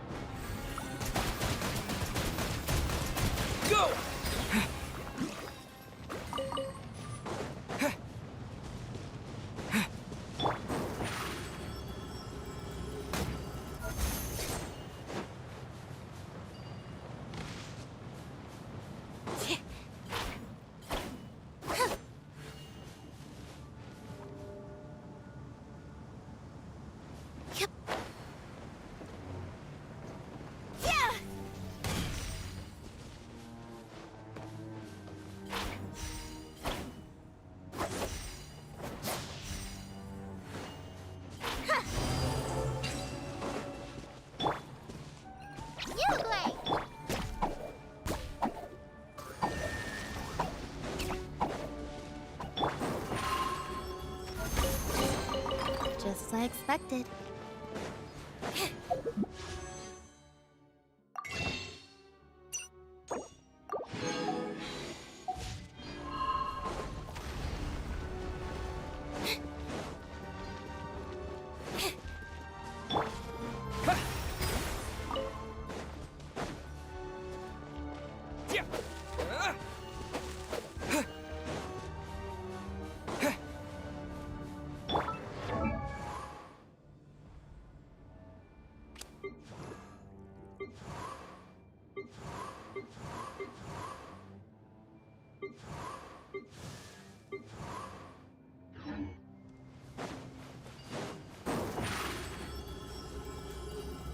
Step on up!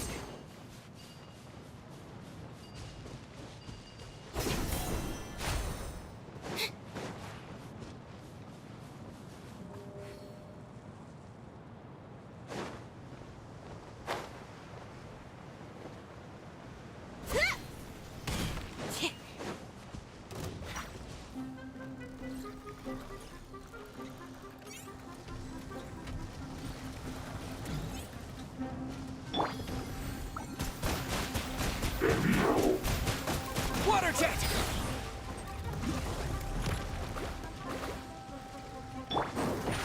Over here! Step on up!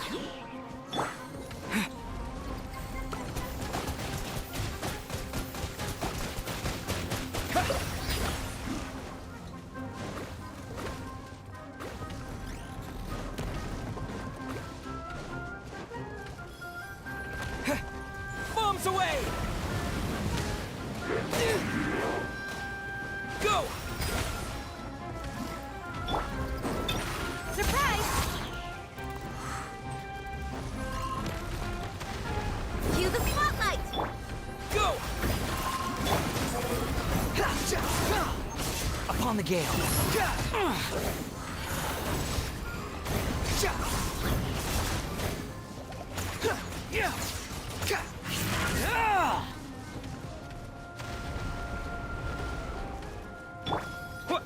Water jet! Over here! Step on up!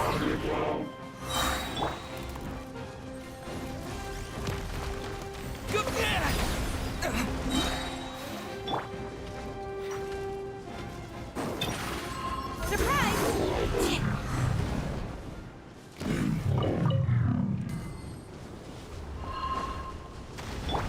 Go!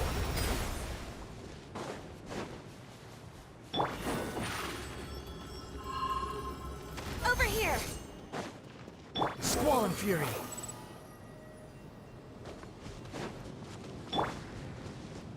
Welcome, welcome!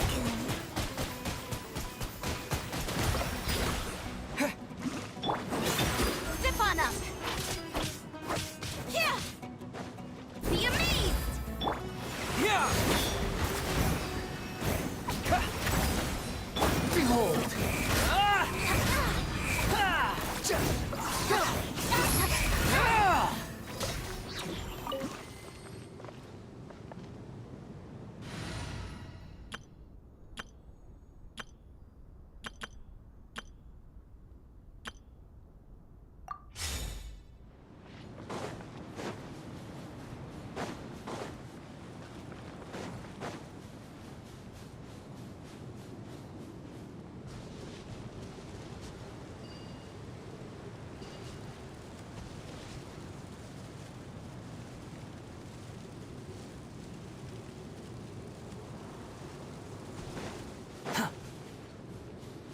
Quit following me.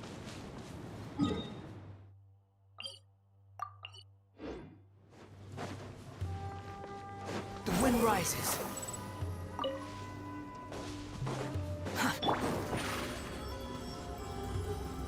Over here!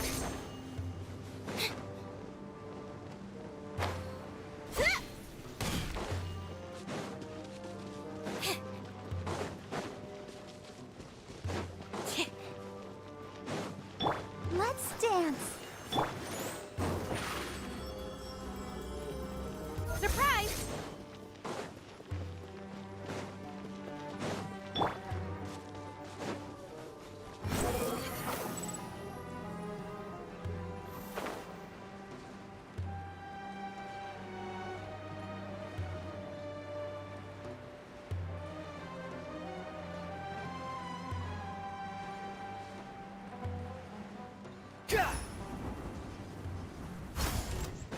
Follow. Zip on up! Surprise! Huh, yeah.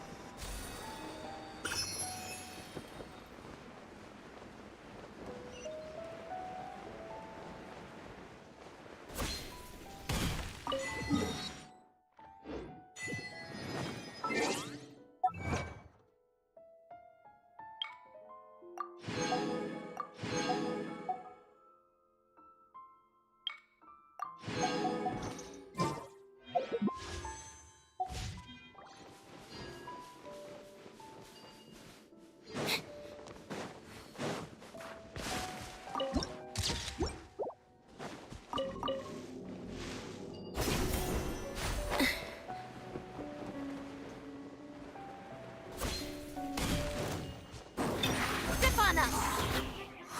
Surprise! Behold!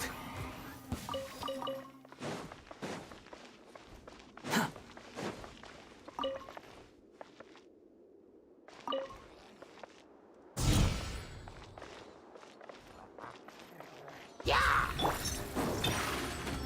Over here! Yeah!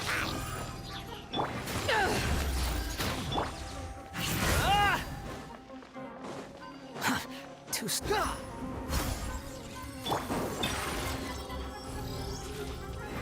on up!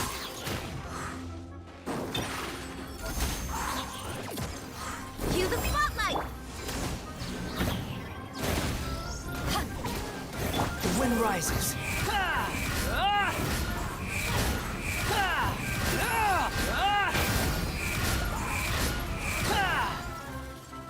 Search forth.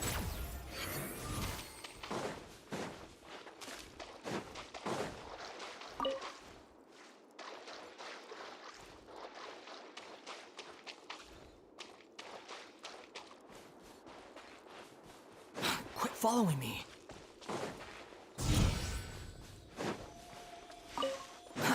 Too slow.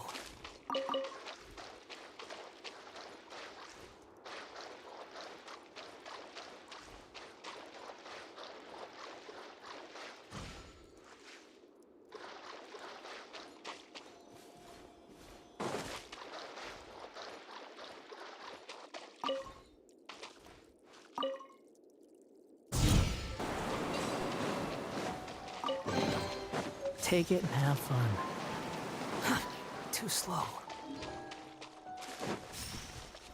Quit following me. Behold!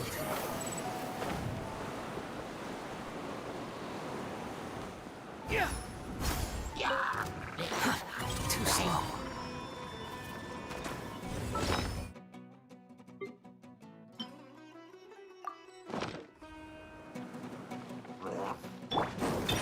Over here! Surprise! Squall and fury.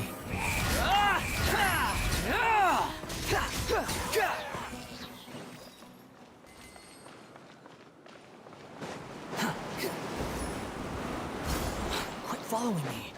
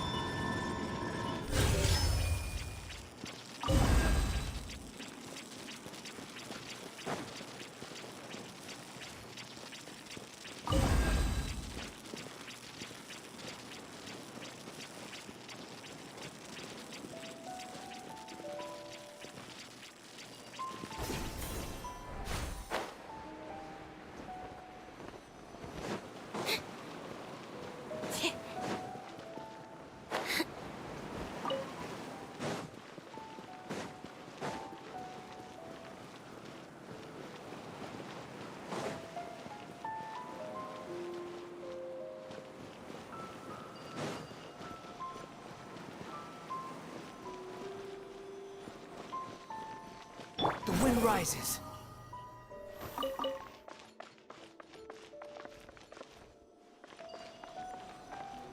Quit following me.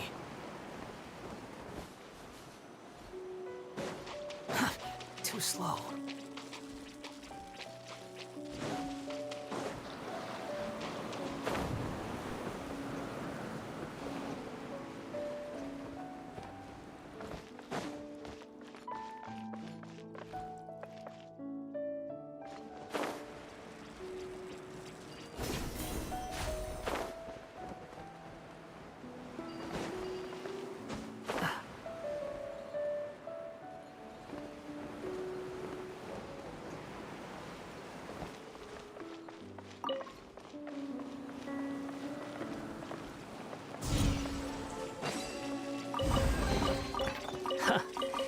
You even want this?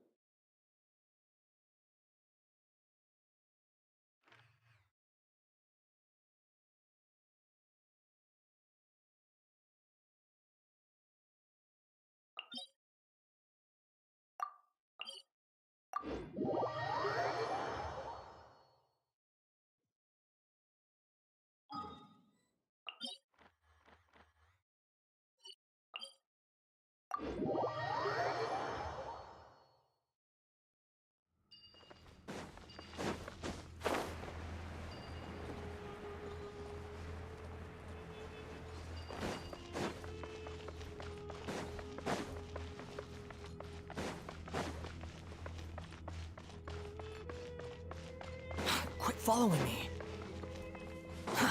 Too slow.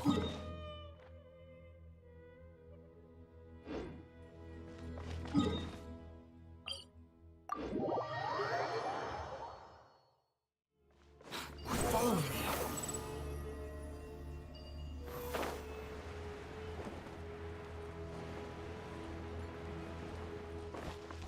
Squall and Fury.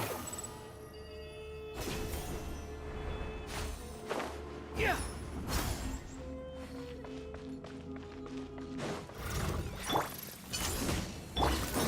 Over here!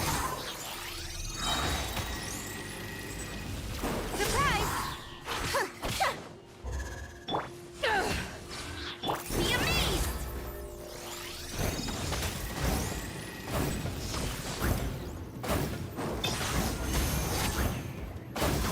Behold! Ah! Ha! Ah! Ha! Ah! Ha! Ah! Ha! Ah! Ah!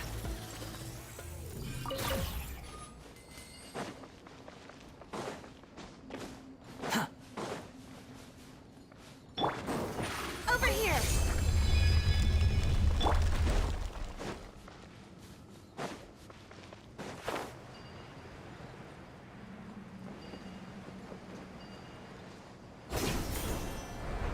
Right. Step on up! Over here!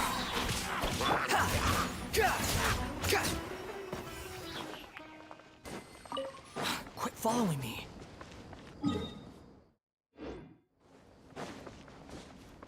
Quit following me.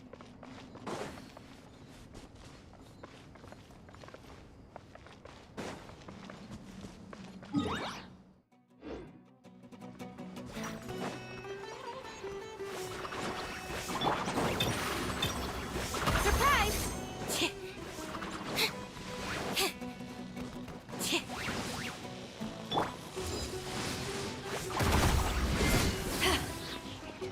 Cue the spotlight!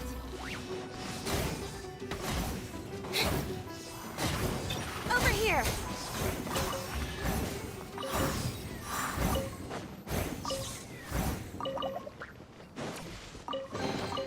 The scent of treasure.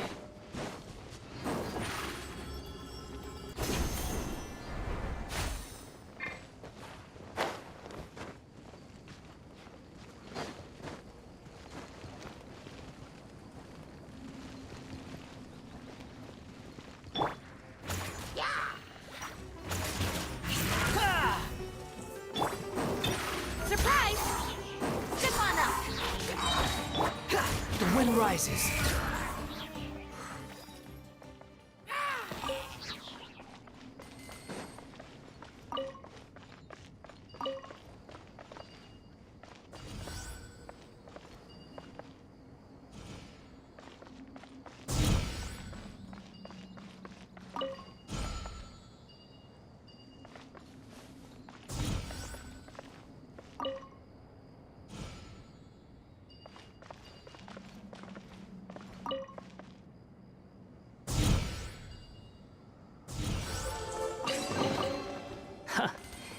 You even want this?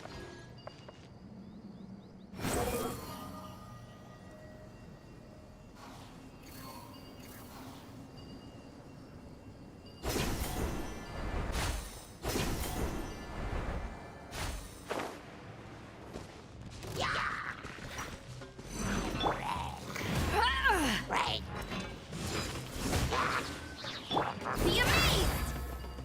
Surprise!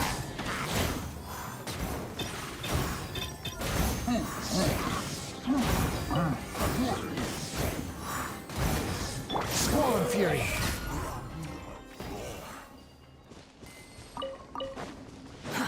Too slow. You even want this?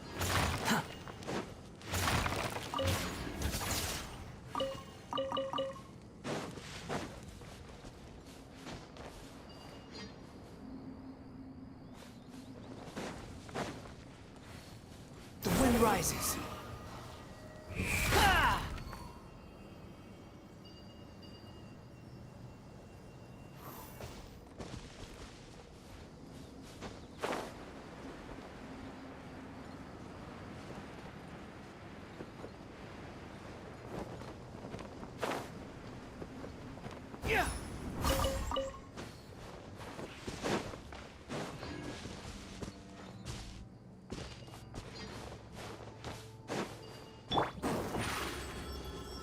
Over here!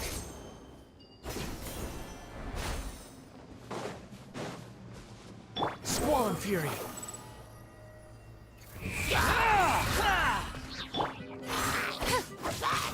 Surprise! Over here!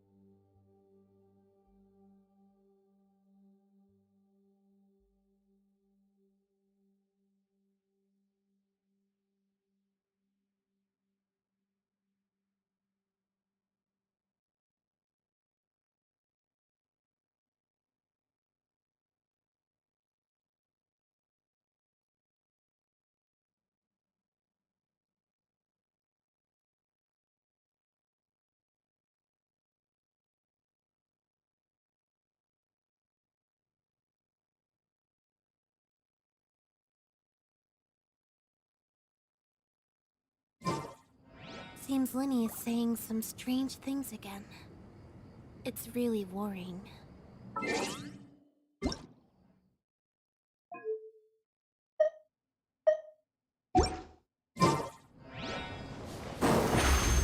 Zip on up!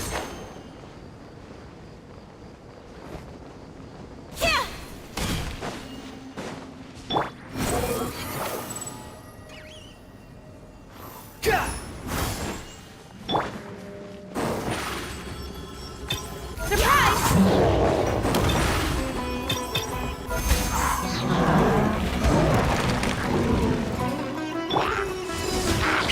Let the magic begin! The wind rises.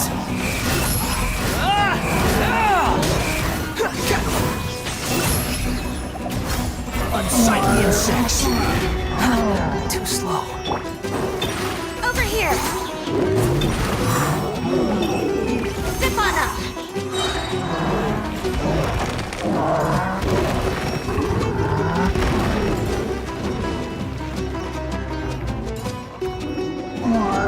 Surprise!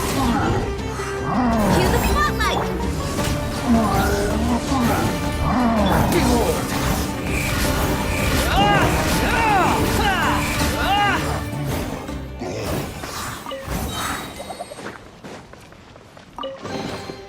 Unnecessary.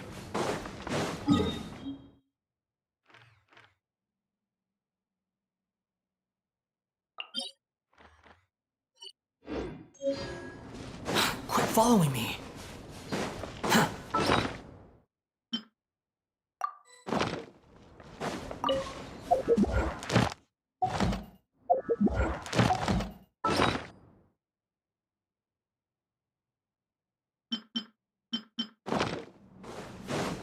Squall and Fury.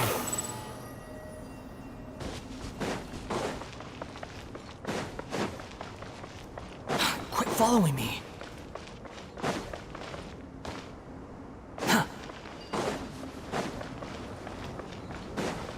Quit following me.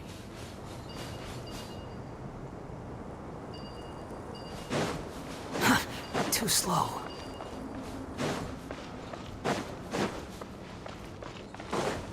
Quit following me.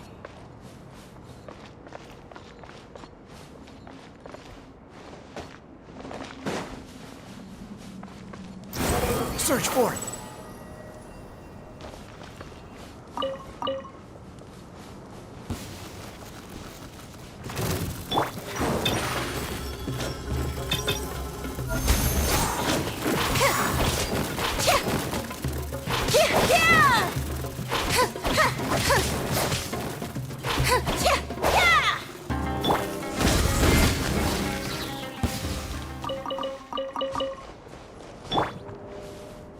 Zip on up!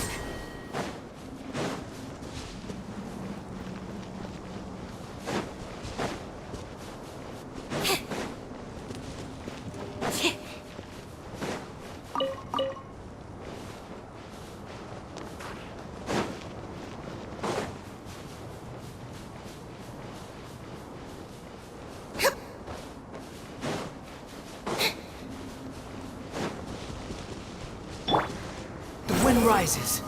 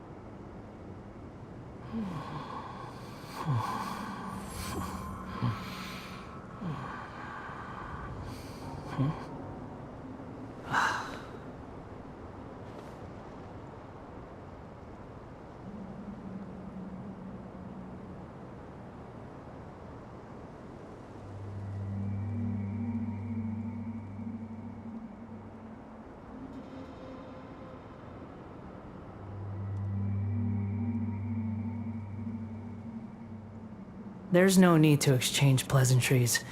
It's rather pathetic.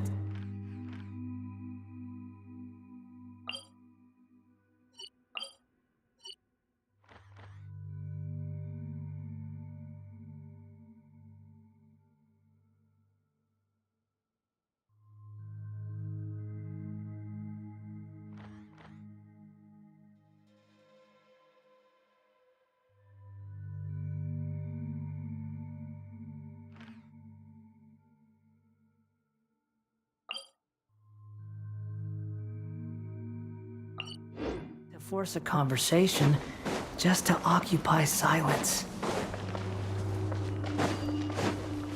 Squall Fury!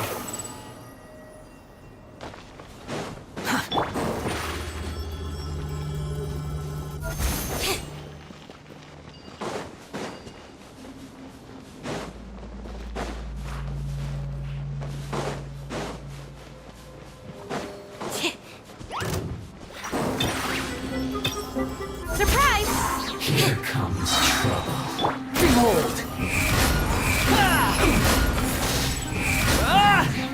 So quiet.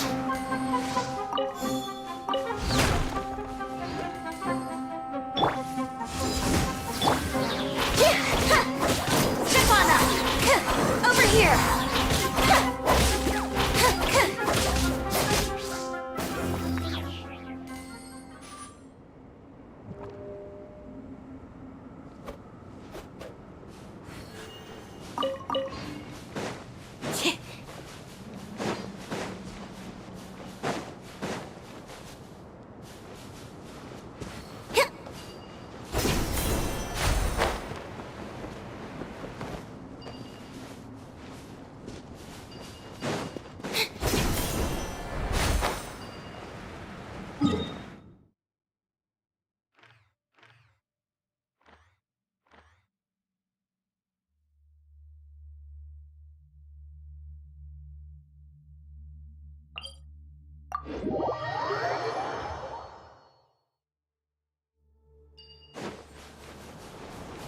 The wind rises.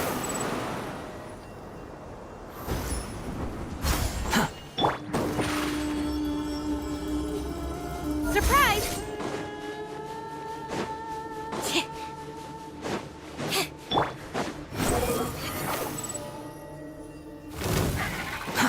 Too slow. Over here! Step on up!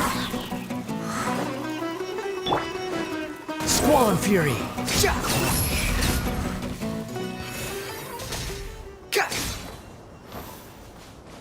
Quit following me.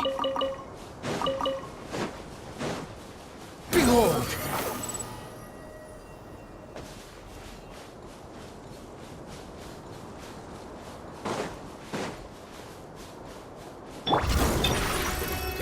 Surprise!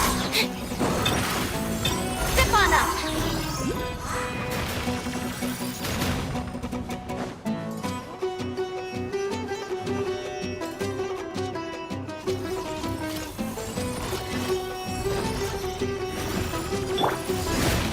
Be amazed! Squall Fury!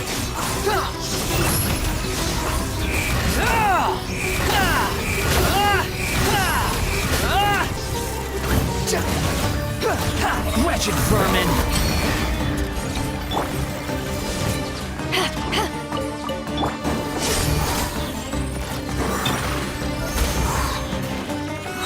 Behold!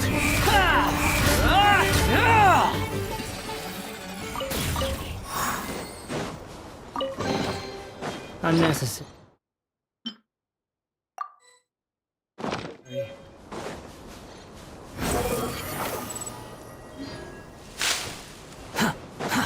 Too slow.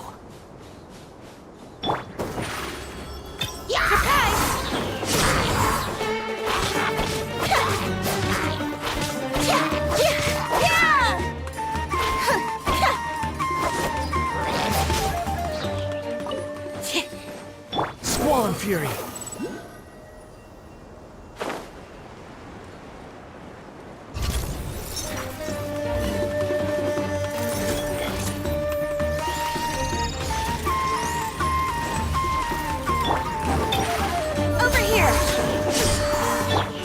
rises.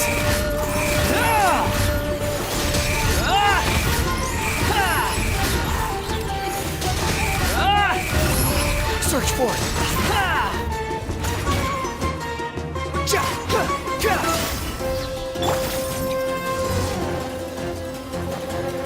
Squall and Fury.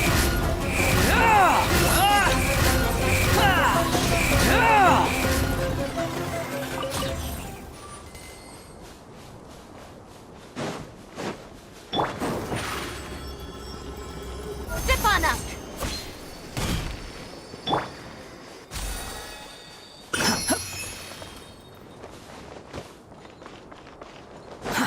Too slow. The wind rises.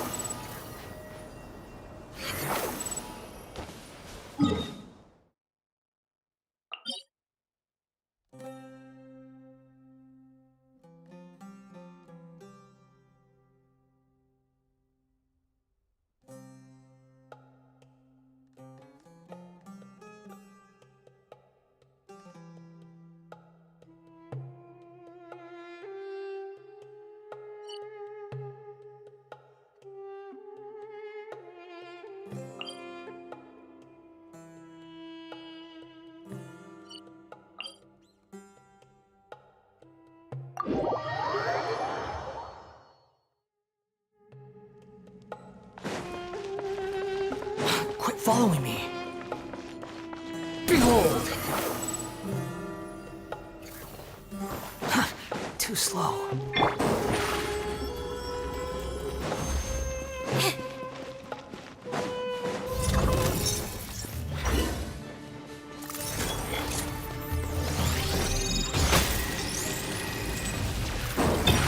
Over here! Surprise! Cue the spotlight! Let the show begin. Right?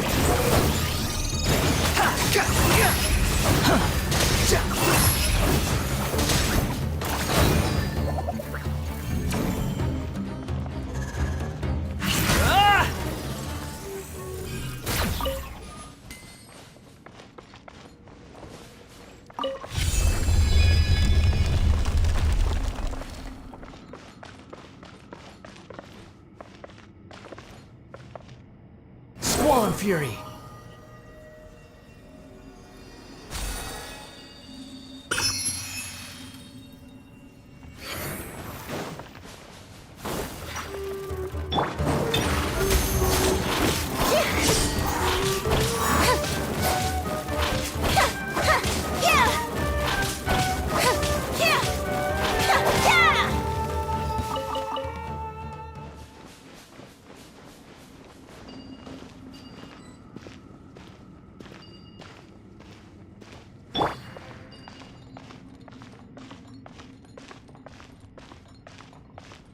Quit following me.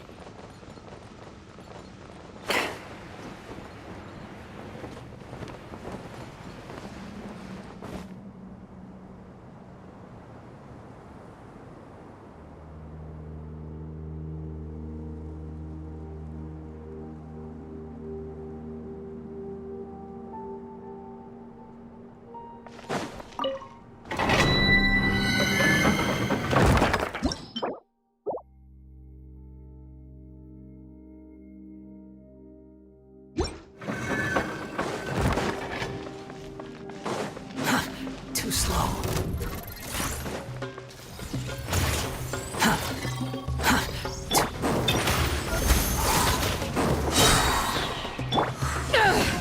Be amazed!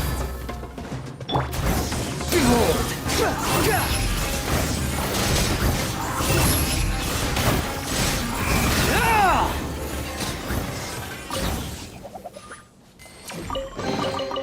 Unnecessary.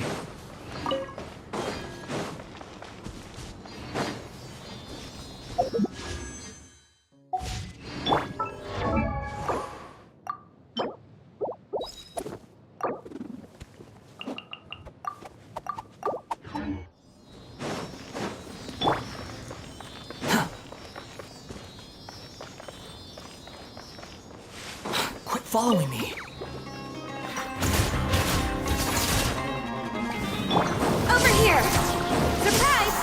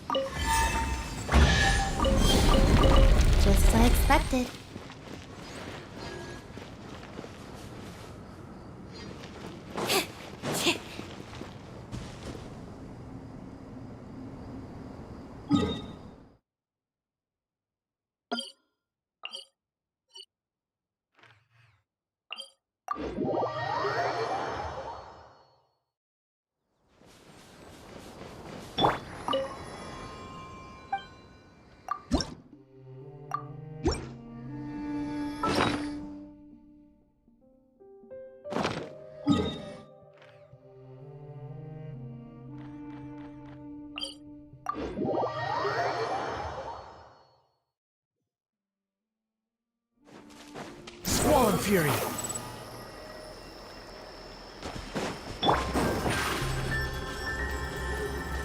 Over here!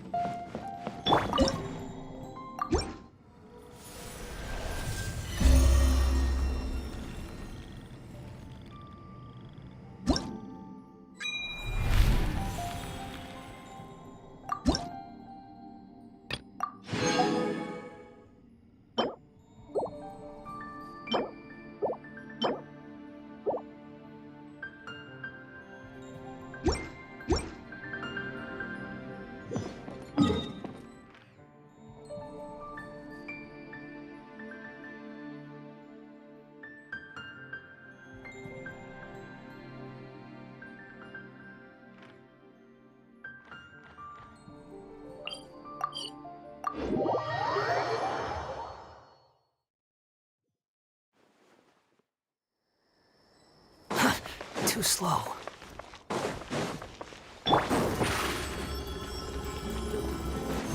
Behold! Yeah!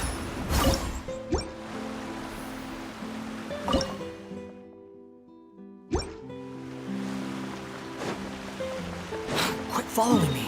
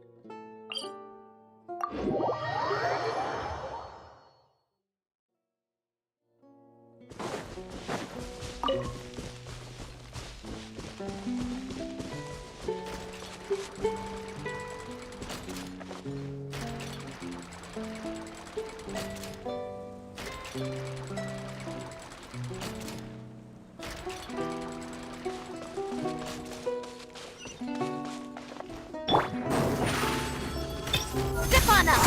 Over here! Let the magic be... The wind rises. Know your place!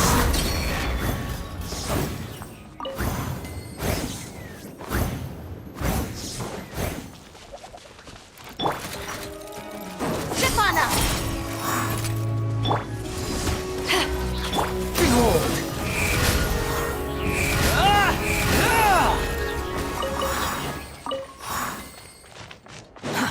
Too slow.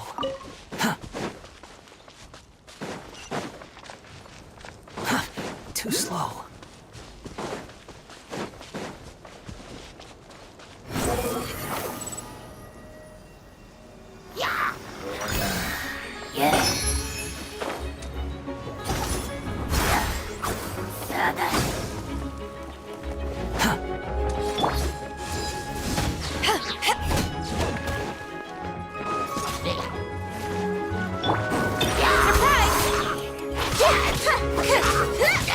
Step on up!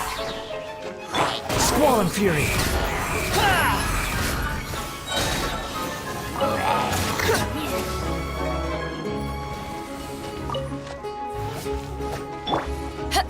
To ashes!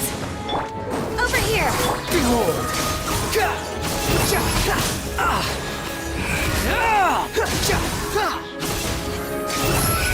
You dare to gaze upon me?